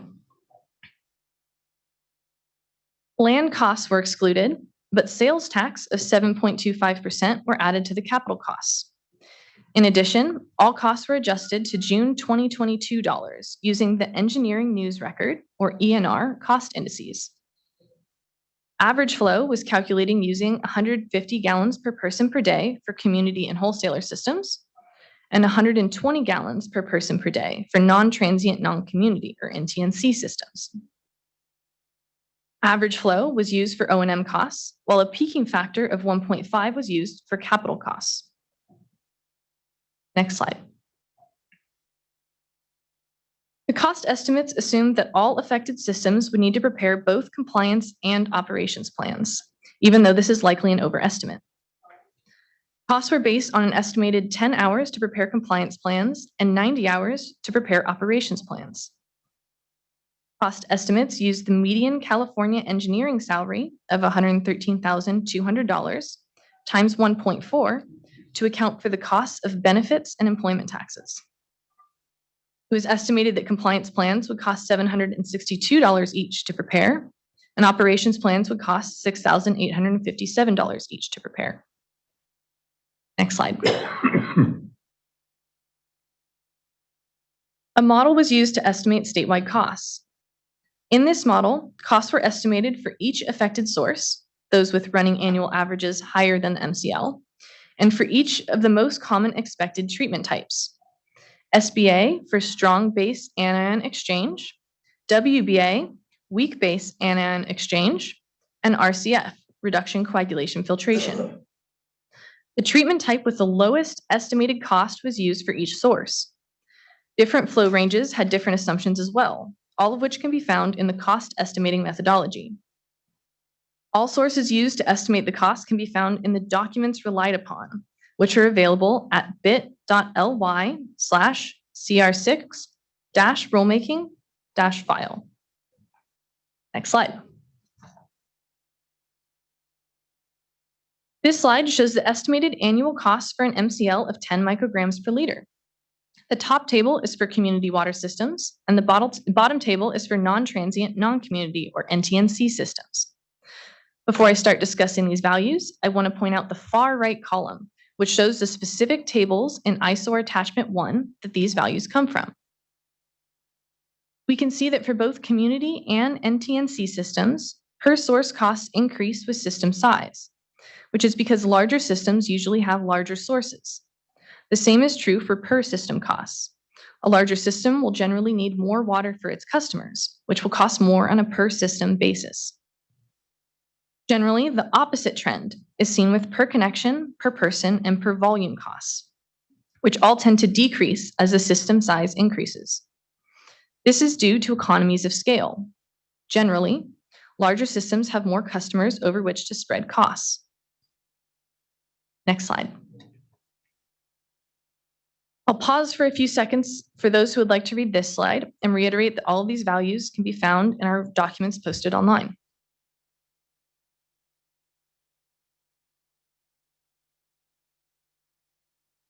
Slide. Now let's look at the breakdown of these costs on individuals. We estimate that 13.6% of California residents may see water bill increases as a result of the hexavalent chromium MCL. The majority of these residents, 11.5% of Californians, may see monthly water bill increases up to $20. A small portion of residents, 1.9% of Californians, may see monthly water bill increases up to $58. A very small portion of residents, less than 0.3%, may see higher water bill increases. When we look at the largest category of systems, those with at least 10,000 connections, the average and median monthly water bill increase is $8. Next slide. These estimated costs are statewide estimates and not the actual costs systems would face when complying with the MCL. Capital costs were amortized at 7% over 20 years, and most systems would see less than a $50 increase in monthly household water bills. State financial assistance may be available. In addition, systems with fewer than 200 connections may be eligible to use point of use, that is POU, or point of entry, POE, devices for compliance, which can be used instead of centralized treatment. Next slide. This slide shows the steps taken to set an MCL. Step 1, what level can we measure to, was answered with the DLR of 0.1 micrograms per liter. Step 2, what level can we treat to, was answered with the BATS treatment limits, which have been shown to be as low as about 1 microgram per liter. The first two steps are part of the technological feasibility of the MCL, but the third step is all about economic feasibility. What treatment level is economically feasible? This was answered with the proposed MCL of 10 micrograms per liter. Let's take a closer look at technological and economic feasibility. Next slide. Technological feasibility is relatively straightforward. Because hexavalent chromium can be measured to 0.1 micrograms per liter and treated to 1 microgram per liter, the MCL of 10 micrograms per liter is technologically feasible. Next slide.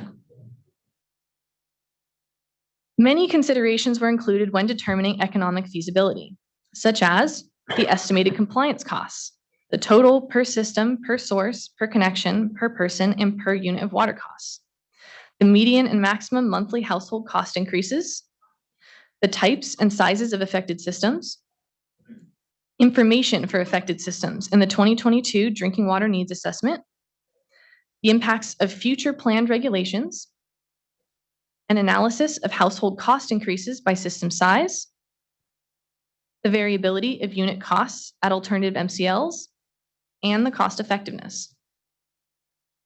Next slide. Division of Drinking Water staff have determined that the proposed MCL is economically feasible. 4.7 of the 5.3 million affected people would only see monthly cost increases of $8 or less. And there are resources available to potentially mitigate the challenges of compliance for systems that are already struggling. Next slide.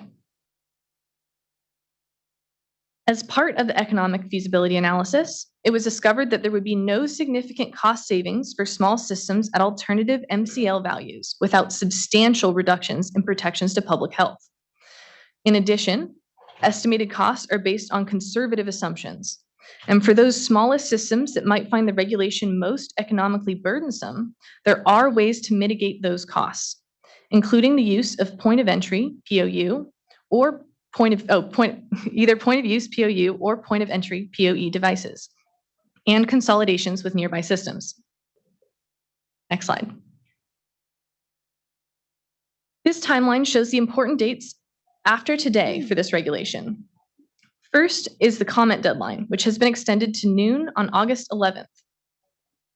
Because we only have 1 year to complete the rulemaking process, our deadline is 1 year out from the notice publication, or June 16th, 2024. And if we finish this process on the very last day, the latest regulation effective date would be October 1st, 2024. You may recall that we discussed January 1st, 2024 as the earliest effective date. It's more likely that the effective date would be somewhere in between January 1st and October 1st, such as April 1st or July 1st. After the effective date, whenever that may be, systems are required to start turning in compliance plans, which are due within 90 days of an exceedance. Because MCL exceedances are calculated using annual averages, it may require up to 4 quarters of sampling to determine whether there will be an exceedance. The compliance deadlines, which have been previously discussed, would be 2, 3, and 4 years after the effective date. Next slide. Here's a quick reminder about written comments. They can be emailed, mailed, or dropped off. and all of these instructions are in the Notice of Proposed Rulemaking, which can be found on the Hexavalent Chromium webpage. Next slide. Here are some resources, including a link to sign up for the Drinking Water Program Announcements listserv for future announcements if you haven't already. Thank you for your time today. And with that, I'm going to hand it over to Kim Niemeyer.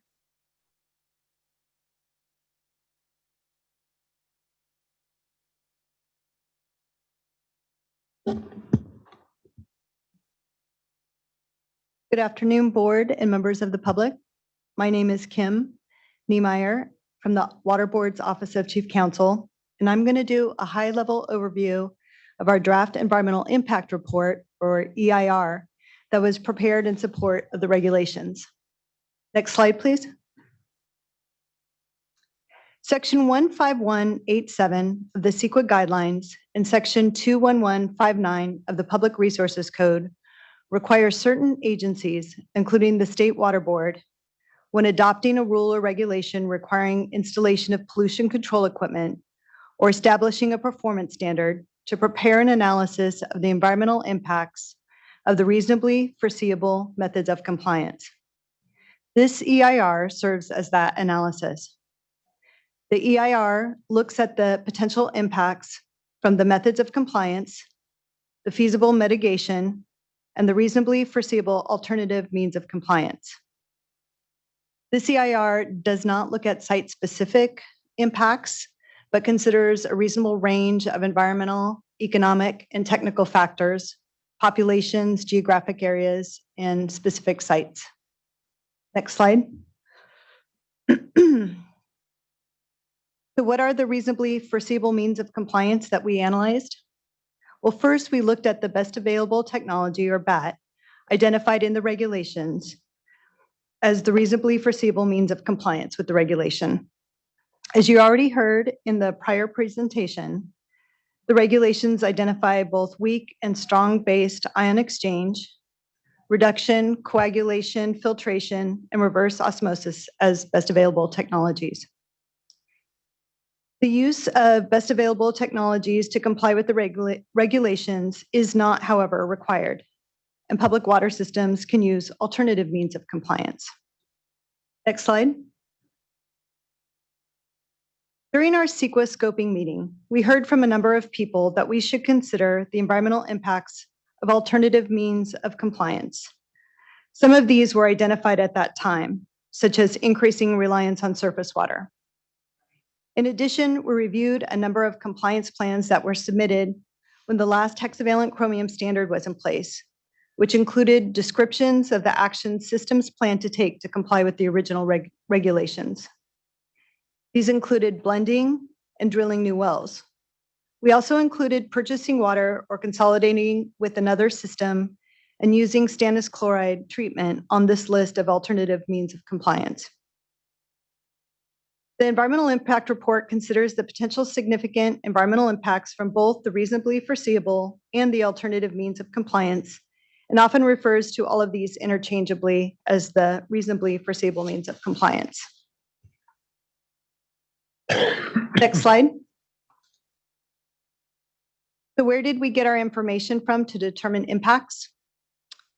First, to determine the potential impacts from the reasonably foreseeable means of compliance, we relied upon the Division of Drinking Water's extensive experience, which includes regulating and permitting other treatment projects using these best available technologies.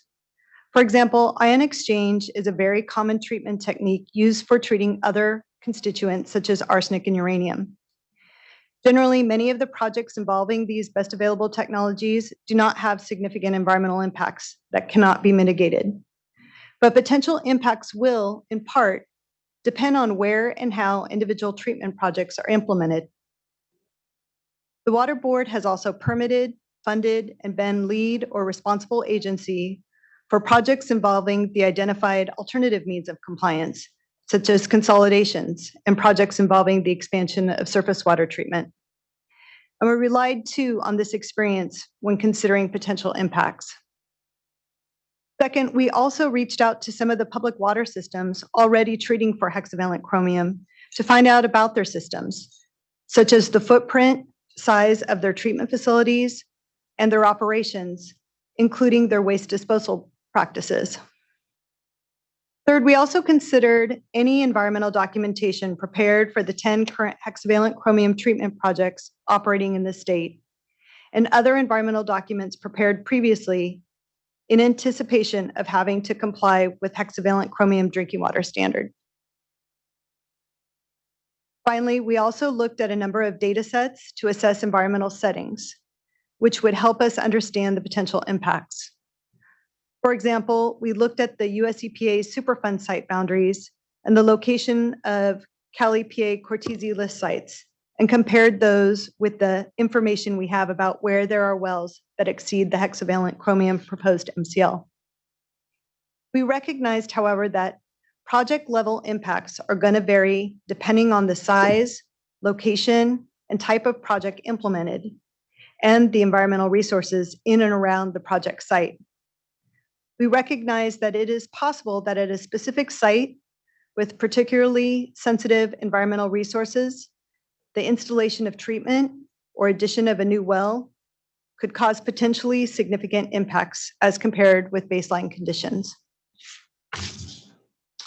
Although we have a good understanding of areas where hexavalent chromium detections are above the proposed MCL, the State Water Board cannot predict how each public water system will choose to comply, where the site-specific compliance projects will be located, what site-specific sensitive resources may be located there, what mitigation measures are feasible, and what potential significant environmental impacts there could be. Because of this, the analysis in the environmental impact report considered many of the impacts to be potentially significant and unavoidable. Next slide. The type of impacts identified primarily related to the construction and operation of treatment. Although it was recognized that there also could be impacts related to monitoring. Impacts related to alternative means of compliance were much more generalized because those types of projects are going to, by their very nature, be very site-specific. But we did identify generally some potential impacts related to their construction and operation. The analysis also recognized the potential for cumulative impacts related to other treatment and consolidation projects being approved or funded by the board, but did not find that the regulation would result in growth-inducing impacts because there are not existing constraints on growth due to hexavalent chromium contamination that would be alleviated by the regulation. For the alternatives analysis, the environmental impact report considered a no project alternative, an alternative that listed stannous chloride as best available technology, and also analyzed the alternatives that were considered in the initial statement of reason. And that was the MCLs from 1 to 15, 20, 25, 30, 35, 40, and 45. The alternative analysis concluded that less stringent or higher MCL values would result in less systems having to install treatment or otherwise address the exceedance, and more stringent or lower MCL values would result in more systems having to comply with the regulations, potentially resulting in more impacts. Slide 7. Next slide. The environmental impact report cannot quantify impacts associated with the implementation of any specific project. It is too speculative to assume the size, type, and location of potential compliance projects. Although it is anticipated that treatment would be installed within areas that are already disturbed, such as within the footprint of existing well sites, distribution pipes, and treatment works, and that any potentially significant impact could be mitigated, many of the impacts are identified as being potentially significant and unavoidable due to the fact that the Water Board cannot control the location of the projects, the type of mitigation, or whether mitigation will even be required.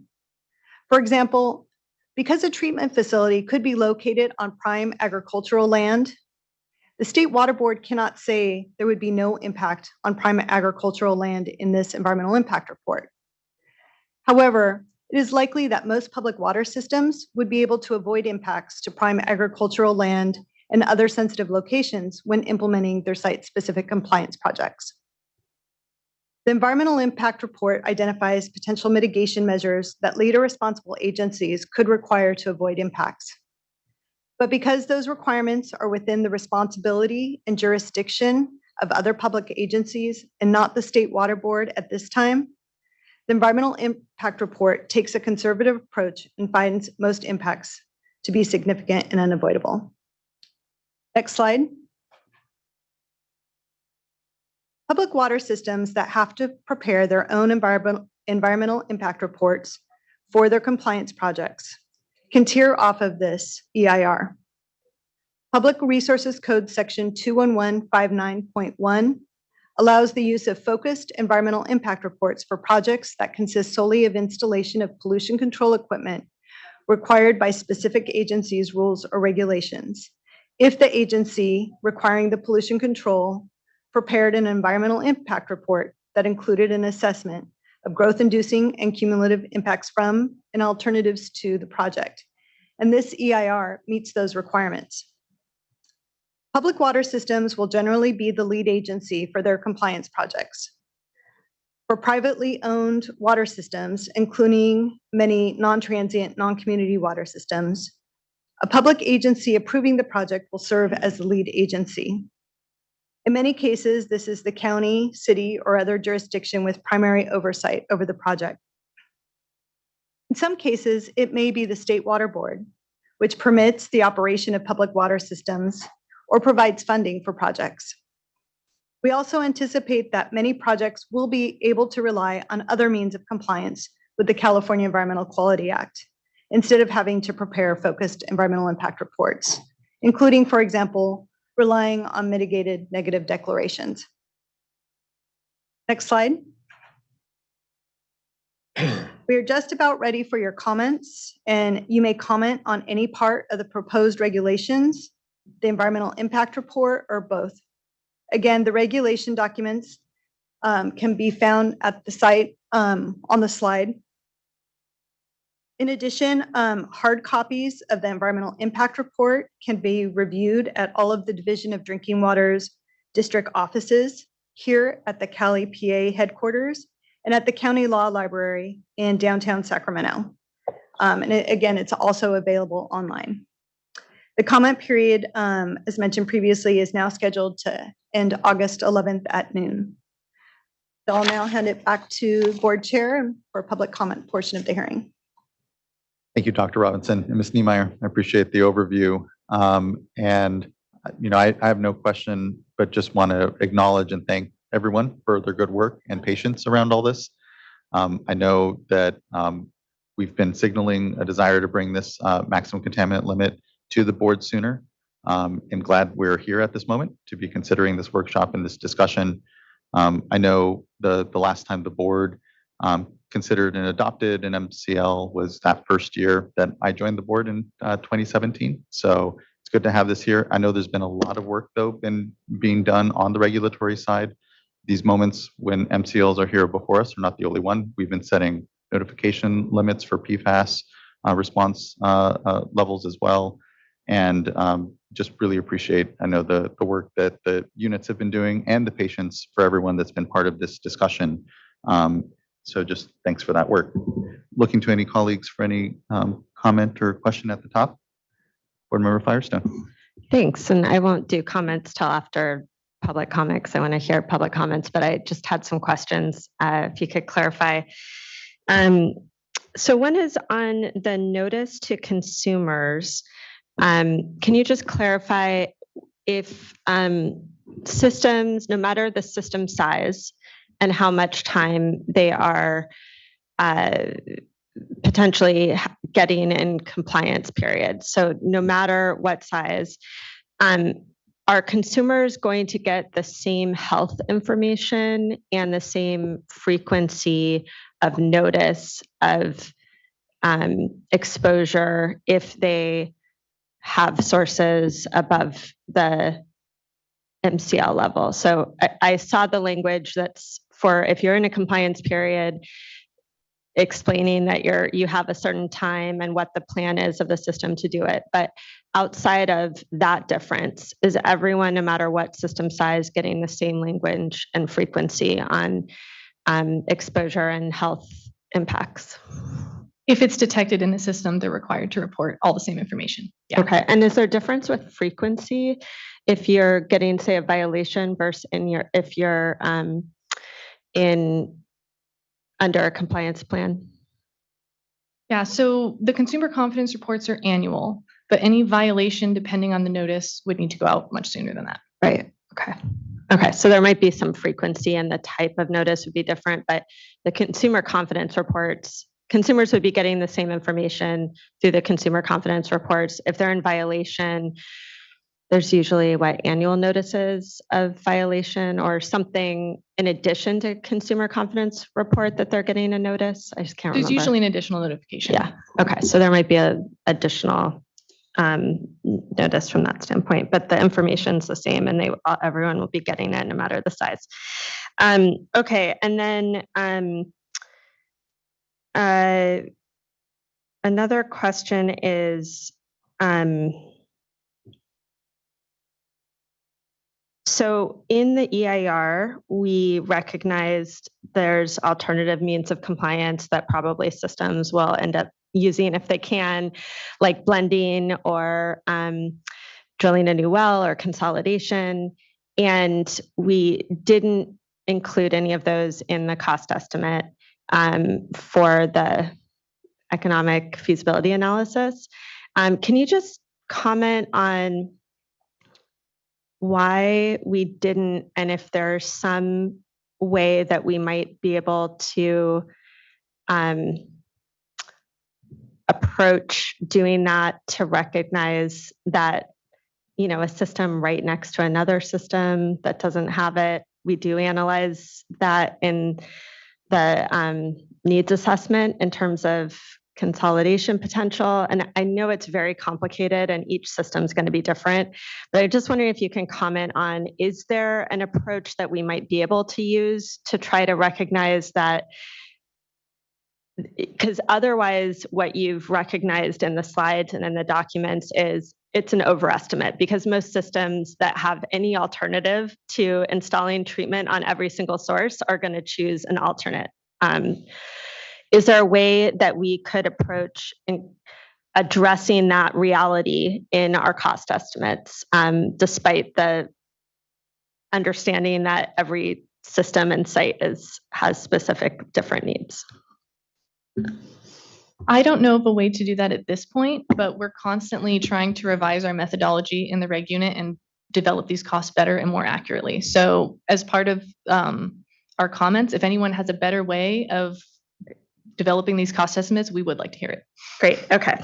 Great. I would just add to that in terms of the nature of some of those other ways of compliance, they're so site specific. Drilling a new well for one system could be vastly different from the cost at another system just because of the depth that they have to go through.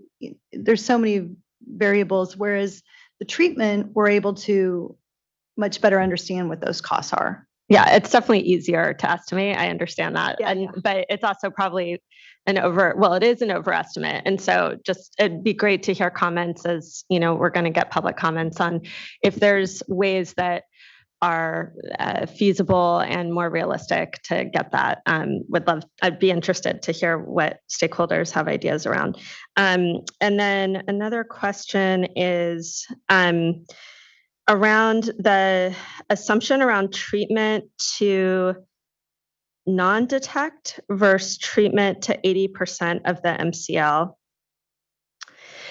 So obviously, no matter what, we are going to be setting an MCL over the public health goal.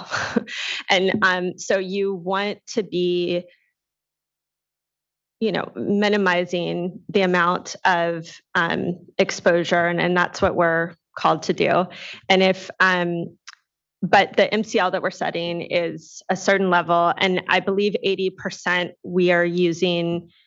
Well, maybe you can comment just again on why for the cost estimate, we're assuming it's just 80% and what the regulatory expectations and building expectations are in terms of operating. Because my understanding is we want people to operate treatment to be able to get as low as they can. But then we're assuming that they're only going to treat to 80%.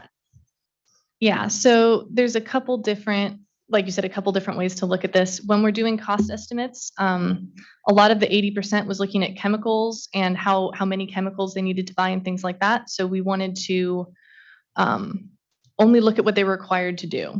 And while we do require systems to treat as low as they can, they're only required to treat to below the MCL. So 9.98 or, right below the MCL. Right. And so we also size the capital costs or the whole treatment system to be able to treat to 1 microgram per liter.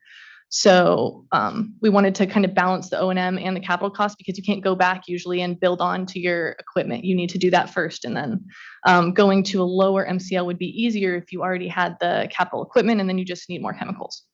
Okay. So there's a little inconsistency in how we're doing that for capital versus O&M cost assumptions, kind of to balance each other out. Well, it wasn't really balancing. It was the idea that if the MCL is reduced or if a system wanted to treat to a lower value, then they would need different capital equipment. And so to head off that, we just wanted to have capital equipment be able to treat all the way down. And then the regulatory requirement, obviously the MCL is set at the MCL, but is there an actual enforceable requirement around treating to the lowest possible way or amount that treatment plants can be operated, or is that just a general good practice? I'm not aware of that requirement. Someone else may be able to jump in, but I think it may just be a best practice. Yeah.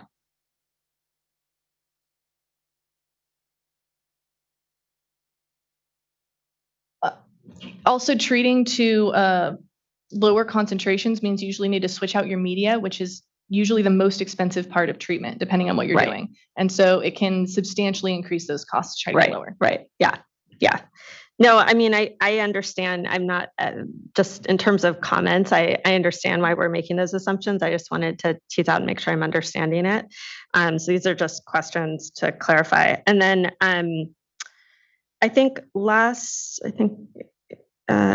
lastly, one of the things we talked about, and I know we just came up, we just shared a errata change sheet, but one of the things we have in our reasoning is around having enough resources to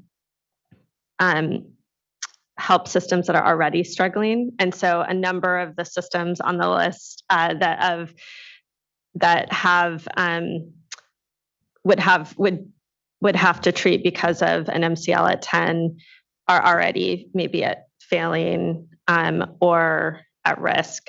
And so I'm just wondering if we just approved a SRF IUP for drinking water, and we have a fund expenditure plan coming up for SAFER. Obviously, there's a lot of kind of reductions on federal and state level in terms of money coming in. So I'm just wondering if you can share whether we still feel like we have the resources to cover those systems that are already, in terms of the costs we've identified here, those systems that are already failing and at risk to the same extent that we were identifying in the reasoning here. That makes sense. That might be a question for the Division of Financial Assistance, but I don't know if Darren, you want to step in.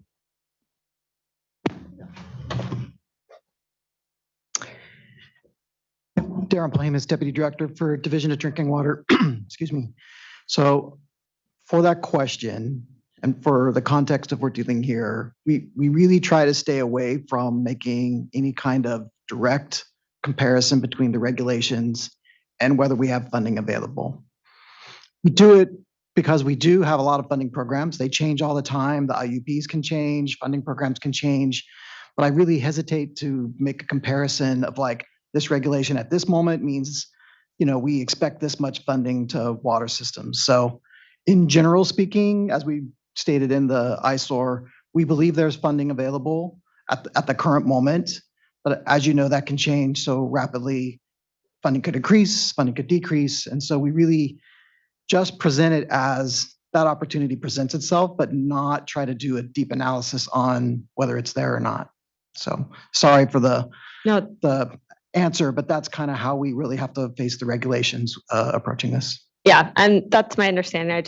That's helpful to clarify. So appreciate it. All right, those are my questions and look forward to public comment. I would just, I did see this section I was thinking about before in our health and safety code that talks about how we set out or go about establishing our MCLs. It's 116365. When it talks about the technological and economic feasibility, it has us look, it says, for the purposes of determining economic feasibility pursuant to this paragraph, the state board shall consider the cost of compliance to the public water systems, customers, and other affected parties with the proposed primary drinking water standard, including the cost per customer and aggregate cost of compliance using best available technologies. So that's why we focus on the best available technologies, but it doesn't prohibit us from considering other things, but that is why our analysis is focused on what is the cost of compliance looking at those technologies. Thank you, board member. Thank you for the responses. Seeing no other comments or questions at this moment, we can begin to get into our commenters. We have about 38 individuals. I want to start, as we always customarily do, with any elected officials. And so first would start with Oscar Ortiz, the mayor of the city of Indio. And if there are any other electeds amongst our speakers here, please do either just on the platform, if you're on the Zoom platform, raise your hand, or just come up after Mr. Ortiz speaks to the podium. And please do it, then identify yourself. Mr. Ortiz, good afternoon. Thank you. Good afternoon. First of all, thank you for your concern for the water quality for Californians, and thank you to Mr. Esquivel for taking some time to talk with me earlier this week over the phone. Today, I would like to share with you my concerns as a fellow scientist, as someone who is passionate about public health and natural resources, and as a representative for my city, my staff, and my residents. Our city has 3 wells currently being treated for chromium-6 already.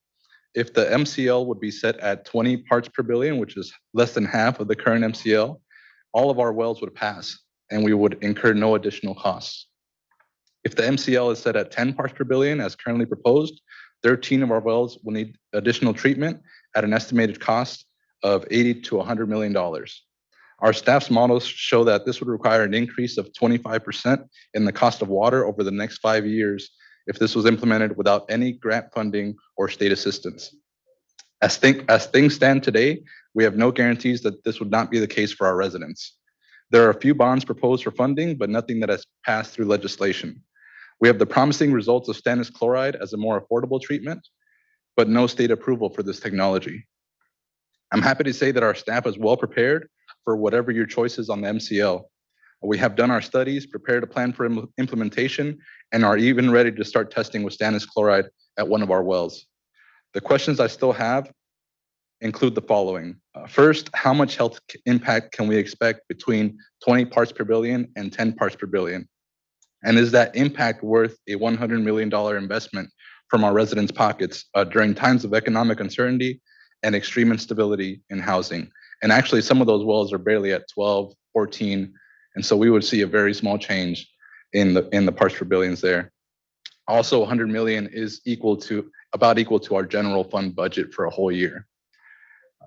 Second, if we do move forward, what funding will be available to help ease the impacts on our residents, especially those already struggling financially? And as we've heard, that we have no assurance in that. Third, will stannous chloride be an acceptable method of treatment? Because that would drastically change our economic impacts of implementation and change our whole strategy. So lastly, I would like to suggest that before we are given a timeline for implementation and enforcement, we are giving clear answers to these questions of public health impacts, financial impacts, and acceptable treatments. Thank you for your time. Thank you, Mayor. Really appreciate it. Any other electeds that would like to speak? Yes, sir. Good afternoon, Tom Bogue, Dixon City Councilman. Now, while the comments I make do not necessarily represent those of the other council members, because we have not discussed what I would or would not say today. So I want to make that clear. These are my own comments. First of all, when I looked at the figures that they were giving of approximate value of $8 per connection, I'm like, did the quick math on that. Just in our city alone, which to treat our wells would be $18 million for 6 wells. Okay, and I said, over a 5-year period, that's about right to do the installation.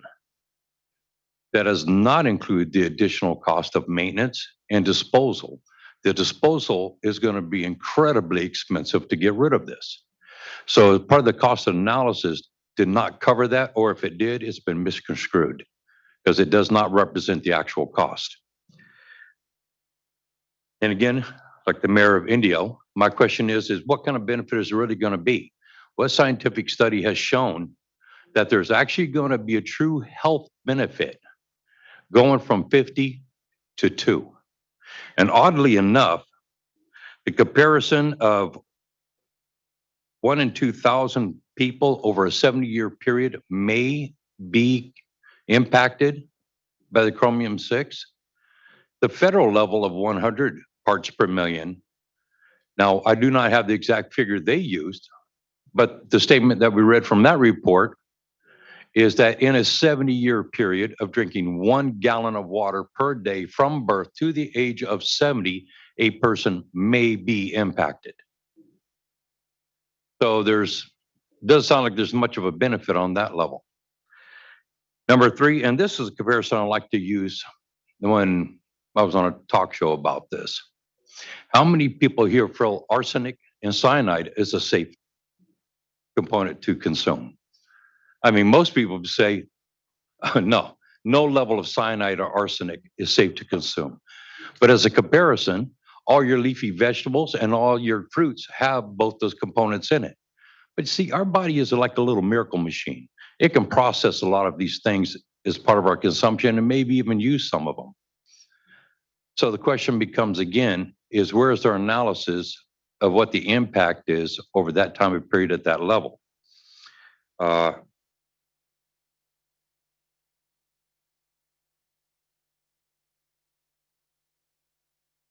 I didn't write down the last point I was going to make with this, but the bottom line is, oh, that's what it was. Now they say that 1 in 2,000 should be impacted within 70 years. Well, based upon our population of California of 38 million people, that means we should have a reported cases of 1,950 annually on average for people who have been impacted by drinking chromium 6. Well, I just did a quick research over the last 3 years. I haven't seen any reported cases of people impacted by it yet, outside of the ones that have gone around factories and stuff that actually put out that type of product as part of their processes, which frankly, if you're sticking your head in the chemical pond, I don't know what to tell you. So the bottom line is I would like to see an analysis of how many people have truly been impacted outside of the Barakovich case. And that is related strictly to the natural occurring contamination of our soils. Thank you. Thank you, Council Member. Next, we'd like to start to get into our regular commenters. I believe that is the only electeds we have looking quickly onto the Zoom platform in case there's a hand raised, and there's not. So, oh, there's additional one in the room. Yes, sir. Please do introduce yourself. Good afternoon, Chairman, Vice Chairman, and members of the board. Thank you for being here today and letting us speak this today also. My name is James Ward. I am the Dixon City Treasurer. Elected official, however, I'm here as a ratepayer and as a citizen today. Yes, I do work in the municipality of the city of Dixon. Our population is approximately 20,000 people. We are in Solano County. We are one of 9 Bay Area counties. Probably have 102 municipalities included in them 9 counties. Looking at the numbers, And looking at the inflation level today, the latest figures came out July 1st, and we're about 3% inflation rate. However, with the service industry, such as your hotels, your restaurants, we're about at 4.7%. We all like to use hotels, we all like to use restaurants, but they use water as well. This undue financial hardship, in my perspective, is just another possible state mandate program. And without the state financial assistance is unacceptable.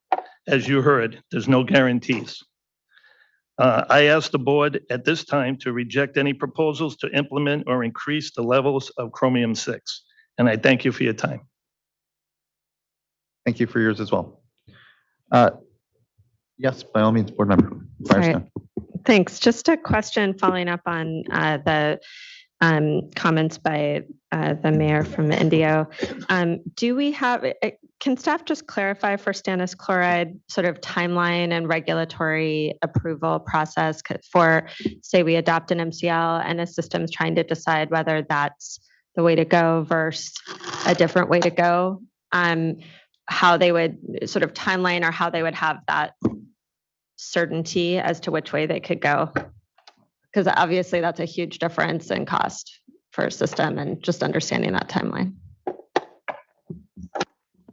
Sure. Darren Polhemus, Deputy Director, Division Drinking Water.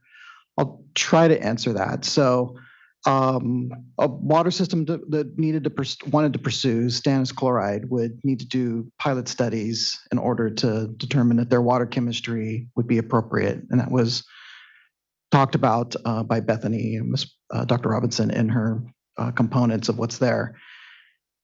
Understanding that a large system obviously has 2 years to complete and become into compliance, that could pose some difficulties associated with their timeframes associated with that. So they are going to have to make a balancing determination between the times they have of that and whether that makes the most sense for them as they proceed forward. So we generally work with them on the pilot planning and make sure that it's expeditious as they are going to go forward with that. And a lot of systems have already done a lot of work that they can bring back forward, and they're not starting from scratch with it, but it'll really depend on each system that wants to face it, kind of where they were at before, what they further need to do in order to complete that.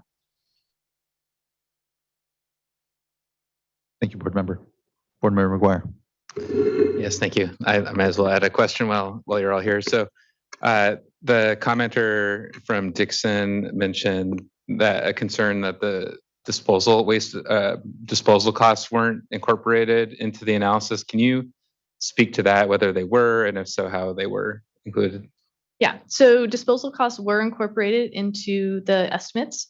However, disposal is more of a component of ion exchange, and most of the sources ended up using RCF in the cost estimates. So disposal isn't, I think there might be some disposal with RCF, but it's not nearly as much as for ion exchange. And just on that, so as I've understood it, ion exchange has been the go-to for many water systems that have already installed treatment for hexavalent chromium.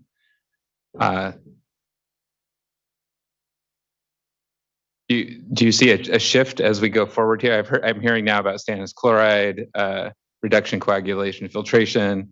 Do you see this trend towards alternative, moving away from ion exchange? I think it's possible, especially because RCF, which has been shown very promising, is essentially stannous chloride with filtration afterward. And that's what a lot of these costs were estimated off of. Thank you. I appreciate the questions, board member. And I think that hearing the points, of course, from our colleagues from Dixon and also the mayor of Indio around localized analysis looking like costs are more than what's broadly painted within the reg.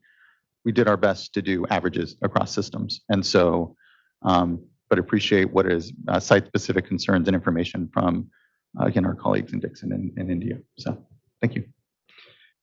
Let's get any additional elected officials in the room or on the platform.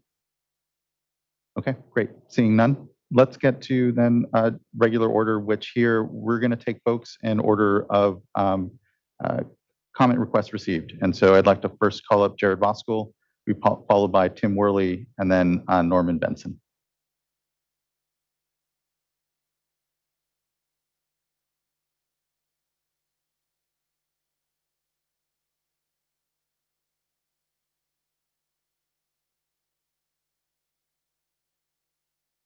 Hi, good afternoon, board members. Jared Voskuhl on behalf of CASA, the California Association of Sanitation Agencies.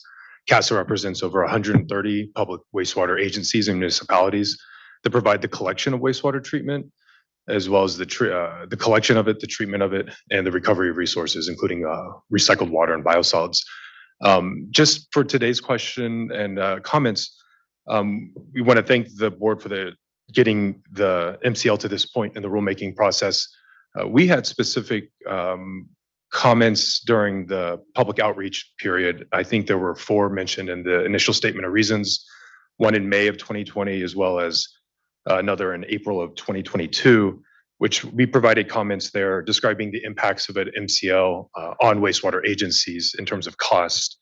And then looking in the eyesore and the cost impacts, wastewater treatment plants were not considered. And so I just wanted to inquire with staff whether that was a deliberate exclusion or if there was a rationale there. And in terms of background, as explained in those comment letters, MCLs become water quality objectives at the regional board level on basin plans, and those are incorporated by reference. So then wastewater treatment plants have to treat to those standards. And so in this case, the aquatic life beneficial use is at 11 micrograms per liter, but the MCL is at 10 micrograms per liter. So prospectively, facilities would have to treat to lower it by 1. But then if the MCL is lowered beyond 10 and further, then they would have to treat further.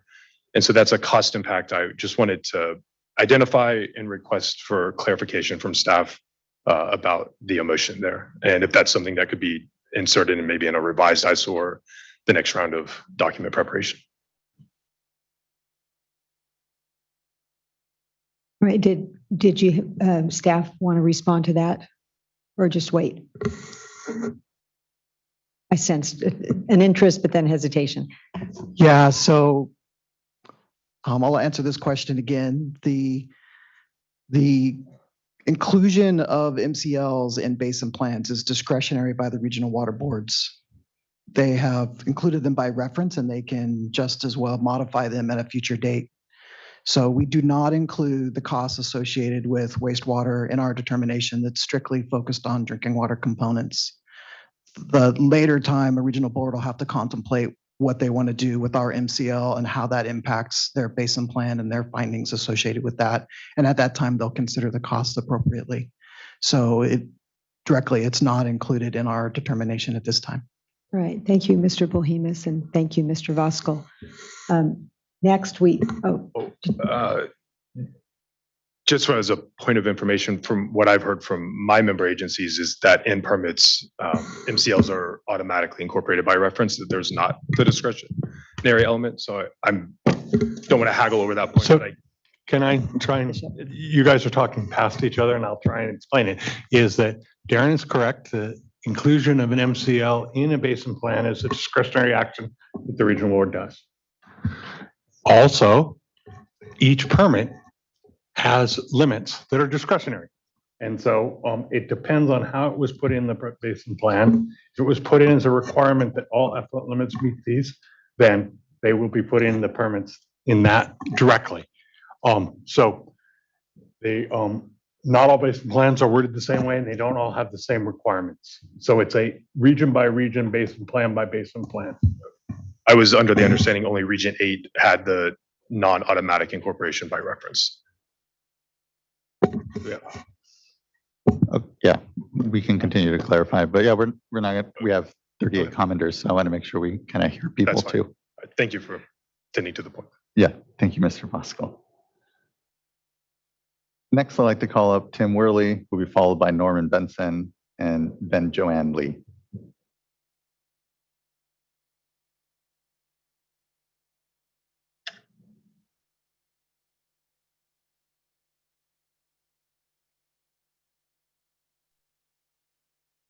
Thank you. I am now unmuted. I hope you're hearing me okay.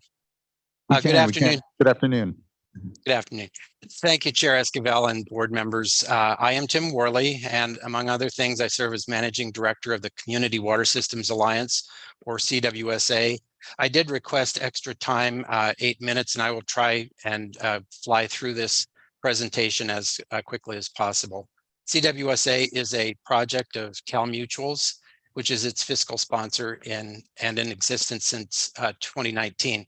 Our founding premise is large systems helping small and underserved or disadvantaged community water systems. And our members include regional agencies, water districts, cities, and mutuals, ranging in size from small to large, geographically ranging from the Coachella Valley to the Monterey Bay Area. And several of our CWSA members will contend with naturally occurring Chrome-6. Next slide. So the topics of our comments are shown here. These will be further developed in our written comments, but just to give you a sense of where I'll be going. Next slide. So I included this, even though you've already heard twice about the Safe Drinking Water Act and its requirements.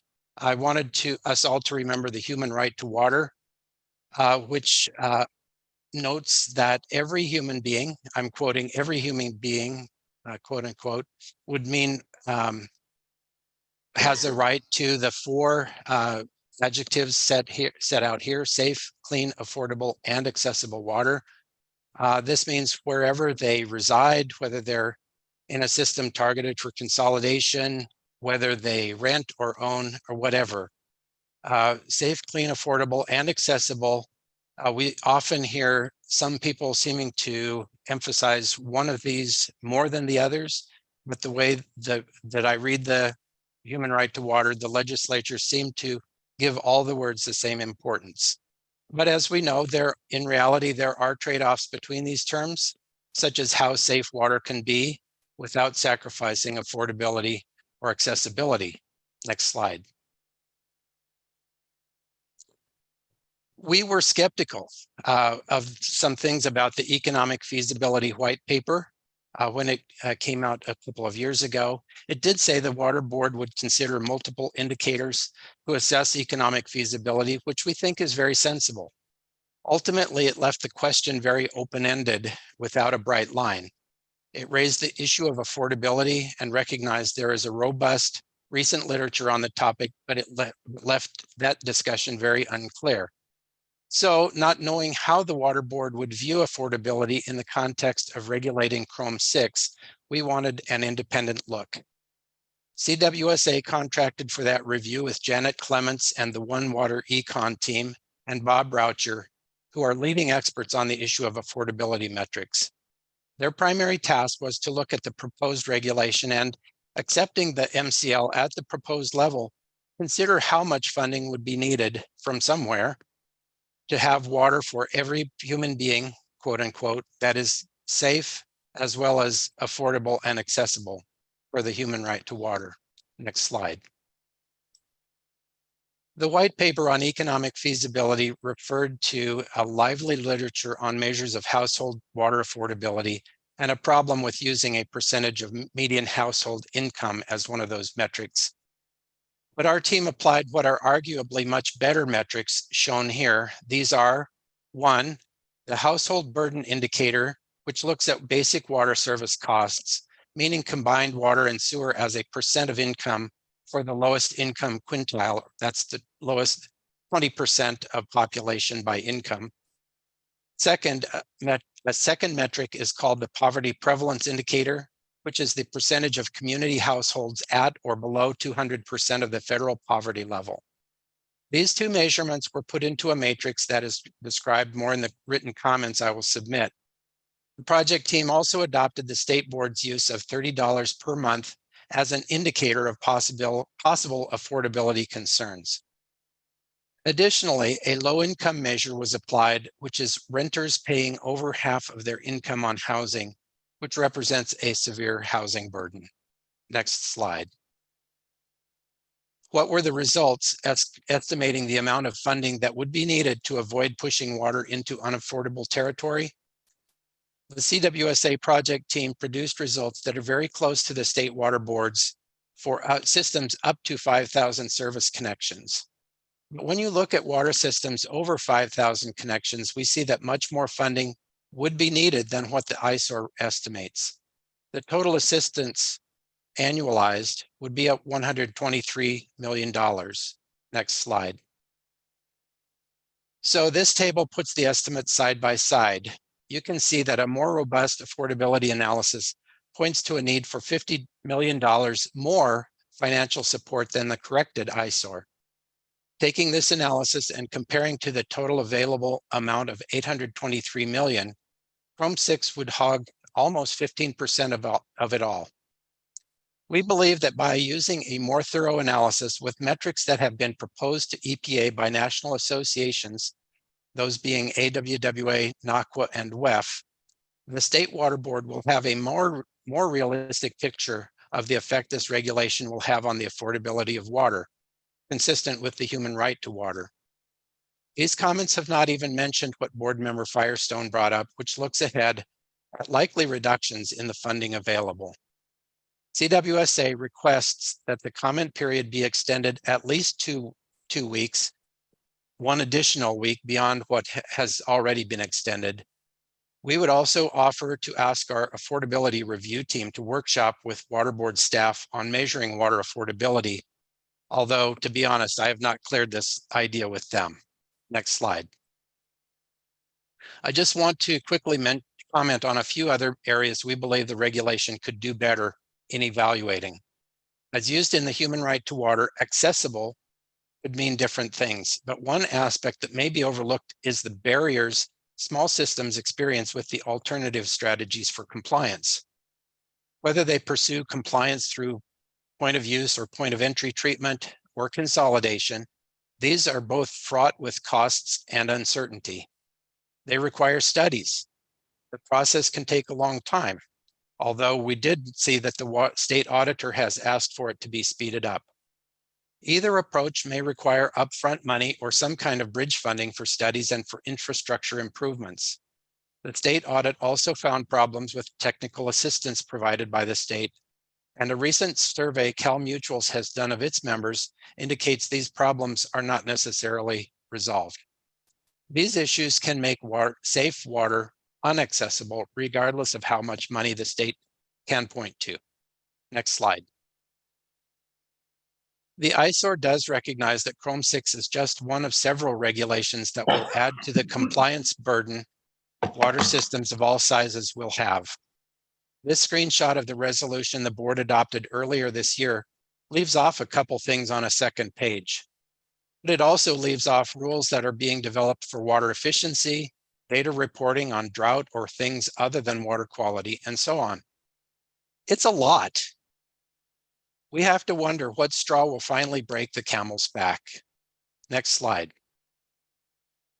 I believe you will hear from every water utility and every water association that, one, they are very thankful that the regulation includes a period to come into compliance, but second, 2 to 4 years is not nearly enough time. CWSA would say that 5 years is much more realistic, and for small systems, more time than that may need to be permitted. You will also hear from NGOs, most likely, that the compliance period is too long. Keep in mind, they are not necessarily in touch with the realities of planning, designing, CEQA compliance, even expedited, public bidding, and construction with current supply chain issues.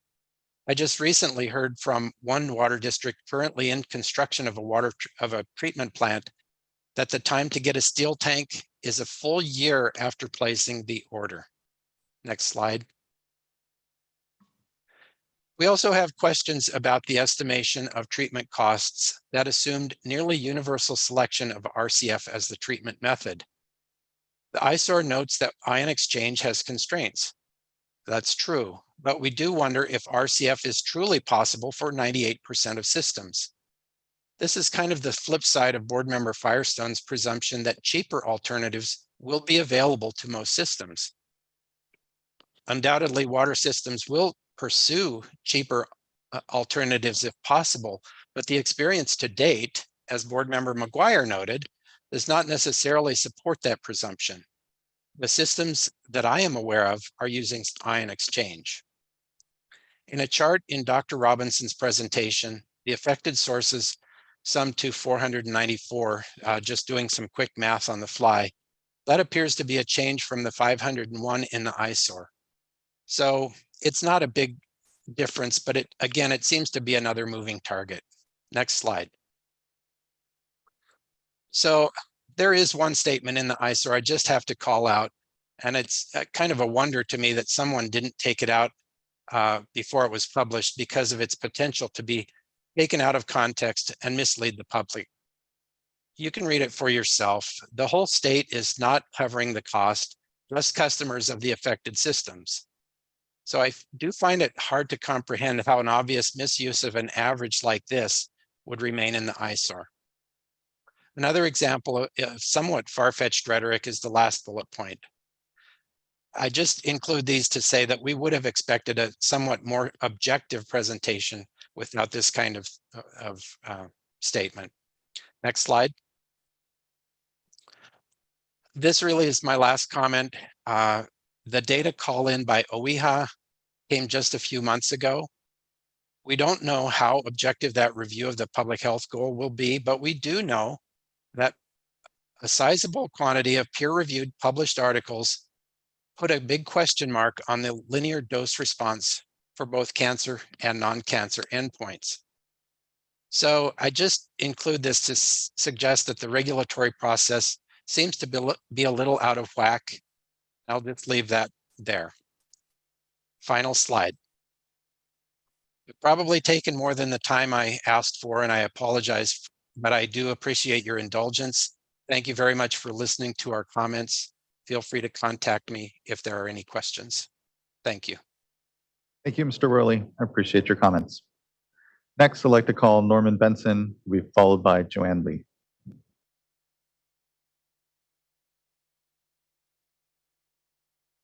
Afternoon. Thank you for taking my comment.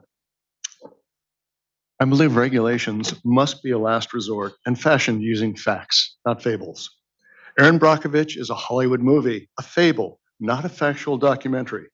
Mazarian Vitito's law clerk, Erin Brockovich, sued the sockets off PG&E via the Texas sharpshooter fallacy. By sheer chance alone, people with specific diseases can be found clustered near one another. Chromium-6 is a natural substance. It can be found in rocks, volcanic dust, and soil. This means it will be found naturally in water and the food we eat. Your white paper asserts that ingesting chromium-6 at your proposed maximum contaminant level of 10 parts per billion is so toxic that at that level, the associated cancer risk is 1 in 2,000. Interestingly enough, chromium-6 is equivalent in reference dose with a natural insecticide, caffeine. I do not mean to say that caffeine or chromium-6 do not have levels at which they are toxic. They do. Every substance, no matter how toxic, has a level at which it is benign. And every substance, no matter how benign, has a level at which it is toxic. Since caffeine is like chromium-6 in its toxicity, what does the proposed MCL look like if applied to a beverage like Coca-Cola? A toddler would be allowed 1/50th of 1 milliliter, 1/3 of a drop of Coca-Cola per day. Any more than that would exceed the proposed MCL of 10 parts per billion. Under the current federal MCL, 100 parts per billion, 1/5 of a milliliter would be allowed. Lo siento, but I have a hard time swallowing an assertion that 4 drops of Coca-Cola per day will damage a toddler. And rather than assert, you should be able to show that your current 50 part per billion MCL has produced benefits above the federal standards, such as fewer deaths, fewer cancers. Last point, mandates are not magic. They're the use of government force to create a societal change. The proposed regulation will criminalize and punish people for doing something that had previously been legal. If the Water Board passes this regulation, I believe it will accomplish three things. It will, one, create more criminals. Two, make people pay more for water. And the third, make more public water systems provide drinking water encased in plastic bottles that meet the federal standard, not the state. This proposed regulation is based on virtue signaling politics, not science. The federal law is bad. This proposed regulation is a magnitude worse.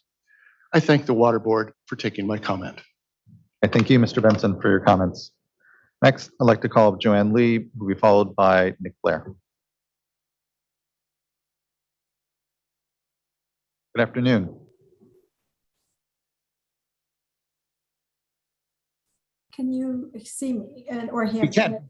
We can. Good to see you. Okay. Good afternoon, Chairman and the State Water Board members. My name is Joanne Lay, and I'm the Director of Environmental Service for the Coachella Valley Water District. The district is a public agency responsible for providing high quality water supply at reasonable cost to our residents and businesses of approximately 270,000 in population throughout most of the Coachella Valley. And chrome-6 is naturally occurring in the minerals and groundwater found here in our service area and groundwater basin. And about a third of our wells distributed over 50 square mile area exceeded the proposed MCL, chromium 6 MCL. And while we understand the importance of adopting an MCL that for the protection of public health, we remain concerned with the following deficiencies as they have not been adequately addressed as previously commented by our agency.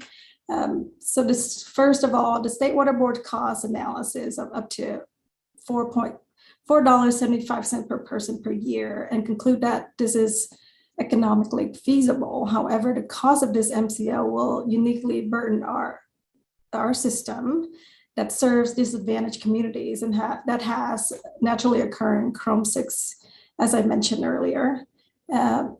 Secondly, the proposed compliance period of 2 years for a large water system such as ours remains a challenge. The Federal Safe Drinking Water Act allows a period of up to 5 years for water systems to install capital facilities needed to comply with new federal drinking water MCLs. So we urge you to consider this compliance timeline as a base period for which water systems should strive to comply with the proposed MCL as the practicalities of planning, designing, funding, permitting, and installing new treatment facilities. And flexibility should be granted depending on the progress made. And lastly, I just wanted to point out that in the last few years, our agency has successfully piloted a study of the addition of stannous chloride to reduce chromium 6 concentration to that of well below the proposed MCL, granted without filtration. This treatment method, as the mayor of Indio pointed out, is the most cost-effective option and can be employed immediately by our district should we gain approval from the DDW to launch a full-scale implementation that is specific to our water systems.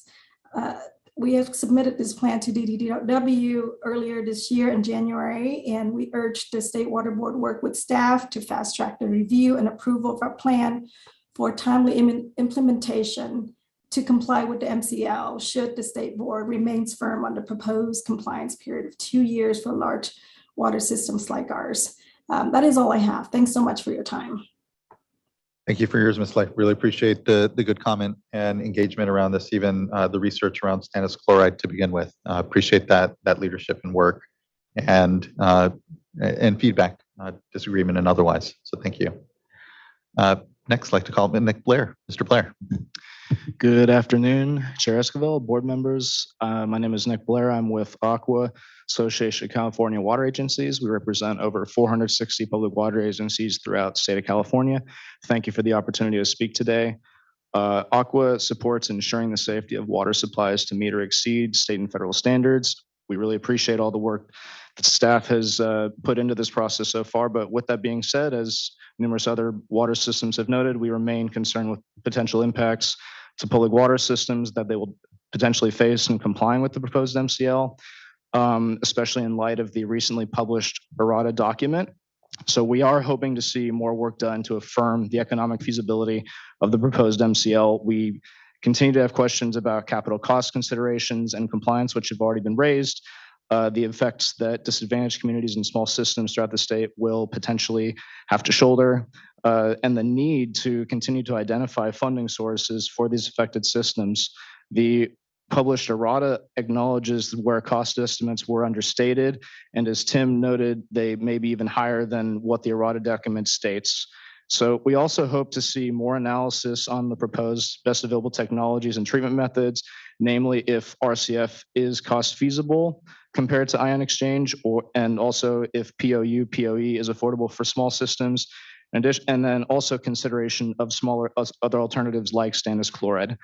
We want to express appreciation for the added compliance timelines, as has been noted already, but similar to what others have said, we have concern that some public water systems may be challenged even to meet what has been laid out. So we want to continue to work towards solutions such as what the federal guidelines lay out for water systems that are trying their best to be compliant. So with that being said, appreciate the time today. We support the idea that more time is needed to update analyses and accept comments, potentially another week for the comment period. We will be submitting comments by the deadline along with our coalition partners. Happy to take any questions. Otherwise, thank you. Thank you, Mr. Blair. I appreciate that. And you know what I do want to make sure and note is that as we adopt this MCL, this board, or at least myself, I'll just speak for myself, are very cognizant that it doesn't live in an island, that it impacts affordability, that there are other MCLs. The federal government currently is developing MCLs even on PFAS sooner than we are too. So these discussions are really important, and we are doing our best to be incredibly sensitive.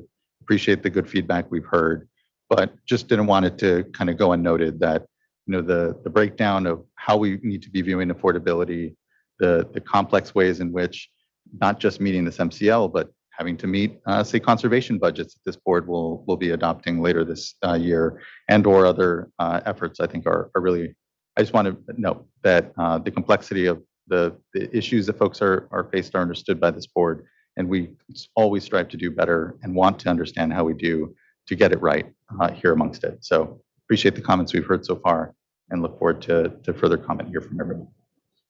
Next, I'd like to call up Maria Gonzalez, be followed by Kelly Hutton, and then Horacio Gonzalez. Okay, not able to hear. Okay, the next I believe I have up on my list, Kelly Hutton.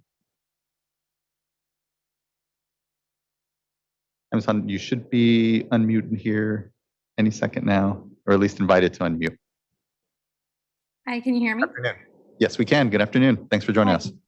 Hi, thank you for having me. My name's Kelly Hutton. My husband and myself bought our first home in Moss Landing, California in August a year ago.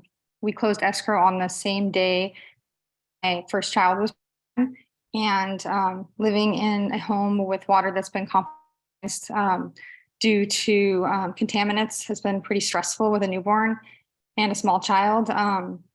And I just think that any kind of regulations that can be tightened down for anything that can cause harm to any living human or pet would be greatly appreciated by all members of my community.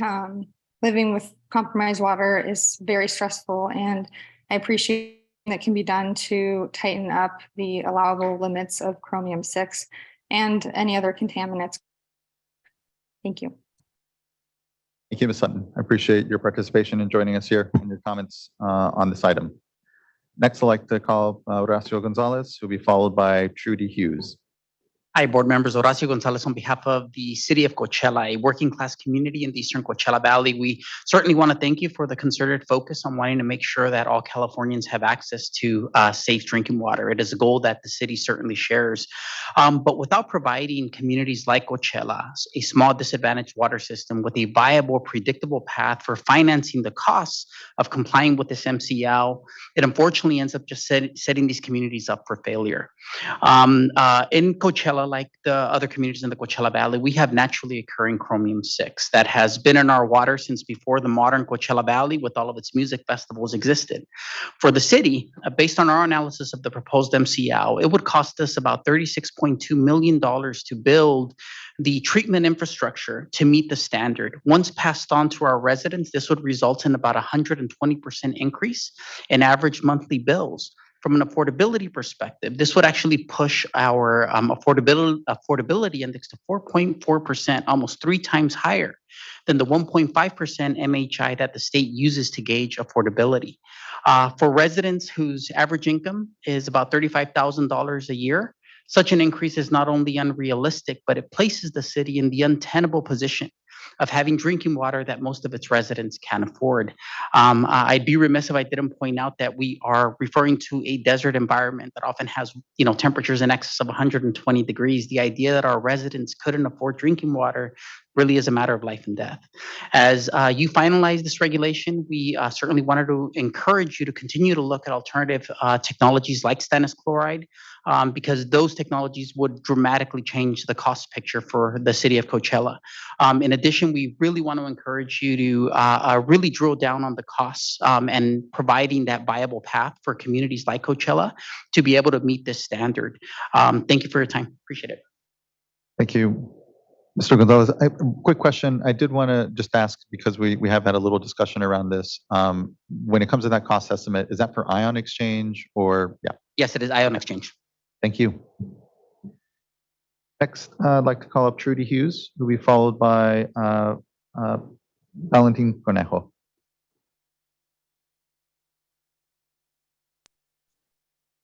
Hey, good afternoon. I'm Trudy Hughes. I'm the president and CEO with the California League of Food Producers. Our organization represents food processing in California. My members can, dry, and freeze fruits and vegetables.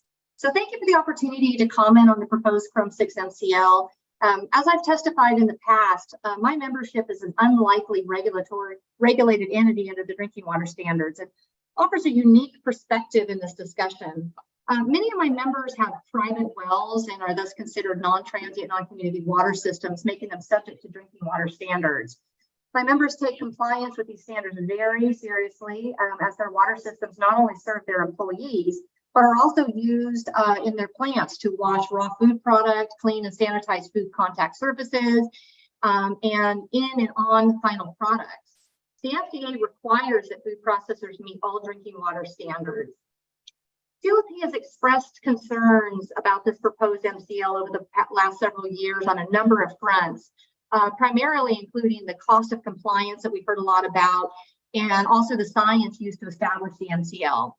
So compliance with the proposed Chrome 6 MCL would be extremely expensive for my members. And I think you've heard, and just from the last speaker in Coachella Valley, we have naturally occurring Chrome 6 here in the North State. So the members that are most affected by it are in the northern part of the Sacramento Valley and Dixon and Williams and some of the other areas up north. And we're talking about cost of compliance into the millions of dollars per plant, which is catastrophically high for an industry that operates on low margins and is really under a lot of other cost pressures and regulatory pressures as well. And this is really going to have an impact on food prices and the ability for these folks to compete both with other states and internationally. So while we absolutely agree that California faces some very real water quality issues that deserve immediate attention, we believe that it is critical that any new drinking water standard produce the public health benefits that are worth the significant added cost of implementation. And I completely agree with some of the former speakers, particularly Mr. Ortiz with the City of Indio and Mr. Ball with Dixon. And I know that the board staff has attempted to tackle an economic feasibility issue, but to date, there hasn't been a robust analysis of the real cost and implications to the regulated community in general, and my membership in particular. We are also continue to be very concerned about the underlying science used to establish the MCL for Chrome 6. And as you heard from previous speakers, the Chrome 6 public health goal must be based on the best available science. And on March 27th of this year, OEHA announced that it would be completing an update of the 2011 public health goal for Chrome 6 and provided interested parties the opportunity to submit new scientific data.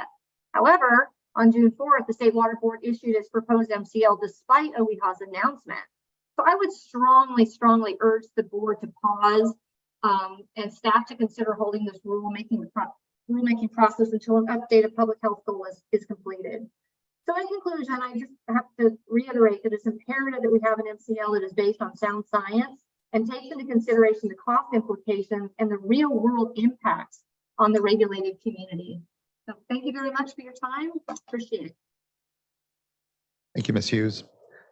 Next, I'd like to call up Valentin Cornejo, be followed by Jesus Calvillo.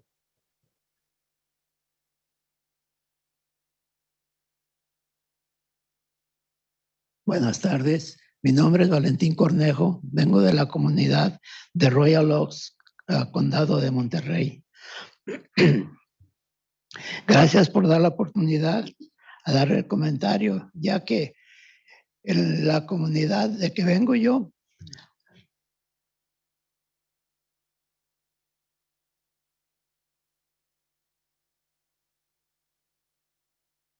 la comunidad de que vengo yo, no, aún no tenemos la agua potable.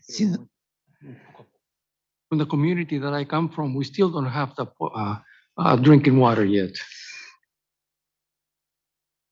La cual tenemos puro pozo particular. We just have our own silos, wells.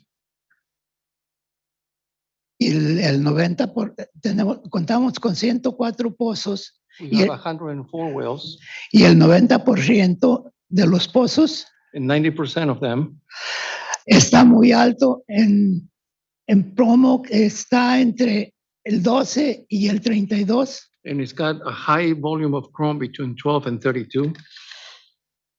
Es por eso que venimos representando nuestra comunidad. That's why we come to represent our community. Para poder tener agua limpia. So that we can have clean water. Estamos aquí. We are here. Porque la Mesa Estatal del Agua no ha priorizado. Because the statute of the water has not done the priority. Nuestra salud mientras de nuestra comunidad. Our health in our community. Viven con la contaminación. We live with a contamination.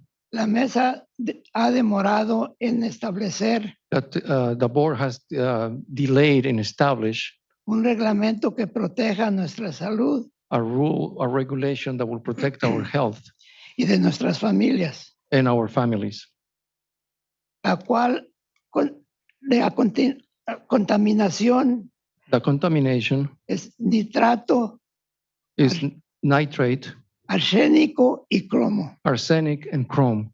Es por eso que les pedimos That's why we ask you que procedan lo más rápido que se pueda, ya que no contamos con agua limpia. to proceed as fast as you can because we don't have clean water. Muchas gracias. Thank you very much. Gracias, señor Cornejo.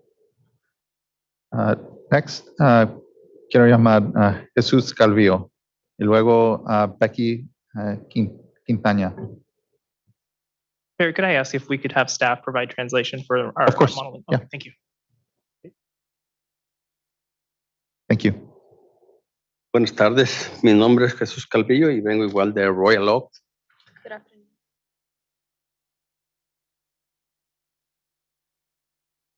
Calvillo.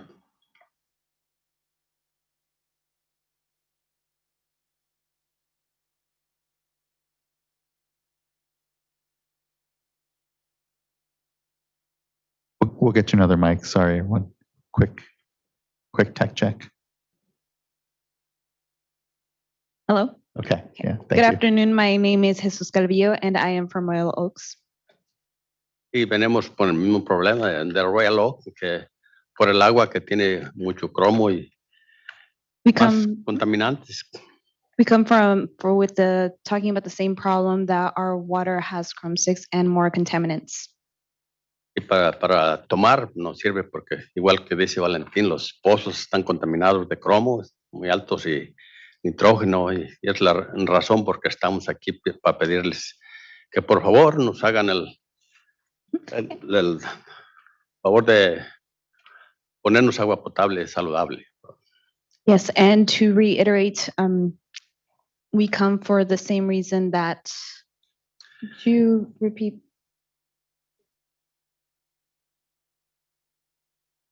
Ok. Sí, para que nos pongan el agua potable para tener para la familia, especialmente para los nietos, hijos y futuras generaciones. We come asking for you to provide safe, clean, accessible drinking water for our families, for our grandchildren. Es la razón por la que estamos nosotros aquí. Muchas gracias. And that is why we're here, and I would like to thank you. And you mentioned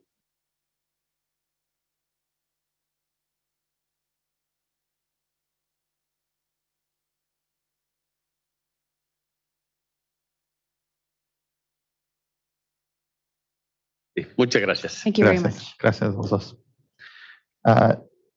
Next, I'd like to call up Jesus, Becky Quintana.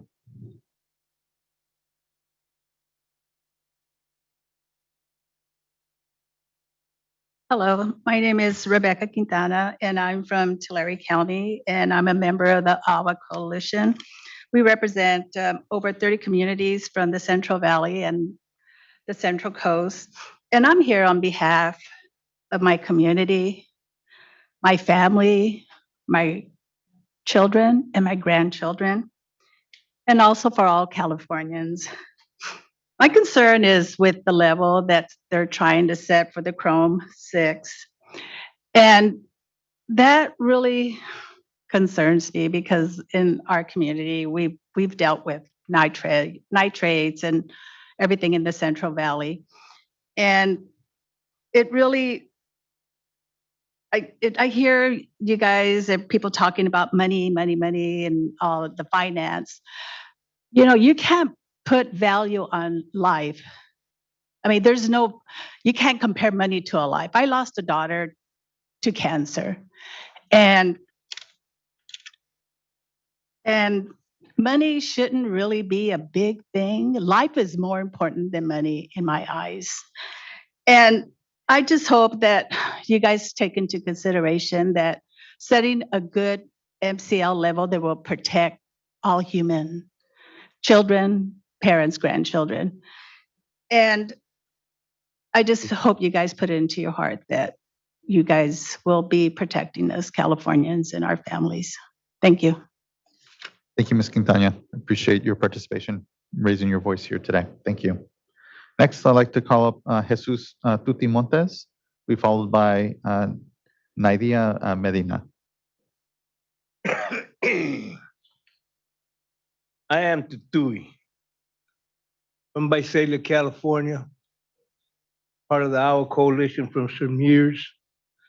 Some of you up there know me, have saw me, and met.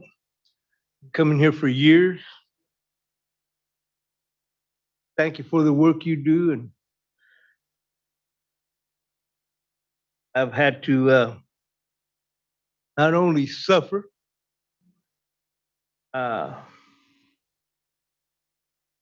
with water issues for some years. Want to follow something that colleague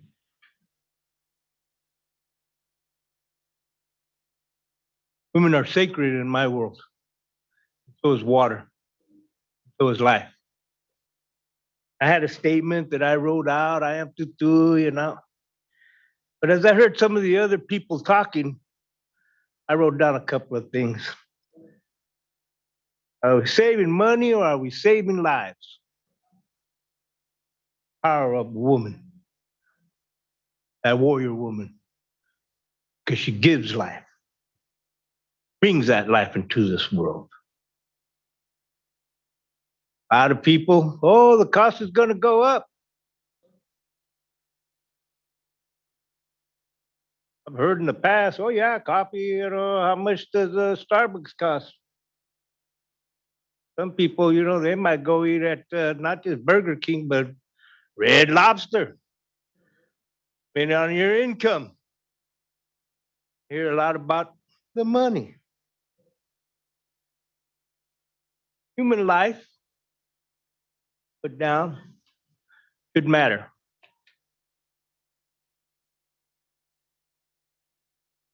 I'm not going to read my statement other than to say my brother's fighting cancer right now. We know that there's a bunch of chemicals out there that cause cancer. Somebody said, you know, something about I ain't gonna insult anybody here behind me. You know, they're looking at the back of my head or looking at the screens. You could either look in my eyes or look at the back of my head.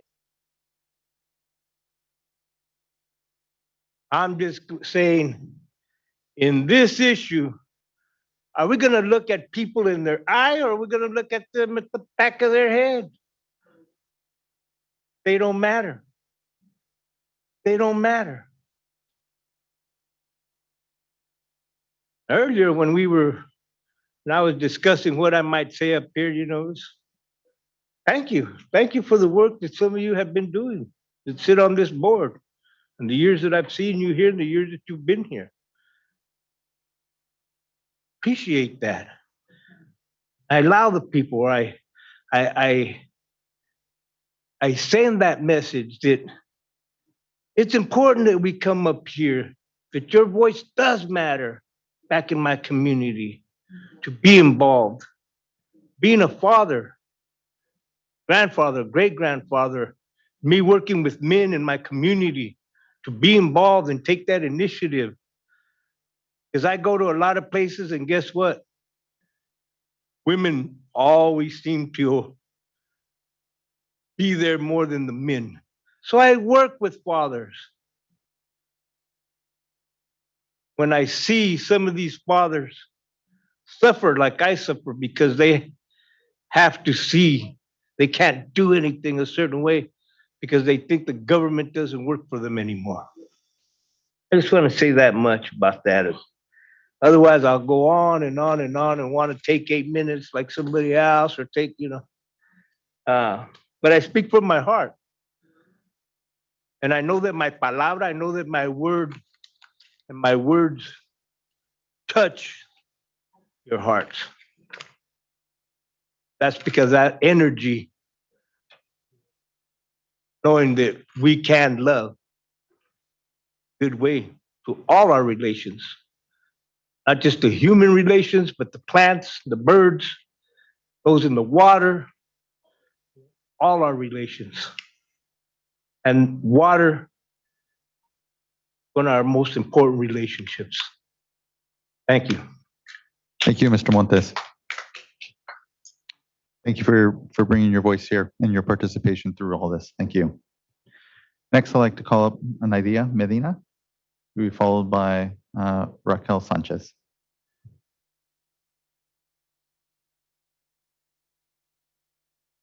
Buenas tardes. Mi nombre es Nidia Medina. Y lo que acaba de decir Cucu me ha tocado. Good afternoon. My name is Nidia Medina, and I will tell you what I've had to experience. Él es mi hijo Raúl, incapacitado. This is my son Raúl. He is incapacitated. Vengo de la comunidad de Orosi. I come from the Orosi community. Y de la otra comunidad al lado mío. Pongo el pie derecho a un lado y el izquierdo en el otro. And aside from me, there are communities on either side. Donde existe y vivo con nitratos, arsénico y cromo 6. Where there exists arsenic, nitrates, and chrome 6. El cromo 6 tiene 10 años. No se encontró ahora. Llevamos bastante tiempo. We've had it plenty of time. Chrome 6 has found us, and it's been here for 10 years. It's affected us. Le pedimos que lo bajen en este momento. We ask that you lower the MCL at this moment. está por 10, perdón. It is currently at, the proposed level is currently at 6. Como madre, abuela y bisabuela, As a mother, grandmother, and great-grandmother, les pido que se haga esto ahora I ask that this be done now para que no mueran más personas inocentes de cáncer y de daños hepáticos. so that more innocent people will not continue to die from cancer and liver problems. Hagan el trabajo ahora, no en 10 años más. Do the work now, not in 10 more years. Por favor, no le mientan más al estado de California. Please do not continue to lie to the state of California. Como miembros de la mesa, nos están fallando. As members of the water boards, you are failing us.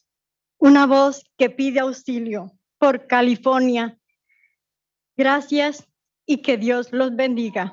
This is a voice that asks for, my apologies. This is a voice that asks for the water boards to listen to them. And we thank you. God bless you all. Gracias, señora Medina, para tus palabras y tu tiempo aquí.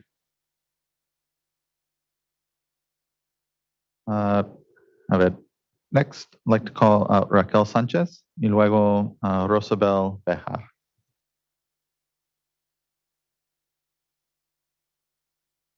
Buenas tardes, miembros de la mesa. Good afternoon, board members. Soy la señora Raquel Sánchez. Good afternoon, board members. My name is Raquel Sanchez. Soy miembro de Agua Coalition I'm a member of the Agua Coalition, y vivo en el condado de Tulare. and I live in Tulare County. Pertenezco a un sistema de agua pública. I'm served by a public water system. Nuestras comunidades son campesinas y trabajadoras. Our communities are farm-working communities and hardworking communities. Viven con agua contaminada, They live with contaminated water, con nitratos, with nitrates, arsénico, arsenic, cromos 6 and chrome 6, y otros contaminantes as well as other contaminants que causan enfermedades, that cause sicknesses, serias serious illnesses. contra este problema que ya tenemos muchos años We've had this problem for many years. y queremos solución y apoyo urgente. We want a solution and urgent support. Por favor, apoyen el cambio del nivel del cromo 6, We ask for your support in changing the level of chromium 6. porque nuestros hijos son el futuro del mañana y ellos estarán contaminados. Because our children are the future of tomorrow, and they'll be the ones that are contaminated. Gracias. Thank you. Gracias, señora Sánchez. Well, next, we have Rosabel Bejar, and then Yesenia Segovia. Buenas tardes, Good afternoon. mesa del consejo. Good afternoon, board members. Vengo a apoyarlos a que el agua esté limpia y que no esté contaminada.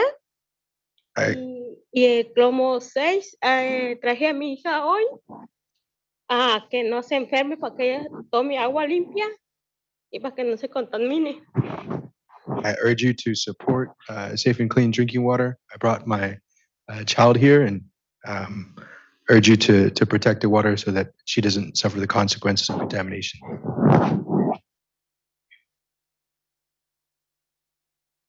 Es todo. That's it. Okay. Thank you. Gracias, señora Bejar. Gracias. Next, we have Yesenia Segovia y luego Salma Alatorre. Hello, my name is Yesenia, and I will be representing the Central Valley. I would like to express my concern on the suggested MCL for chromium 6. I believe that chrome 6 should be significantly lower than suggested than the suggested 10 MCL. The suggested 10 MCL is not enough to keep us Californians safe from facing major health issues in the future. So I ask if you could please lower the MCL from 10 MCL just to anything lower where we won't be drastically affected. Just like past colleagues that were just here, I feel that we shouldn't be negotiating lives and money. I really think that if you guys could do better. Thank you. Thank you, Ms. Segovia. Next, I'd like to call up Salma Altorre. It'll be followed by Uriel Saldivar, and then Myra Hernandez. Hi, board members. I'm Salma Latorre, and I'm 15 years old. I'm from Kettleman City, and every day I wake up and I shower with Chrome 6. Every day I wash my face with Chrome 6. I wake up in the morning before school and I fill up this water bottle with literal water bottles, because Chrome 6 cannot be consumed by humans on a daily basis. I come from a town that's faced a lot of adversities with environmental justice, where our water is contaminated, our air is contaminated, soil is contaminated. And I ask that as board members who are in charge of our lives, that you lower the MCL level and you think about the children that have to shower every day in this contaminated water with not only Chrome 6, but nitrates and arsenic. Since I was born, I've been living in contaminated areas where drinking water is not accessible to me from the tap. I wish that I could be like the people in this room who have reusable water bottles. And I think to myself, maybe they filled their water bottle straight from the tap, which I've never done before. And hopefully, if you're able to really listen to the community members that came to talk to you today, that you'll consider lowering the MCL level. In Kettleman City, cancer isn't a fable, it's a reality. And maybe one day, after all these years of living in Kettleman City, I will have cancer and I will die. And scientists will cut open my body and find that it was due to the contamination in my town. Consider that when you are deciding this. Thank you. Thank you so much, Ms. Alatorre. I really appreciate powerful words and your engagement around this work. Thank you. Next, I'd like to call up Uriel Saldivar. Hello, Water Board members. My name is Uriel Saldivar, and I'm here alongside with the Agua Coalition. I was born and raised in Tulare County, and those communities there have a plague of many water issues ranging from nitrate and arsenic contamination, depleting groundwater levels, and so forth. But today I'm here to talk to you about Chrome 6. Specifically because the proposed MCL of 10 parts per billion does not prioritize public health. We've been discussing Chrome 6 and an accompanying MCL for over 20 years. I mean, most of my lifetime. Went back, was looking at some of the original articles, and it's crazy to think that after all this time, so little has been done concretely. And this inaction is unacceptable. But during that time, we have been studying the issue quite extensively. And one of the things that we know is that it's projected to, with this proposed MCL of about 10 parts per billion, that 1 in every 2,000 residents will develop cancer. Now, I think back to the human right to water and one of the presentations that was brought forward earlier, and how the state water board is in charge to further that, and along with every single water board member. Quite frankly, an MCL that allows and has a default rate of 1 in 2,000 does not prioritize the public health and is not furthering the human right to water. However, the state water board can avoid this grave injustice by prioritizing MCL that actually aligns with the science and protects the public health. Was hearing earlier about different comments about economic feasibility and the financing. And I mean, I've worked alongside a lot of these community members. They're also working on the affordability aspect of this. These are all different prongs of the human right to water: access, affordability, and quality, right? And I greatly appreciate the work from the state water board on all of these fronts, but one shouldn't be taking a backseat to the other. And what does it mean to have an MCL if it's going to be very easy to come into compliance? It doesn't cost much, but it's not really protecting or increasing the water quality. I know that recently the State Water Board, along with many stakeholders on this call today and in this room, were able to push for innovative landmark pieces of programming for affordability, like the water arrears program during the pandemic or the 1.5 billion in drinking water infrastructure. These alignments can happen. We can be creative, and these conversations do not preclude those types of partnerships. But today, the intentionality, I really urge you to focus on the public health. And I know that many folks here today are more than welcoming to further partnerships and having those conversations to be creative and ensuring that every single Californian can have access to safe and affordable drinking water. With that, just thank you for your time, for being able to comment, and we welcome further conversations because I know that every member of the Agua Coalition and generally speaking from folks that administer these different water systems, they also prioritize those three things, right? But we strongly urge you to not have public health take a step back today. So thank you. Thank you, Mr. Saldivar. Really appreciate the comments and the work and engagement around everything. Next, I'd like to call up Mayra Hernandez, who will be followed by Maria Luisa Munoz. Hello, Chair, members of the board.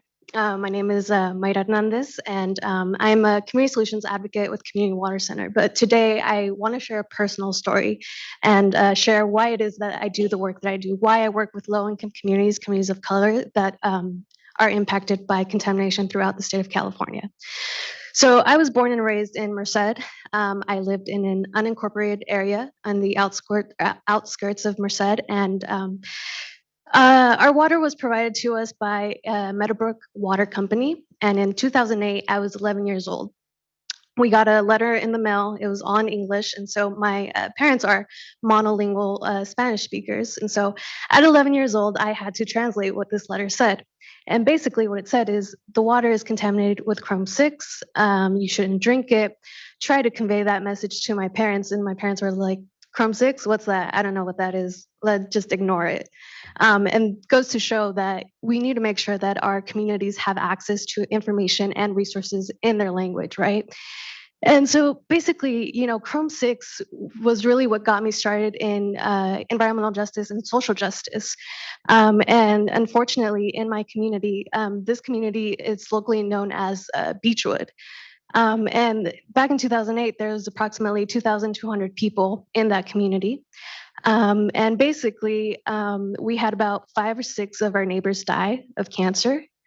And again, we go back to that one statistic that for every 2,000, one person will get cancer. In my community, 5 to 6 people obtained cancer and actually died. So there is communities, or there are communities where, you know, people are dying from, you know, an array of things. We have air pollution, water pollution, and we need to do the best that we can do to make sure that we limit all of these contaminants and exposure to these contaminants, right? Because, okay, let's say we leave it at 10, but we still have arsenic, we have nitrate, we have, you know, the runoff of pesticides that are still carcinogens. And so basically, and I'm getting a little emotional because it's something that I'm really passionate about, right? And so I think, you know, moving forward, it's a real thing, and the communities that are most affected are low-income communities, communities of color, that realistically no one really cares about. Media doesn't cover it because there's like, well, it's just one person that died in the community with cancer. It's a farm-working community. Who's going to pay attention to that, right?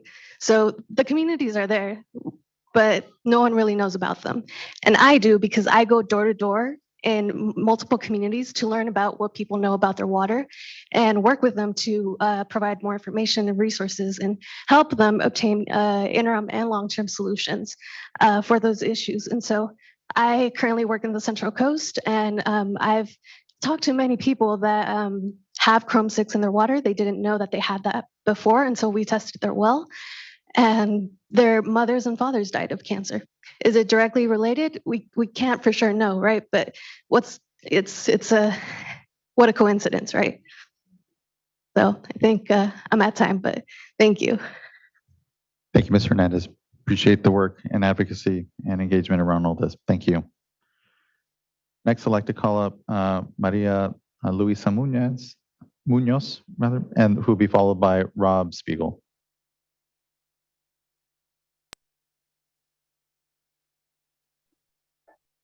¿Me oyen ahorita? Sí. Ok. Buenas tardes a todos. Espero estén pasando una tarde muy agradable y oyendo a toda la comunidad como debería de ser constantemente.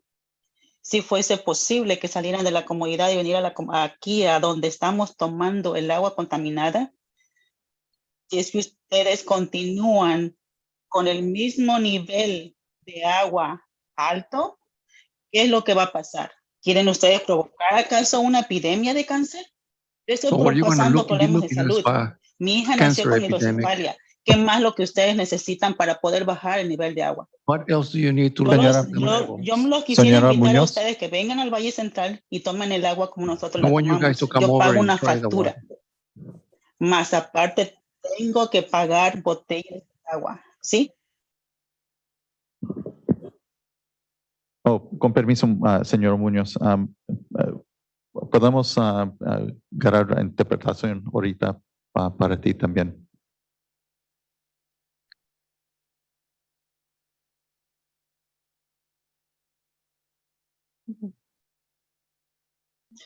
Es lo que no me gusta hacer. Señora Muñoz. Realmente. No sé si me están entendiendo, pero I don't know el if you sistema que están understand me. usando ahorita para estar traduciendo y para estar poniendo todo lo que está ahí, prácticamente no está funcionando. Whatever we're Sí. doing is not working.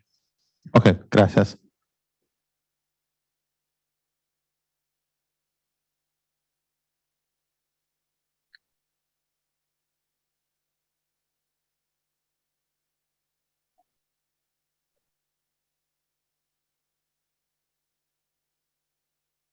Señor, si quiere, regresa con tu comentario.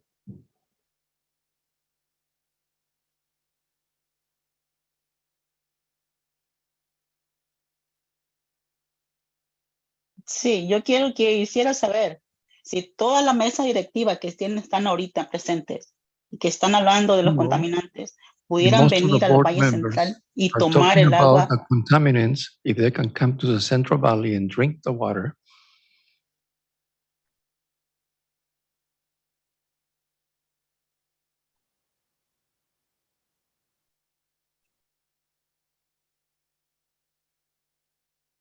Sí, también quisiera saber si la próxima junta tienen personal que traduzca al mismo tiempo que nosotros los líderes de agua del Valle Central And I'd estemos like to hablando. know if in the next meetings you can have people that can interpret at the same time as we are asking for the information as leaders. Sí, y yo creía que ya tenemos eso para esta junta con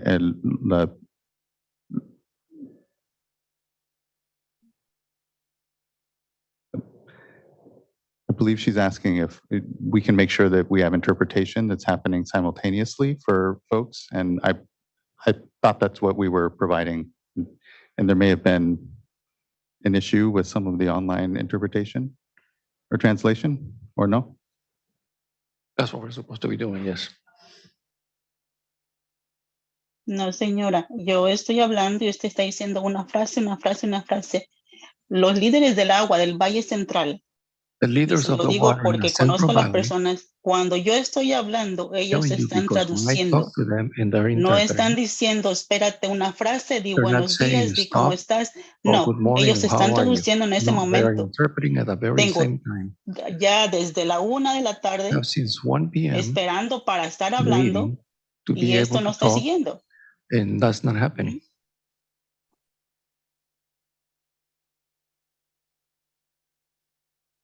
Okay, gracias, señora Muñoz.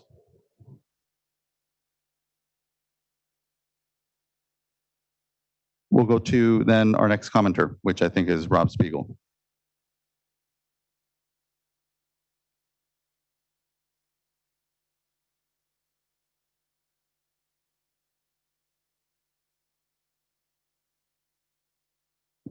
Yeah, if that's helpful. Yeah, thank you. So yes, I just want to quickly for Maria Luisa to provide a summary of what she had spoken on. And she invited the board members to go over to the Central Valley and drink the water that was present there. She also mentioned that she has to pay for bottled water, and she is concerned that because of the MCL that is being proposed, that it's potentially going to start an issue with cancer that will be widespread across their communities. And she highly requests that as the work continue and as water leaders come here to speak, take their time. She's been waiting since 1 p.m. She would like simultaneous translation to be available so that as she's speaking, it's not having her to pause, having her to wait, and having someone who can speak and provide that information as she is saying it real time. Thank you. Thank you. Gracias, señora Muñoz. Okay, next, I'd like to call up Rob Spiegel, will be followed by Eileen Conley.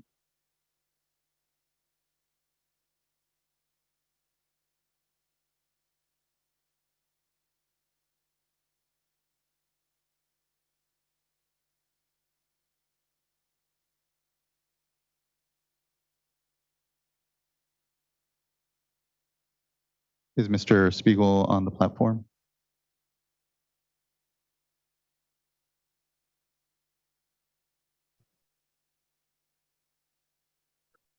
Good afternoon, and thank you, members. A little technical glitch on our end, but I'll figure it out. So, as I said, good afternoon, and thank you. Rob Spiegel, I'm the Senior Policy Director for the California Manufacturers and Technology Association, or CMTA. We very much appreciate the opportunity to provide these public comments for the proposed drinking water standard on hexavalent chromium. Before I begin, I do also want to align and agree with the comments that were shared by my colleague Trudy Hughes, representing the California League of Food Producers. So for CMTA, we have submitted individual comments on the MCL, and we have also joined with other statewide businesses and industries as part of a broader coalition effort. And fundamentally, we find that the MCL and the related eyesore lack the sufficient economic considerations that are needed to ensure that this MCL is economically feasible, but also affordable.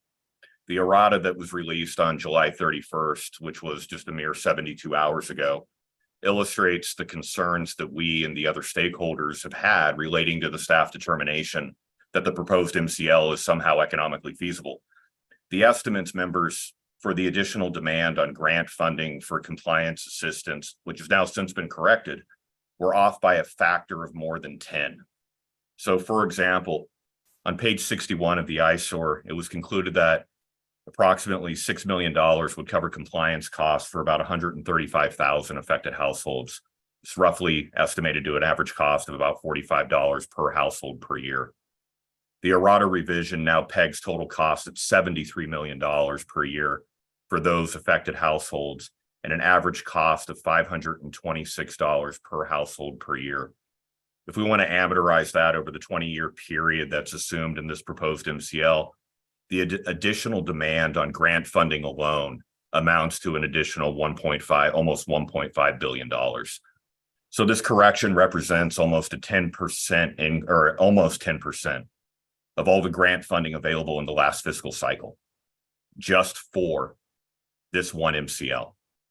So, and even that conclusion is frankly misleading because most of the grant funding identified in the eyesore will be committed to other projects that respond to the nearly $15 billion in needed costs identified through the Water Board's 2021 Drinking Water Needs Assessment, just to meet other additional drinking water standards and to improve infrastructure resiliency in the face of climate change.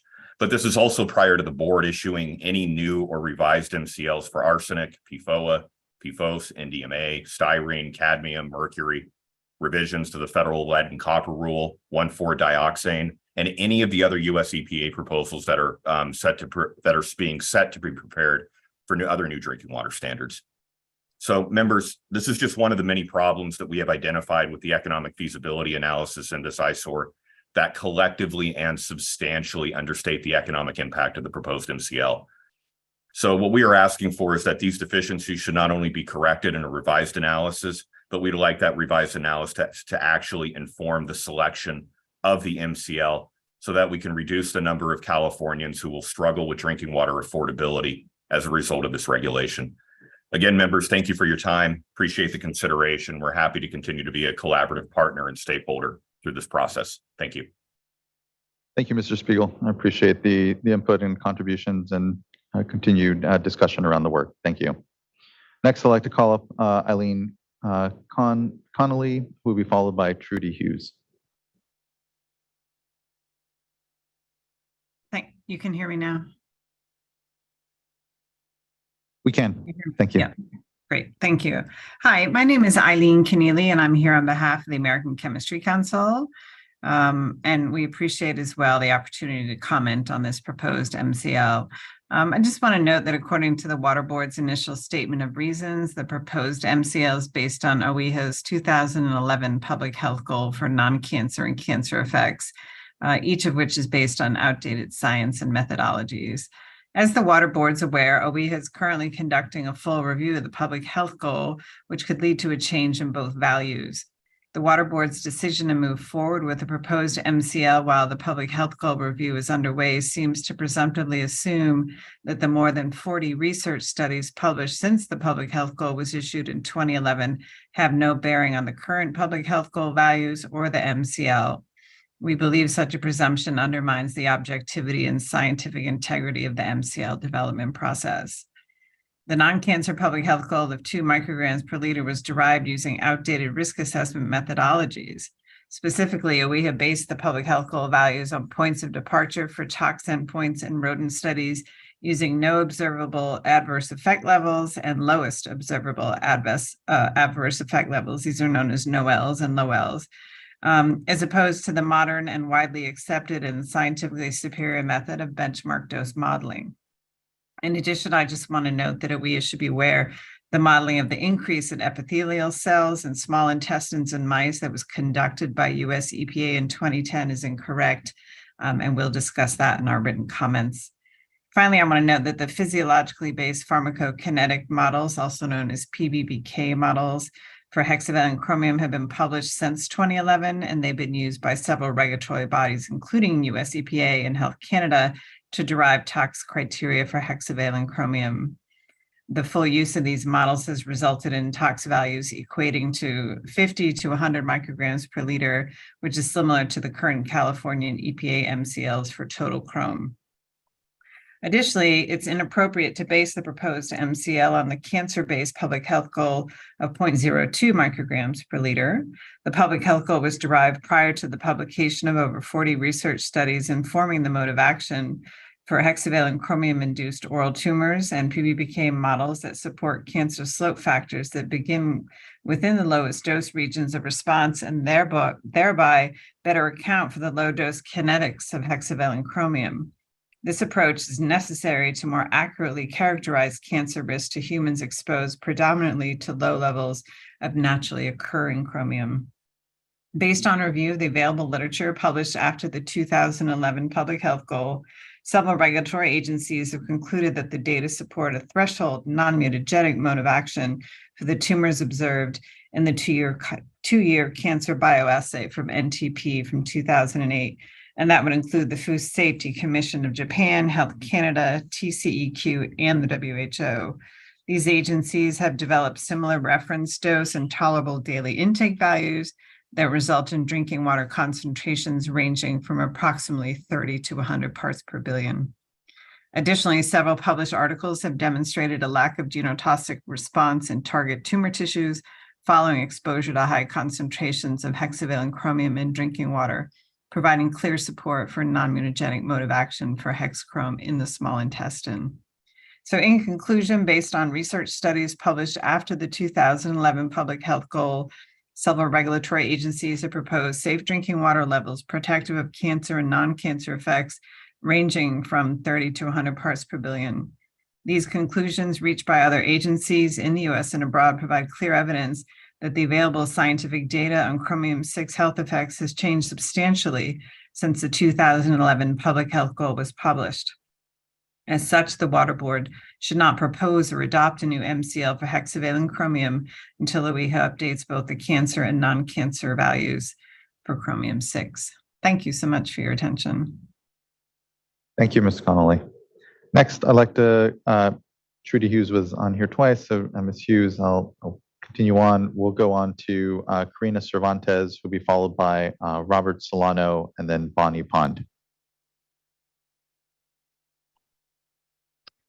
Good afternoon, Chair Esquivel and members of the board. My name is Karina Cervantes with the California Association of Mutual Water Companies. Our association proudly works with over 350 mutual water companies, many among the smallest water entities in the state with 200 connections or fewer. We remain committed to supporting efforts to help the state deliver on its promise that every person has the right to clean, safe, and affordable drinking water. We urge the Water Board to continue to ensure the overall health of our water systems by providing the necessary technical assistance and financial resources to support small water systems in complying with the best available methods, not necessarily the cheapest, and implement a financial plan to support these systems that cannot afford the recommended technology to meet the proposed chromium 6 MCL. As noted in the eyesore, many community water systems will need an alternative to expensive centralized treatment. Two methods that may have considerable cost savings, particularly for small public water systems, are point of use and point of entry devices and consolidation with nearby water systems. We all recognize consolidations are not simple, fast, or easy to implement. Understanding the best path forward to physical consolidation requires costly studies and administrative processes that can be difficult to implement, especially for small systems. And rarely do we see from start to completion any consolidation that would fit within the 2 to 4 year timeframe for the compliance outlined here today. We do appreciate the recent efforts to look critically at the point of use and point of entry devices and the benefits and challenges of their use, including the difficulty in engaging customers and homeowners, limited certifications for some of the contaminants of concern, and the lack of resources to install and maintain these devices. Small systems wishing to pursue this option still have outstanding questions regarding their long-term use, gaining household access, and liability concerns. We respectfully ask for a reconsideration of the given timeframe of 2 to 4 years to achieve compliance, taking into account the potential administrative, financial, and operational challenges that consolidation and point of use and point of entry may introduce for smaller systems. And with the recent updates on the estimated household costs, we join others in requesting that the State Water Board extend the comment period on the proposed MCL by an additional 30 days. This will allow impacted systems the opportunity to reevaluate the economic feasibility of compliance. Again, we thank you so much for the opportunity to comment today. Thank you, Ms. Cervantes. I don't believe Robert Solano or Bonnie Pond, and I have Evangeline. Okay. Okay, I will then, we'll go to Robert Solano.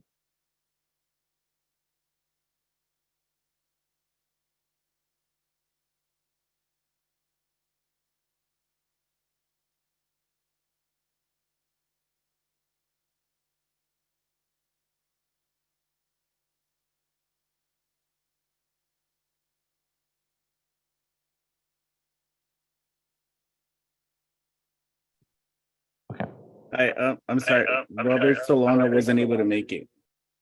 Okay, no problem. Did you want to provide any other comment though? I just want to provide the opportunity now. Okay, then we'll go on, and I believe next we have Bonnie Pond.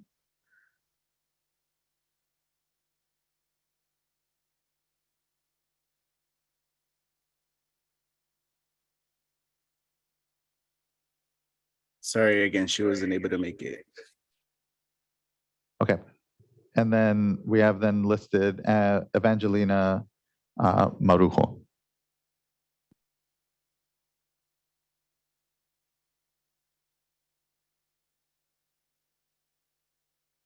Hola, hola, mi nombre.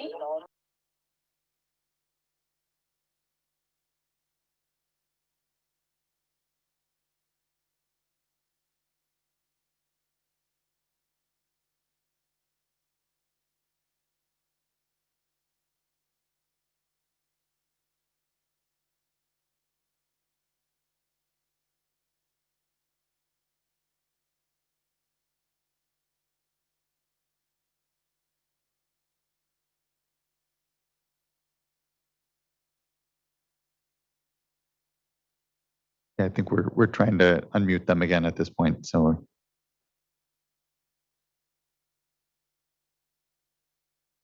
We'll circle back with Ms. Marujo, and I believe, yeah.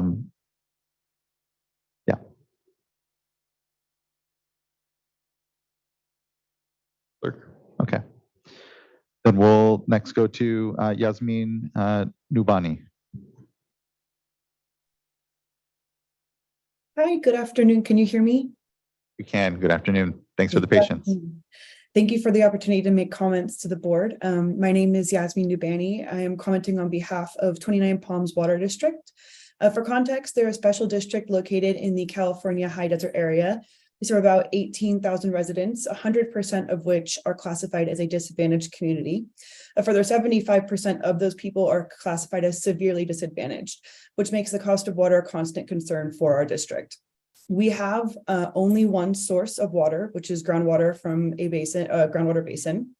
And we currently treat naturally occurring arsenic and fluoride from our wells. We have gained national recognition for our treatment plant that utilizes regenerable materials to keep the cost of treatment low for our customers. However, our paramount concern lies with the affordability and economic feasibility of treating hexavalent chromium. We have the one well that would be out of compliance with the proposed MCL. It is currently testing at about 16 parts per billion, and that well serves a portion of our service area that does not have an easily available alternative supply of water, and it's too far away from our existing treatment plant to be able to stack treatment. Additionally, that well has had a $1 million investment in the past 3 years to re-drill and reinforce the well's reliability already. So the cost of treating this well, or in the alternate case, shutting down the well and securing a new water source, may well exceed the prior investment and feasibility of the district to do so, which will result in high stranded cost for our district.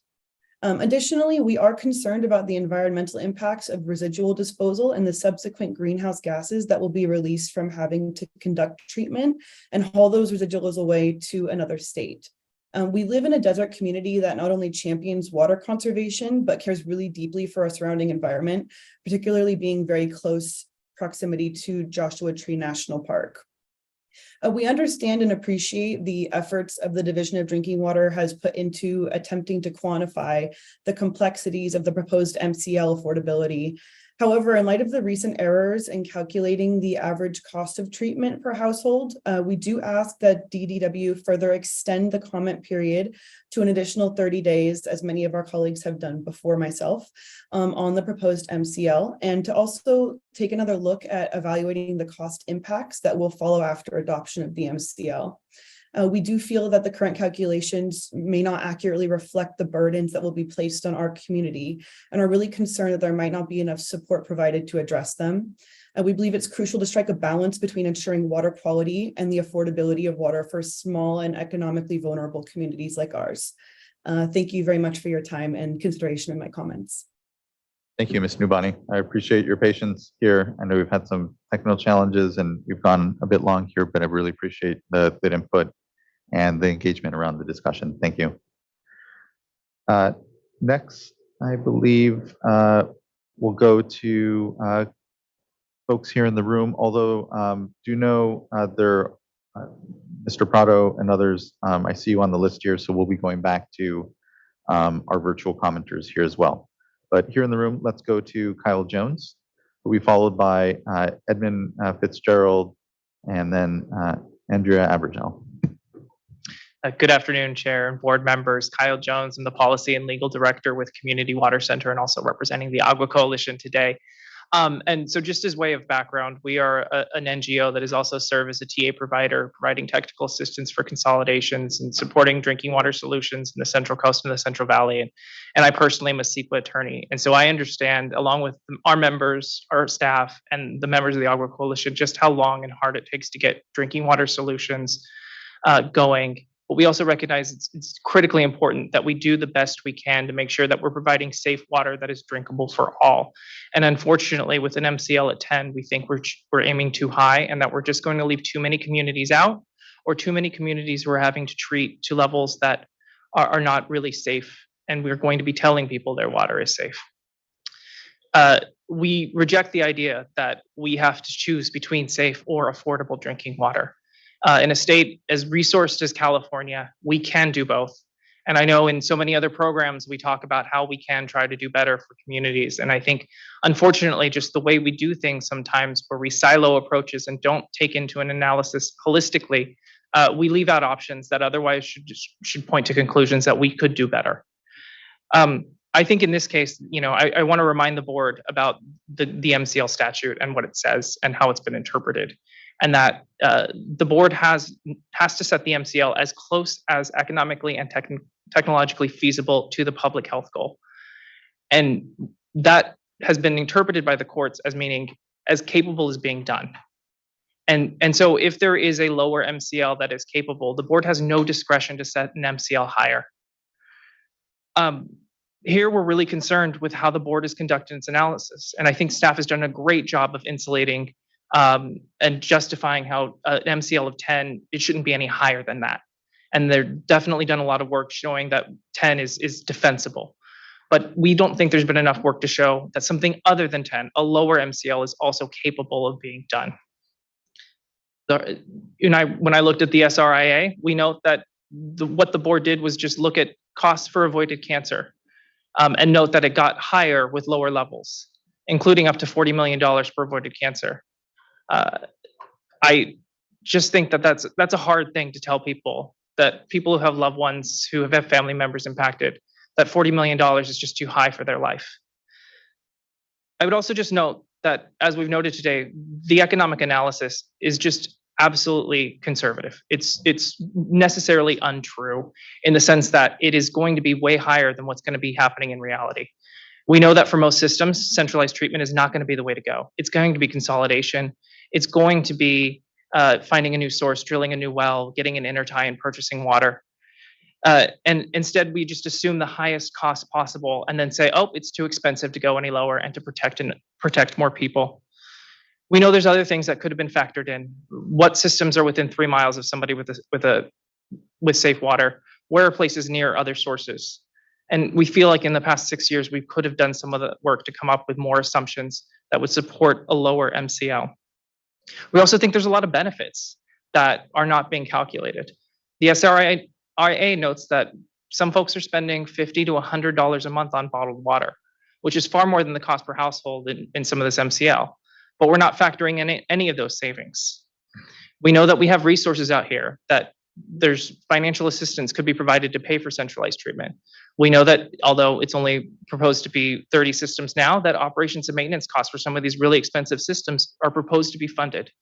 So we urge the board to look back and look at this MCL, listen to the residents out there who are concerned about their water being unsafe, and redo the analysis to take all these things into consideration, as is required by the human right to water, and come up with a better result for all Californians. Thank you. Thank you, Mr. Jones. Appreciate the comments. Next, I'd like to call up Edmund Fitzgerald, who will be followed by Andrea Abergel, and then Andrea Ventura. Yes, I think we're looking at this in the wrong way. This should not be an emotional decision. It needs to be very logical. I really appreciate the comments from Eileen Connealy, who talked about the science. I don't think that we've adequately looked at the science. I have a document here, press release from the American Chemistry Council, that says there were 30 studies, peer-reviewed studies, that show no basis for these reductions in chromium levels.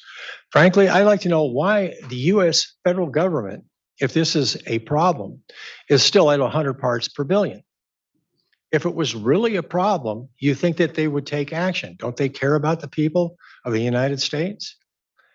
And California is the only one that reduced it to 50 parts per billion. There has been no substantiation at any of these levels. I have not seen a study yet that shows what the results were at 1 part or all the way up to 45 that your staff supposedly reviewed. That's problematic. The other thing that I have is that the paper on the economic feasibility, I didn't even see it. to begin with. I was going to ask where it was. I also have here Superior Court decision. And in it, contrary to what your staff is saying, it says that, if I can get to the right page. There we go. The costs are the bills are estimated to go up by $5,630 per year or $469.17 per month. This is what the judge is saying. And he says, no, this number is the department's own estimate. So how the hell can you tell me it's only going to go up $4 when your own department has these much higher figures? The feasibility, just based on that alone, brings into question any decision made without actually having scientific evidence that we're going to see any benefit at all for reducing this down to 10 parts per billion. I would tell you the easiest, quickest way to solve all this, if you really want to do it, drop it to 30 parts per billion and be done with it. Your litigation goes away, all this goes away. You bring it back in at 10 parts per billion, you haven't changed a damn thing and you haven't justified anything. And it's going back into litigation. And here we go again. It's going to be another 2 or 3 years down the road. The other thing I found while I was researching chromium 6, or chromium in itself, is that it's a trace element needed by the human body for insulin uptake. So are we going to ban vitamins now? Because chromium can be changed to trivalent chromium or chromium 6. And I'd like to know why we're basing any of this on a historical thing of dumping waste done by PG&E years ago, which is the Aaron Brockovich scenario. Yeah, there was a problem there, but that was industrial waste, a concentrated waste. This is highly dispersed, and this is total chromium we're looking at. I want to see exactly what the causes are running a little bit over, for just the chromium 6. And I think I've already given you my conclusions. Oh, and as far as the costs go, in the city of Dixon, we're setting aside $18 million to treat 5 wells. So don't tell me it's only going to cost a certain amount. And the other estimates there, engineering department, about $130,000. Our engineer is a lot more expensive than that. And the study is going to be a lot more than what you're estimating. All of these costs are highly, not conservative, but highly liberalized to get past the indoctrination point that we really need to do this. I don't see that. Thank you. Thank you, Mr. Fitzgerald. Next, I'd like to call Andrea Abergel, and then Andrea Ventura.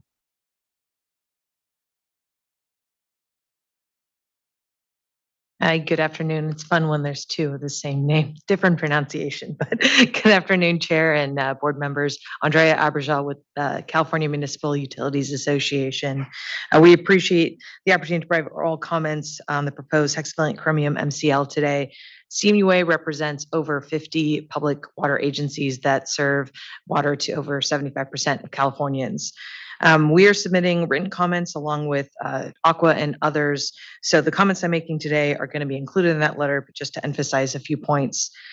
I know this rulemaking has been a long time coming, and we're all eager to cross the finish line here. However, we cannot cut corners or make decisions without thinking through the possible consequences of those decisions. The errata released this week raises concerns and more questions about other cost estimates or assumptions. What is apparent is that the initial numbers were very off. These changes necessitate more time to review. We acknowledge that the written comment deadline has been pushed back a week to August 11th, but we request that staff extend that comment period by at least an additional week or longer. We support the fellow associations and other water industry representatives' requests for additional time to review. Our public water system members are primarily concerned about the proposed compliance timeline. The proposed 2 to 4 year compliance period presents challenges for public water systems to seeking to install best available technologies or to pursue alternatives. The realities of planning, designing, funding, installing, and permitting new capital facilities needs to be considered, and the flexibility to do so needs to be provided. The Federal Safe Drinking Water Act allows a period of up to 5 years for public water systems to install capital facilities to comply with the federal MCLs. So we urge the State Water Board to extend the compliance period to mirror the federal compliance allowance. Along with additional time to comply, additional funding directed to all public water systems is necessary. I know other commenters have highlighted the estimated costs and importance of funding, so I'm just going to ditto those and move on. But beyond the compliance timeline and funding, our members would like further clarification of the treatment methods that will be accepted to reach compliance. We encourage the Water Board to embed flexible methods for public water systems to choose which technologies or combination of treatment work best for their agencies, both financially and physically. Lastly, we've made prior comments throughout the public process over the past couple of years regarding the economic feasibility assessment that have not been addressed. We're concerned that the eyesore doesn't fully capture the cost of compliance, especially the capital costs and the household cost increases for households that are served by small public water systems. We request that staff add the estimated capital cost to figures or clearly identify where those capital costs were already considered. Additionally, we believe that the eyesore should more clearly depict the reality of cost increases for affected households. The errata changed the estimated monthly cost for households from tens of dollars to hundreds of dollars and up to over $1,000 for small systems. The reality of compliance costs really needs to be considered here. Thank you again for the opportunity to speak today. We hope that staff considers our comments and the written comments that we're going to submit and revises the rulemaking accordingly. Thank you. Ms. Habergel. Can I ask a question? of Yes, staff? please. Just Board Member following up Firestone. on that. Just can staff comment? My understanding is that I mean, I think we're all really frustrated, including I know staff that worked really hard on this, that we had the problems that required us to issue the erratum and changes. And so understand everyone I think involved is frustrated by that.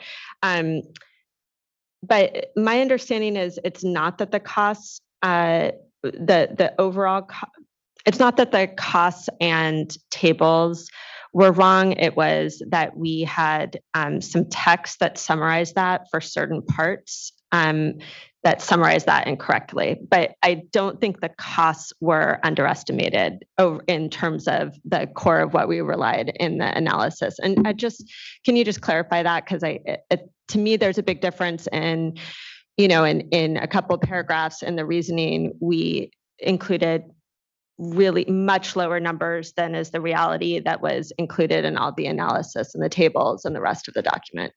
Yeah, you're exactly right. So the costs that are in the cost tables did not change, but when we summarize one of those costs, we had a calculation error that was propagated through the text. And just to clarify, it was that we put, the text said annual, but we had put the monthly. Right. And so, but the numbers were essentially the same. We didn't have an error that. Right. Yeah, that's what I understood. I just wanted to clarify that. Okay, thanks. Yeah, I appreciate that, board member. It isn't, the changes here aren't, ones that would take a month to really absorb and understand. And so appreciate that. Next, I'd like to call up Andrea Ventura. Thank you. Again, my name is Andrea Ventura. I am the Policy Director for Clean Water Action, and I'm here on behalf of our organization and the tens of thousands of members across California. And this is going to be difficult for me because I have been working on this MCL on behalf of Clean Water Action and our members longer than this young woman has been alive, at least 15 years.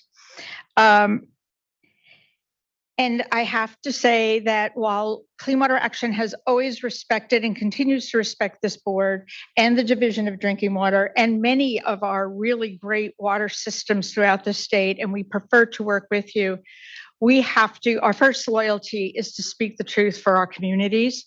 And so I have to say that after 6 years of waiting for a new MCL, we see this proposal of 10 parts per billion as very disheartening. We see it as an insult to the people of the state of California who are affected by hexavalent chromium and to the human right to water. We see it as a give, maybe not on purpose, but we see it as a give to polluters and the recalcitrant water systems who are dragging their feet on this, and an embarrassment to the administration. I was going to spend a lot of my time here talking about where we saw the eyesore not really answering why this has to be as high as it is. But Mr. Jones actually spoke to much of that. So I want to respond to some of the things I've heard today. First of all, let's remember a couple of truths. First of all, yes, we've heard that sometimes hexavalent chromium is natural. So is lead, so is mercury, so is cadmium. That doesn't change the toxicity. We also have to remember something else here. Setting an MCL and where you set it is not just about getting treated water down to a safe level. That is obviously part of it. It is also where you cut off who's getting treatment and who isn't. And at 10 parts per billion, we will leave millions of people who have the hexavalent chromium in their water drinking unsafe levels. I'm one of them. We wonder why it took 6 years to just come back with the same MCL we had years ago. And the argument that we needed to, make sure that we would win the next court case really doesn't hold water for us because, we won the TCP. Well, I shouldn't say we. The Division of Drinking Water won that case. We know how to do economic analyses. And I would agree with Mr. Jones, who said, there is good documentation why this shouldn't be higher than 10. We think that DDW did a very good job on that, and we appreciate that. But there are biases in this conservative approach. First of all, I'm sorry, I keep saying this, and I've been saying it for 15 years, but drinking water systems have had 20 years to protect this. We are out of compliance with state law today because we were supposed to have a drinking water standard in 2004. 20 years is a long time to prepare for the inevitable. And while that gets ignored and not part of the calculus here, communities that are impacted know about that delay. They also know that we're still hearing that, we need more time, we need more time. 20 years is a very long time to prepare. But more importantly, at this point, we do think, and I will reiterate something that Mr. Jones said before, yes, you want to go to the best technology and kind of price that out. But that may not be what's viable for individual water systems.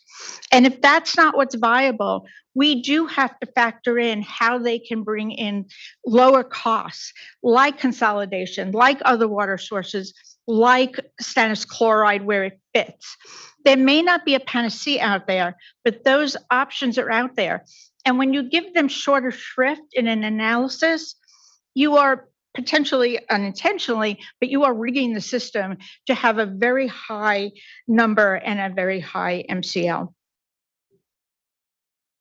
I want to just point out one last thing before I end, and that is that this is no longer, after all of these decades, about the regulated community, about responsible parties. This is about people who are drinking this stuff. And I find it very interesting that people from representing water systems who struggle with this, community leaders who are struggling with this, and it's valid, come up here and say, we have to protect ratepayers. But all of us that are drinking hexchrome are asking you to set a lower MCL and protect us. Cancer is expensive. The science is there to demonstrate the impact. And it is because of the people that are drinking this water that Clean Water Action opposes the 10 parts per billion. Thank you for hearing me once again. Thank you, Ms. Ventura. I appreciate patience and engagement on this project and your voice and advocacy. Thank you. Next, I'd like to call up Michael Claiborne, followed by Brian Osorio, and then Castelo Estrada. And I have currently our last speaker as Michael Prado, but do know I know we have a speaker that we'll be getting back to, Ms. Marujo as well. So Mr. Claiborne. Good afternoon, board members. My name is Michael Claiborne. I'm an attorney with Leadership Council for Justice and Accountability. We work alongside disadvantaged communities in the Central Valley and the East Coachella Valley. Many of the communities we work alongside lack access to safe and affordable drinking water today. Many of those communities are impacted by elevated levels of hexavalent chromium. Today, I'm encouraged by several things. I'm happy to be here at long last to discuss a proposed standard or a new proposed standard for hexavalent chromium. I'd like to thank staff and the board members for getting us to this point. I'm also proud to live in a state with an agency like OEHA that has wrestled with the science, developed and established a strong public health goal in response to that science. And I'd urge the board members to reread OEHA's technical analysis if you haven't done so recently, and especially its response to comments in 2011. Just really impressive stuff. I redid that today and I was impressed once again. I'm also thrilled that this board has demonstrated that with prior MCLs, that it can establish drinking water standards through a legally defensible administrative process that withstands challenges to economic feasibility analysis, which I expect you'll see again. That said, I align my comments with Community Water Center, Clean Water Action, and most importantly with residents from the Central Valley and the Central Coast who spoke in favor of the prompt adoption of a strengthened and more health protective standard for hexavalent chromium. I think we can do better than 10 milligrams per liter and quickly adopt a standard that's closer to OEHA's public health goal that better protects all Californians from exposure to this carcinogen. I also want to speak a little bit more to the compliance time schedules and affordability. Regarding the compliance states listed in table 64432-B, before I get into concerns, I do want to say that one really good aspect of the time schedules is the inclusion of a requirement to submit a compliance plan within 90 days of an exceedance. I think that makes a lot of sense and should help to ensure that water systems are doing the things they need to ensure that they meet the compliance state. I think that was a really good inclusion. I do have three concerns though. The first is that the compliance time schedules treat small and very small water systems differently in a way that will have an impact of exposing communities that disproportionately are low income and disproportionately serve communities of color to this dangerous contaminant for a longer period of time without adequate justification. We recognize that compliance will take time and that it will take longer for communities that have to apply for grant funding to implement a solution, but it should not take longer for systems with fewer than 1,000 connections to apply for grant funding than those with between 1,000 and 9,999. I will note that we work alongside small water systems, provide technical assistance, and are very familiar with the process for applying for planning and construction grant funding and implementing those projects. They absolutely take time, but it takes about the same amount of time for very small and small, in my opinion. So we suggest at a minimum eliminating the 4-year compliance period and moving the very small water systems to the 3-year compliance category. The second concern I have is similar to the first. Setting a compliance date may make sense, but systems should be required to comply in a period that is as fast as possible. The draft regulation should be revised to clarify that the compliance date in 64432-B is the maximum compliance period, not the default, and that systems should be required to comply faster if that's feasible. My third concern is along the lines of a concern that board member Firestone raised earlier today. We'd like to see additional direction in the draft regulation or a staff report regarding the contents of the notice that goes out to residents served by impacted systems. The notice should be clear about health risks associated with hexavalent chromium in drinking water, and they must state the residents shouldn't drink the water in the interim as solutions are being developed. They also need to be translated into language spoken by those served by the impacted water systems. Then as one final point, and I'm sure I'm over my time, I had only a few points when I started and now it's a novel. As one final point, while we're very much in support of a health protective standard for hexavalent chromium, we're equally concerned with potential impacts on affordability for low-income households. We urge the board to ensure through grant funding and direct O&M support to aid systems serving disadvantaged communities and ensure that implementation does not make water more unaffordable. We have funding sources, thankfully, and need to ensure that they're utilized effectively. And I'd also note that we continue to advocate and look for the board's partnership in advocating for establishment of statewide low-income rate assistance program that would aid the lowest income households throughout the state in affording their water, an ongoing challenge not necessarily associated with this process, but that is relevant. And then we appreciate the board's recognition that treatment isn't always or even usually the best response for small water systems serving disadvantaged communities. Often the solution for small systems like Tullyville, which has Chrome 6 above the proposed standard and the old standard, for many communities like Tullyville, the answer is not treatment, it's consolidation. We're implementing a consolidation project in Tullyville. Tullyville's in support, has been for 20 years, and they're not going to install treatment. And then to quote a prior commenter, es todos. Thank you. Thank you, Mr. Claiborne. Really appreciate the comments. Next, I'd like to call up Brian Osorio, and then we'll go to Evangelina Marujo. Good to see you. Good to see you too. Good afternoon, Chair and Board. My name is Brian Osorio, and I speak to you as a resident of the city of Delano. It is the most northern city in Kern County, and it's one of the handful of cities in Kern County that's surrounded by areas contaminated with chromium 6. I have family members like my father-in-law, mother-in-law, and friends who live in these contaminated areas. And since they aren't part of a public water system, they have domestic wells, they are even more vulnerable to receiving unsafe drinking water. I speculate that this MCL level will impact them in the way that resources are available to them, interim resources are available to them, because it will impact their eligibility. Consolidation is unlikely. And as we have heard today, there are going to be limited resources to bring systems to compliance. I ask that you protect all Californians with an MCL that protects public health and also partner to help make those infrastructure and treatment upgrades to all impacted systems and domestic wells.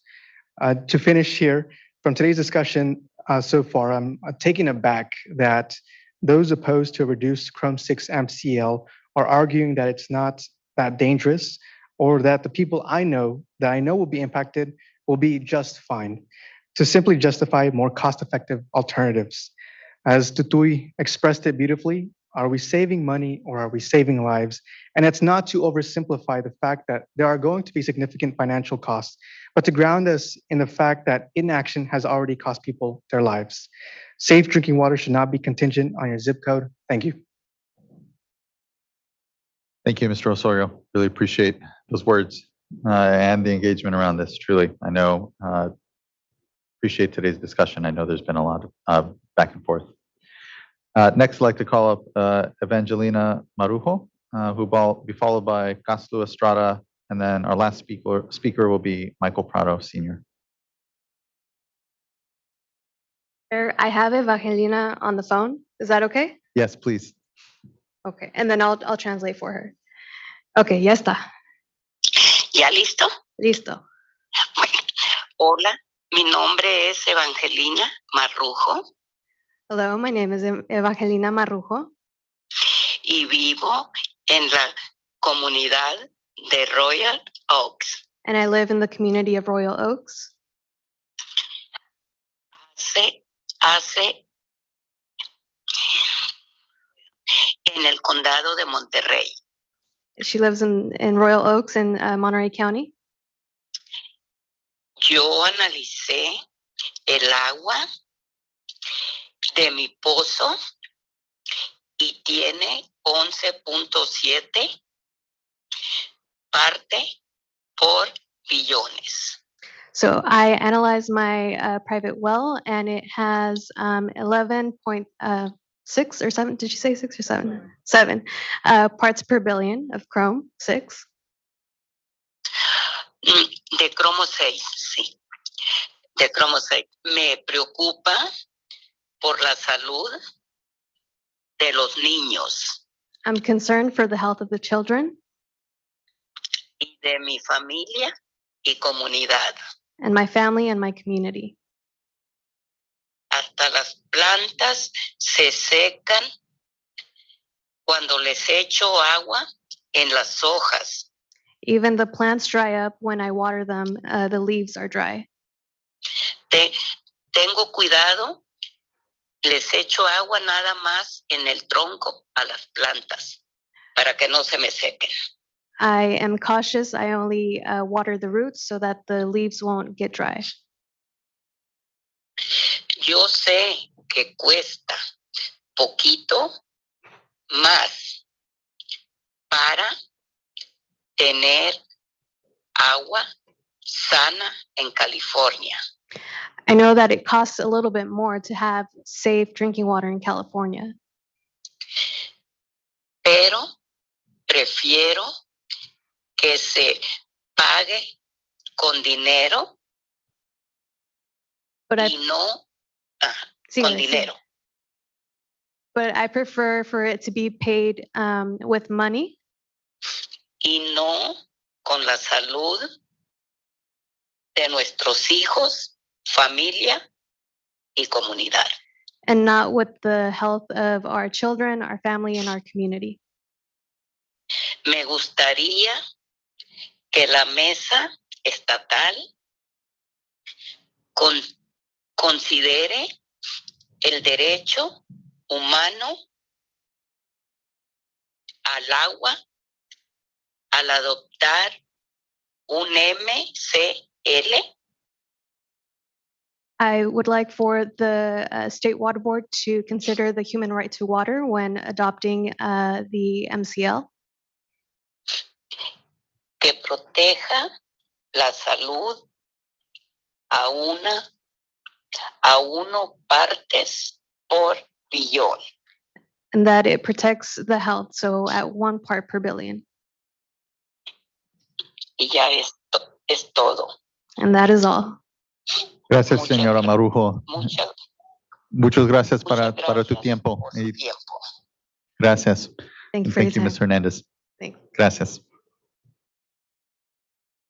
Next, I'd like to go to our last 2 commenters, as I understand, although actually there's actually might be a couple more, but I'll go to Caslo Estrada and then Michael Prado Sr. Good afternoon, Mr. Chair and members of the board. My name is Castro Estrada, and I'm a board member of the Coachella Valley Water District. And I also manage the public water system at the city of Coachella. I'd like to primarily echo the comments made by Mr. Tim Worley with CWSA, the comments made by CBWD, and the comments made by Horacio Gonzalez, who spoke on behalf of the city of Coachella. I think what we want to emphasize is perhaps 2-3 things. One is we'd like you to consider the compliance period. I think Mr. Worley correctly pointed out the complexity that we have to go through when we implement these types of projects, the planning, the environmental clearance, the issues with construction, and sometimes securing material. Those are real issues. And to the comments that were made by Mr. Horacio Gonzalez as it relates to the affordability of the ion exchange systems that we've already kind of explored. We did that back maybe 7 years ago.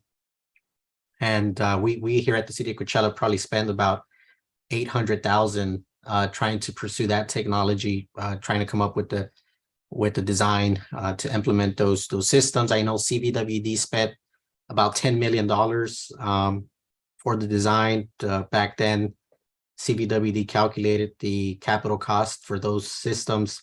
At the city of Coachella, we have 6 wells. It's a small system. All of the 6 wells are over the 10 parts per billion. CVWD has about 100 wells, and about 33 wells at CVWD are over the proposed MCL. And so for us, it was, as Horacio mentioned, about $36 million for capital cost. For CVWD, it was above 200 million. Because those types of costs would require a tremendous amount of rate increases for for customers, we took a close look at other treatment alternatives, in particular stannous chloride. Both agencies at CVWD and the city have done a lot of work to try to pursue that technology. I think it's shown a lot of good results, and as you've heard from CVWD, they have already made some progress in working with the water board to try to amend their permit. At City of Coachella, we aim to do the same. I imagine that even folks at Indio Water Authority are probably going to try to do the same. And so we just like to encourage that the water board is open, that the staff is open to working with our agency so that we can get to a point where we are able to show whatever that data it is that you need to see so that we can move forward with implementing these other alternatives that seem to be a lot more cost effective. And so with that, I just want to thank you for the opportunity and wish you a good day. Thank you. Thank you, Mr. Estrada. Appreciate the contributions to this project, and I know a lot of work that's ongoing out there, so thank you. Next, I'd like to call up Michael Prado Sr., who will be followed by Marciela Mares Alatorre, and then Antonio Juarregui. I said that right. Hello, can you hear me? We can. Good afternoon. Thanks for sticking with us here. Good afternoon. It's been a long day, huh? Well, I'm here before you. My name is Michael Prado Sr. Bear with my speech. I have a health issue, MG, myasthenia gravis. But I'm here today to speak from behalf of AWA in the Central San Joaquin Valley, a member since it was organized, and also a board member and president speaking of the Sultana Community Services District. I have lost several members to cancer, 10 or better, in the Central Valley, right here in Dynuma, Cutner, Orosi, Sultana area, Reedley. And we need to do a stronger number to do away with the contaminant. We are real low on the number, and we need to do a better job. I know it's a hard job, but all of us together, all of us, it's going to take all of us, not just myself, not just our board, but all of us to do something about it.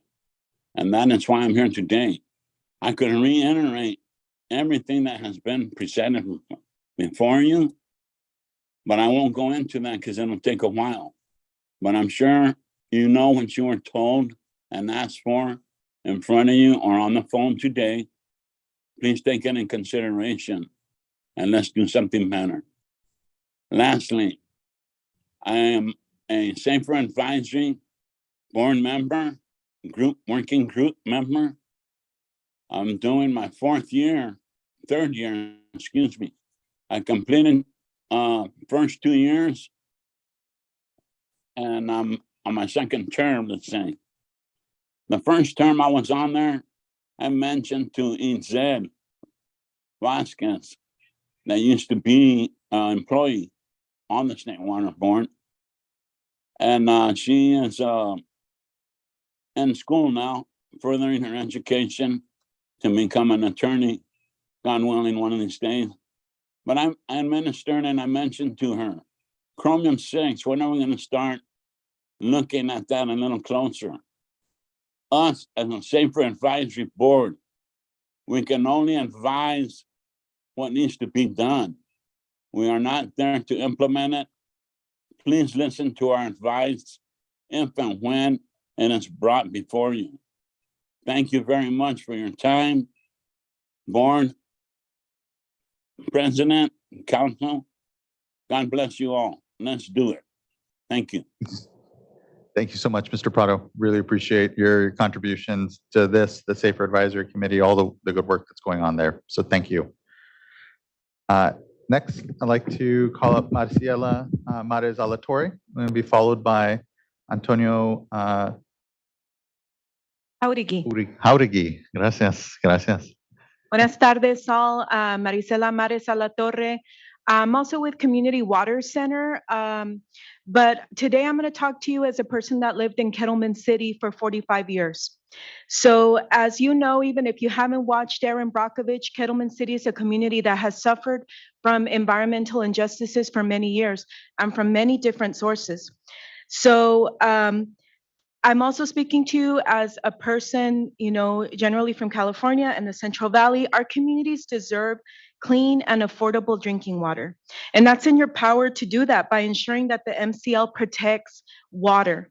And not only, is it in your power, it's your duty to provide resources for water systems that are reluctant to do this so that they can treat water and that people can have don't have to drink contaminated water. Don't give in to the industry that's only interested in profits and not people. Even with the proposed MCL, you're still acknowledging that 1 in 2,000 people will get cancer. Kettleman City only has 1,500 residents, and I've seen whole families decimated by cancer. Whole families. People that got settlements from that fabled Aaron Brockovich, and all it served them for was to bury bodies. And that's only 1 in you're saying 1 in 2,000? I'm talking about 1,500 people. So that's why it's so important that you use the MCL to protect lives. That's in your power to do. And I thank you. I know it's been a long day. Thank you. It has, but thank you for sticking with it and importantly, providing your voice amongst it also. Thank you, Ms. Maris Alatorre. Thank you. Next, I'd like to call up Antonio Jaregui.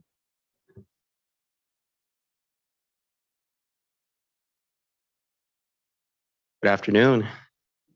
My name is Antonio Jauregui. I'm the political power building advocate here with Community Water Center, and I'm what stands between the end of the meeting or just this item, right? So I'm gonna keep it long. So one of the things that stood out to me as well as when we're discussing the MCLs and the Chrome 6 is just how it happens naturally. It's in the environment. It is what it is. But that response of just, hey, don't panic. It's organic. And it's killing people. It just doesn't fly anymore. And it's not going to bring the solutions that the community has been asking of this board, asking of the leadership, asking to take action. And so, board, today you heard many powerful testimonies from folks who traveled all over the state to just give you a small glimpse into the everyday issues and challenges that they face in their life, right?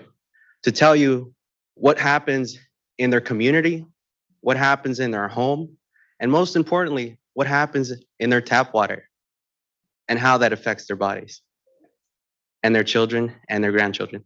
And so this is an opportunity to take the things and the stories that the community members have brought on and mentioned, and use that as a way to change the course of their communities and to really invest in them because they're asking for that investment. They've seen the damages that neglect and that lack of action has caused. And so look into the future, listen to what the community is asking, and take those bold decisions for the solutions that we need so that we can all be healthy and live a more dignified life. Thank you. Thank you, Mr. Jaregui. Way to finish strong. I know, as everyone knows, it's been a long afternoon and really appreciate everyone's contributions to what is always a balancing act for this board as we do our best to remain protective of public health, but also do, I know, the balancing that's all amongst it. So just thank you for everyone's voice. Here, what I'll note is obviously the fundamental tensions seem to be around cost, the impacts upon affordability, but then also needing to ensure we're being protective of public health. And I know it's basic amongst it, but what I feel, and I here still listening, and I appreciate that OEHA at this point is looking at additional information on the public health goal. What I know of the science as it is, and where I'm comfortable still yet is with remaining at 10. But at the same time, I know that there were some changes. I hear that there's, I hear the call for additional time. I'd be open and would want to hear from Dr. Robinson and Ms. Niemeyer and others if, extending an additional week has a huge impact. If not, I want to ensure to afford that space for folks. But, I am concerned around further delay and sort of the timeline and getting to a decision before this vote, before this board, because, obviously this is just a workshop. The board isn't making a determination today. We're very much in listening mode. But, I guess the question is, does the addition of additional week on the public comment period for this disrupt our sort of plan, knowing that we have a year, that the clock starts ticking when it comes to, our work with the Office of Administrative Law? Yeah, so, as Dr. Robinson mentioned, the errata sheet really adjusts some language. It didn't change the tables. It didn't change fundamentally most of the data we reported. It also was not parts that we relied on for determining economic feasibility. So in my opinion, the week is adequate to give people time to kind of figure that out on their own and validate that. It shouldn't really change their comment structure in my assessment much. We would like to get started on the comments that come in. We have a lot of comments today. We have a lot of comments that will certainly be given to us by written comments. And so certainly my preference is that we did the week, understanding that it would have been way too short to say you were due Friday after issuing the errata, but that the week we believe is adequate for the small magnitude of the errors that were presented. Certainly it's the board's discretion if you want to go longer. Another week after that isn't dramatic, but it does delay the time by which we can begin addressing comments, which we have to go through. And that'll be our longest workload next, is to go through every single comment, give them due process, understand them, and make sure that we address them appropriately. Okay, I'd be interested to hear from fellow board colleagues, but be open to give an additional week, even very much understanding that, the error that was corrected in the errata sheet is not one that was of, fundamental significance to our economic feasibility. It was in how we summarized it and swapped out monthly for annual. So, but nonetheless, upon hearing, the various feedback from folks, I'm more apt to go ahead and give an additional week than not, so as to just provide that good basis for the continued discussion before the board on this. But again, I appreciate everyone's contributions today. Chair Esquivel, I'd just like to agree with you there. I think one more week is not, in the big scheme of things. I think you talked about, Dr. Robinson, a range of potential adoption dates, and I think that was a 6-month range. So in my mind, on issues as significant as this and as complex as this, and a lot of the feedback we've heard today, I actually would appreciate having folks take that additional week to think about these issues. And if if that's what it takes, then I think it's well worth the time, in my opinion. Appreciate that, board member. I don't have anything else to add at this moment, other than I wanted to voice the support of extending for an additional week. I've appreciated everything we've heard from, again, both community members, system managers, systems that will be impacted.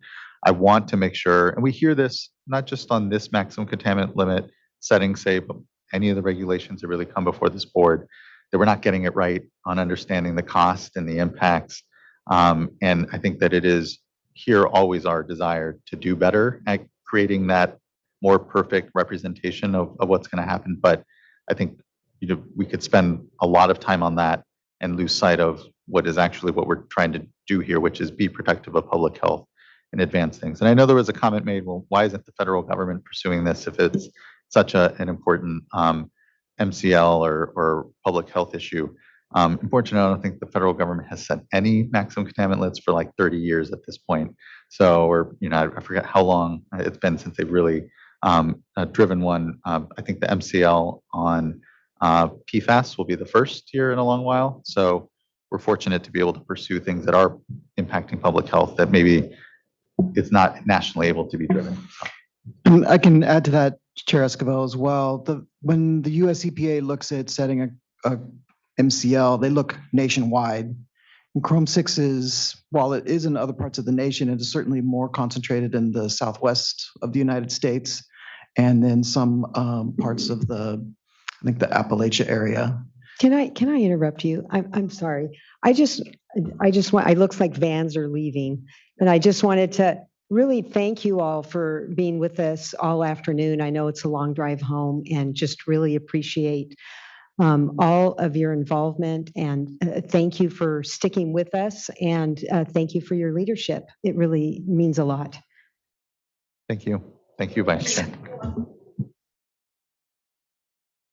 Oh, no problem at all.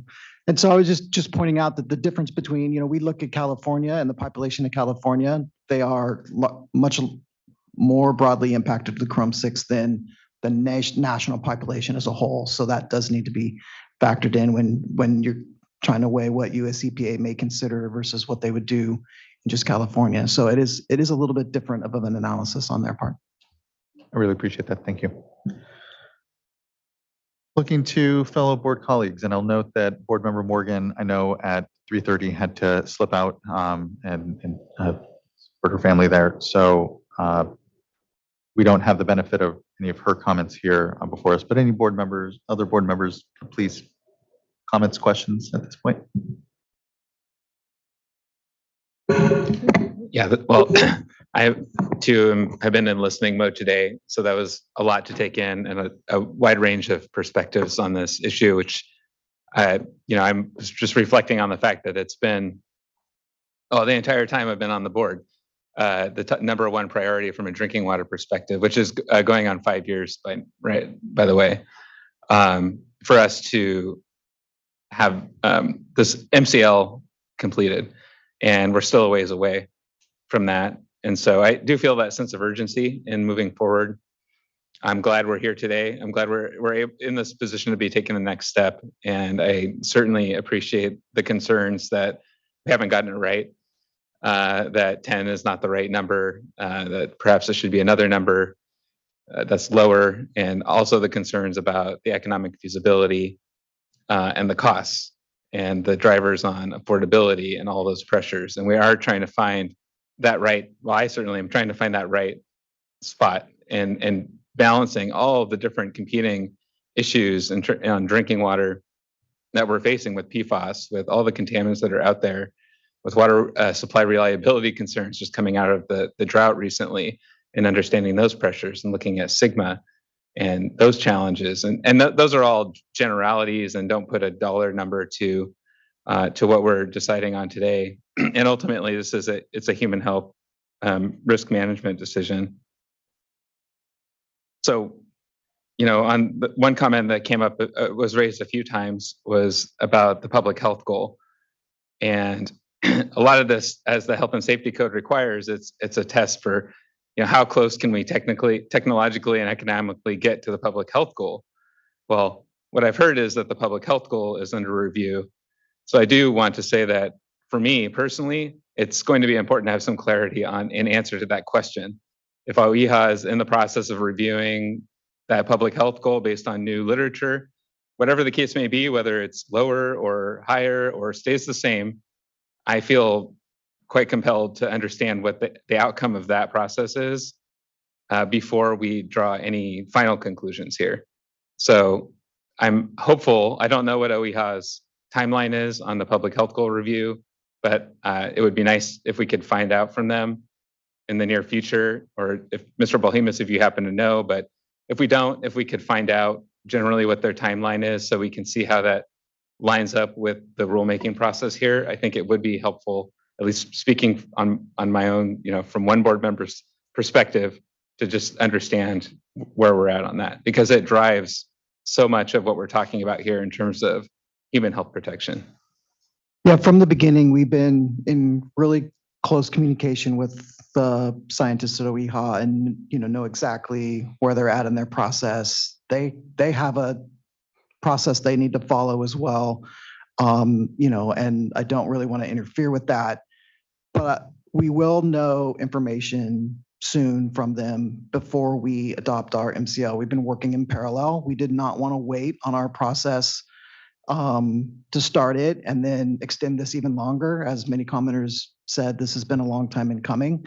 So we're trying to be really efficient and overlap with them, but we will, I believe, have information from them soon. They have shifted a lot of their priorities just as we shifted ours to make Chrome 6 happen for us. They are doing the same in-house to deliver us some answers. They've been, and it's not just a fresh start, right? They've been following it since 2011. A lot of people think that their data call in, they've been monitoring the public research data all along in my conversations with them. And so they're doing their normal process to make sure they do it by the rules they have to follow to make sure everything's done. But I'm confident that we'll be able to have some information from them before we proceed to bring you something to adopt. That'll be very helpful. Thank you. Just a couple other comments, if I could. So I'm a civil engineer, and a lot of my experience is actually working in the consulting side with water systems. And in particular, it was right around the time of the adoption of the arsenic rule. So I worked with a number of water systems in looking at alternatives, right? Because of course, just like the conversation we're having today, every single one of those systems did not want to install treatment if they could possibly avoid it. So they looked at every other option, and blending was almost always the go-to. And a lot of the agencies I was working with were a bit larger, so consolidation wasn't really one of the leading alternatives, frankly. But these, groundwater dependent systems just don't have a whole lot of other places to turn. Tried looking at drilling new wells or screening off sections, wedging off sections of existing wells, and all these different things. And sometimes it panned out, and sometimes it didn't. But invariably, there's going to be many systems that will have to treat here. There will be others that find more cost-effective means of complying, and I think that's fantastic. And I'm encouraged by the review, the emerging treatment approaches if they pan out, like with the stannous chloride. I think that's exciting. And in fact, I'm actually interested in better understanding the range of costs, because I think some systems will still go with ion exchange. We heard, some costs there. Some will go with the reduction, coagulation, and filtration. Some maybe, if DDW is comfortable, perhaps could go with stannous chloride or other approaches.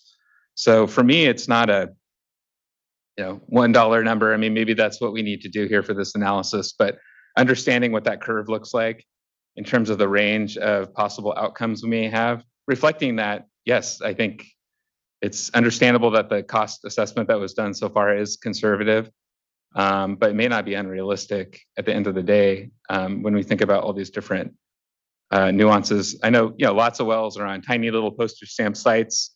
And you can only make so many. You can't really install treatment there. So then you're looking at other locations, and then you have to build a pipeline, and all these pieces. Projects end up costing many times more than what you might assume as a default project cost. So for me, it's on balance. Are we in the right ballpark? Does this give us a right frame of reference for making this sort of weighing that we have to do? That's very difficult, and not something I relish, but something that's our responsibility at the board to make these sorts of decisions about protective drinking water standards. So I just want to share that, as we go forward here, I'm looking forward to the comments and the input that we get from water systems, from the non-governmental organizations about their experiences, technical assistance providers. What are you seeing, boots on the ground? Are our costs in line with what you've been experiencing, and your help with water systems addressing a whole range of contaminants? And just knowing that a lot of the systems that we're talking about here today are dealing with not just hexavalent chromium, but other, nitrate, 1,2,3-TCP, arsenic. A lot of these constituents are co-occurring, and so the reality is we may be talking about treatment for one constituent today. But next year it may be another one or 3 or 4 others, and they may already be behind the curve on catching up with many that are already on the table.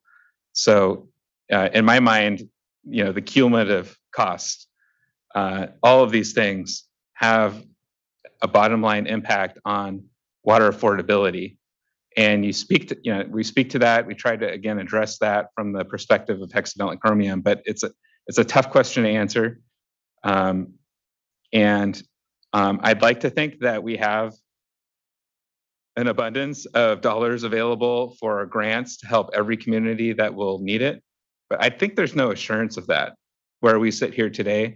And, even in the analysis, it opined about $700 or $800 million being available. I think, and someone else had commented that much of that funding is committed. And I would say it's probably committed several times over already, not considering hexavalent chromium. So I think we have a lot of questions to answer about where that assistance, where those dollars will come from. Not to say that we shouldn't take a step forward here, but they're questions that we really need to wrestle with and understand a little bit better as we work through the rulemaking here over the next year. I think I'll leave my comments at that. Thank you. Thank you, board member. Vice Chair. Well, just in the interest of time, I'll say that I concur with Board Member McGuire, mostly concerned about affordability and just looking for a better way to determine what's likely to occur. Of course, if I were representing a public water agency, I'd come in here and assume the worst. You pretty much have to. But, any way to make it a little more realistic for us. I know that we can't count on stannous chloride, but, and I guess I'll put that back to you all and to the commenters, on some way to make it a little more real, because I'm concerned about, number one is public health, but a close second is affordability, and just concerned about the multiple contaminants and all the issues that Board Member McGuire raised. So look forward to ongoing briefings and reading the comments. Thank you, Vice Chair. Board Member Firestone. Thanks. So many comments and issues, and this is a long time coming. Thanks for all of the work. I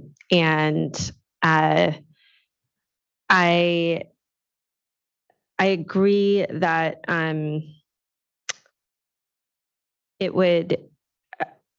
I would say, in terms of what staff have done in the economic analysis and the EIR and statement of reasons, I think we've done a huge amount to meet the legal requirements. I think for us then, as policymakers, as we're trying to balance, it's nice to know things like so this is not something that we need to be, or maybe should be required to be part of the economic analysis, but I would like to know what our estimates are for being able to support small disadvantaged communities that we're estimating to be having to adjust or do something because of this regulation, and I would say looking at also CalEnviroScreen 90%. I think one of the things that we heard from community members is that there's really disproportionate health burdens, and they're hit on so many levels with contaminants and certainly also those same communities are struggling with affordability on so many things in life. And so I think if we're looking at how our state resources should be invested, we're very focused within SAFER. And if we can look at what that would mean in terms of those communities getting solutions through the funding that we have, I would really like to know what that looks like. And to Board Member McGuire's point, honestly, with all these different rollbacks and changes and earmarks and things that are going on, I've kind of lost track of where we are. So I know that's not DDW, that's DFA.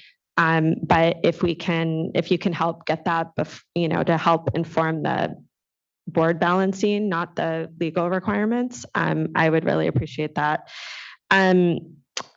And also I think within that, one of the things that I think is clear in all of this analysis is there's capital, but if you're doing treatment, it's really the O&M, right, that really adds up over time. And we are looking at, we haven't adopted the fund expenditure plan yet, but we're looking at and planning on doing a O&M affordability program. And so it would be helpful to understand maybe what that means for affordability program needs and demands, and what's available for capital, because there's obviously very different funding sources available. So just look to staff on what's doable on that, but it seems like we have a lot in our needs assessment that could be helpful.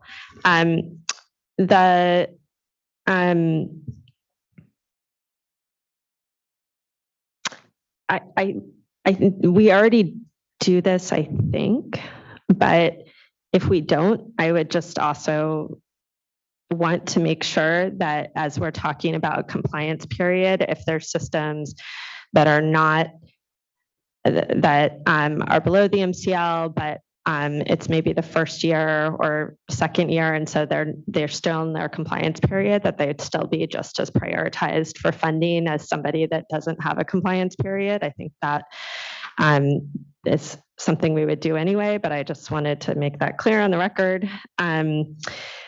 I am concerned about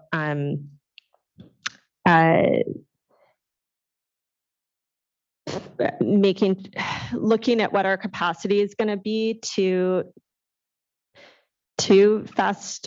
very quickly approve and process pilots and plans. Because I think what we're wanting to do is get people to, and I think we should be more explicit. This was brought up by Michael Claiborne about trying to make sure that compliance, or that, not called compliance plans, I forget what they're called, but the plans for how they're going to come into compliance are going to be the earliest feasible. So not just saying the default is you have 4 years, but that it's the earliest feasible. There may be some very small systems that can do that in 1 year. We don't know. Everything is site specific. So I do think that we should be saying it should be the earliest feasible, even with building in a compliance period, that's, but that to support all of those compliance plan approaches, that we're making sure we really have the capacity and are able to fast track, move quickly on approvals and reviews of pilots and plans. I really sympathize with, and many of the water systems and cities that want to make sure their systems have safe drink, or their consumers have safe drinking water, but it's a huge difference in cost and an entirely different project if you're doing stannous chloride than if you're doing ion exchange or something else. And so we need to be able to have the capacity to do that with the system. So it'd be great to hear back, again, just understanding how we feel like we're going to be able to do that piece in a timely manner. I think the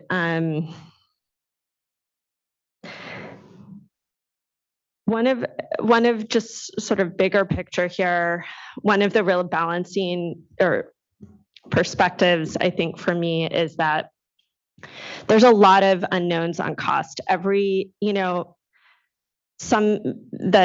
making these general estimates. There's a real question on whether you can do, whether blending is an option, whether, there's these lower cost treatments, whether it's going to be way more than what we're estimating. But so there's not clarity on that. Everything's going to be site specific. But what we are setting here is how many people are going to be exposed to Chrome 6 at a high level, and or at different levels.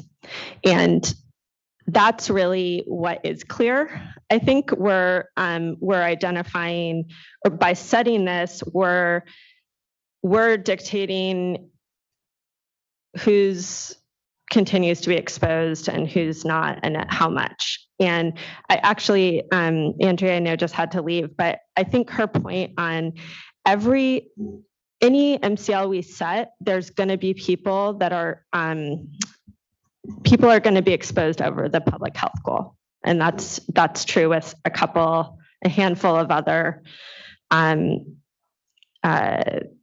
MCLs like arsenic, and there's a couple other ones that are similar in scale. So if we can, but the level that we set it at means that there's treatment in some communities and not others. So if we're setting it at 10 and a system has it at 9, the people who's in 9 continue to be exposed to Chrome 6, whereas the people that have it at 10 are going to be much lower, have much lower exposure.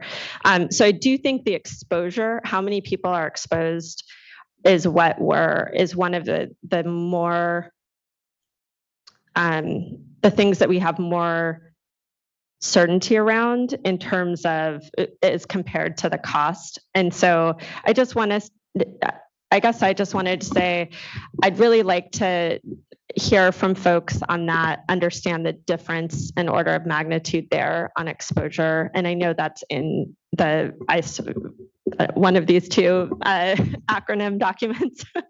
I think as I'm trying to weigh this affordability and assistance piece, I think I'm trying to weigh the level of exposure and the number of people that we're protecting from exposure. I think those were the main, I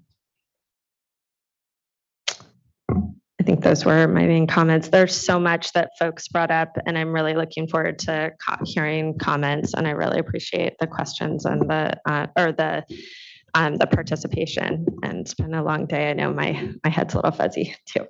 So some of the tables have that information, like I was looking at the number of sources affected. So you can see at the different numbers. And I think we also have it. Oh, table 24 has like the total population. So some of those numbers that'll kind of help you to see what the different effects are. No, I understand that. I think I was saying that I was recognizing that is in the table and just trying to recognize that for me, as I'm processing all the information that is, kind of overwhelming, that it's not just, the costs I find hard to wrap my head around because there's so many uncertainties and site specific. And I feel like the exposure is a little more clear and straightforward. And so I think it was more of a policy balancing point than a question. Thanks. Thank you, board member. Again, just incredible thanks to everyone. It has been a long afternoon, but a really good discussion, a good back and forth, and here a lot further to unpack a bit. Just reaffirm, be good to go ahead and just give folks another week amongst it. This is an important MCL and would be supported. So. Okay, we will notice here in the next day or two that it's extended to the 18th, August 18th, okay. Friday, noon. Thank you. It is much appreciated on that front. And just to clarify, that'll be on everything. So that's on the environmental document and the regulation document. That's helpful. Thank you all. That concludes this hearing then, and item number 5. And again, really appreciate everyone's good contributions and discussion. Looking forward to further moving this along the process. So that now brings us then to nearly the end of this board meeting. We just have a couple of quick informational items. We have items number 6 and 7, board member reports, and item number 7, executive director's report. I'll do my part to get us out here quick and just say my report just includes on the 19th, I spoke at the Pure Water Southern California project. I was presenting our $80 million check that we were passed through the legislature to the project. It was good to be able to gather with folks. It is actually the first and hopefully the last novelty check I actually ever present, because it is just a very strange, large novelty check. I wanted to do Publishers Clearinghouse style and just show up and surprise them in their driveway and just call it a day. And then we wouldn't have to have, but it was nice to gather and have a celebration of that small milestone amongst what are going to be many milestones in that project as we actually get it. And amongst them, direct potable reuse regulations. So it was nice to be able to connect amongst all that. The only other thing I was going to flag was something I'm sure the Vice Chair will bring up as well, but our recent trip last week, the Vice Chair and I on Thursday and Friday were touring around in Siskiyou County, touring around the Scott, the Shasta. Really appreciated just the hospitality and the many discussions we were able to have in touching base with both tribes and growers. So I just wanted to acknowledge that and thank the Vice Chair for a good trip out there, and I know a lot of good discussion that we'll continue to have amongst the issues, but it was good to be out. That's my reports. Yeah, so I'll just say it's a long way to go, but once you get there, it's great. The people are great, the food's great, and it's just beautiful. And we also spent time with the county. And this is not the first time I've been there. And the thing that I've noticed is, generally speaking, all the way around, more openness. And I think it's a good thing as we go forward and prepare for our August hearing. The only other thing I'd add, and I know you were there as well, you just forgot to mention it, but SWRCB. We spent a day at SWRCB talking about, I kind of focused on the water supply strategy, and then the chair and I just had lunch with the group and kind of left it open for discussion. And I think you focused more, well, I'll let you say, but I think it was more permitting on yours. Yeah. No, we talked about the water supply strategy, the nexus with water quality, which was coming, and it was the day after actually I was in Los Angeles for the Pure Water project. So connecting water quality and the water supply strategy and where water recycling fits in was a great opportunity. So it was good. Others with reports. I think the only thing I'd report is something I did with Board Member McGuire after the South Lake Tahoe special meeting. We went and stopped by Lucan's water system with Joe from DFA, and got a great tour of a treatment plant that we had funded through water board funds, and is pumping and treating a PCE contamination plume that affects that whole region. And it was really, really interesting to learn about this small system that was, basically treating, pump and treat, treating more of that contamination plume than even the responsible parties. And also really nice to see things built with our money that are helping people get safe drinking water. So, and they had backup generators. It was interesting to hear how they survived and prepared and the sort of issues with fires and the snow. One thing that I think helped me understand some of the many challenges that are on folks' plate is how hard it is for them to get insurance up there for water systems. And I think that's something increasingly we're going to find for a lot of these areas is, to fund capital projects, we're going to require them to be insured. And with, increased fire and flood and every other climate impact, where it's becoming harder and harder to get insurance, and really skyrocketing prices. So that was helpful to understand. They're looking at consolidation, and some of it was just interesting, complex challenges around There are a number of systems right in each other's service areas, and they all have lots of costs and applying for lots of state funds. And I think trying to figure out how we best leverage our money to help support it, but also get larger economies of scale. Anyway, it was really interesting. Appreciate that from staff and from Lickens. Fantastic. Thank you, board member. I'm glad you covered that because that was much more thorough than I would have done. So it was good. Agreed, not wholeheartedly with all those comments. So the only thing I wanted to mention hasn't happened yet, which is tomorrow I'm going to the Cal Nevada AWWA section. They're having a workshop at the Albert Robles Center, WRD, on desal and reuse. So it's again, just plussing up the water supply strategy and all the good work that's happening there. So I'm looking forward to that panel discussion tomorrow. Citing criteria report, all of it. That's great. It's good work to be able to make sure we're speaking to, and thank you for that then. Okay, that concludes board member reports, and look over to executive director. Anything to note on item number 7, executive director's report? It's for itself unless you have any questions. Seeing no questions. Thank you. That does bring us to the end of today's board meeting. I have to give special shout out to our translators. Thank you for so much today for the work. I know we've been here late, so thank you.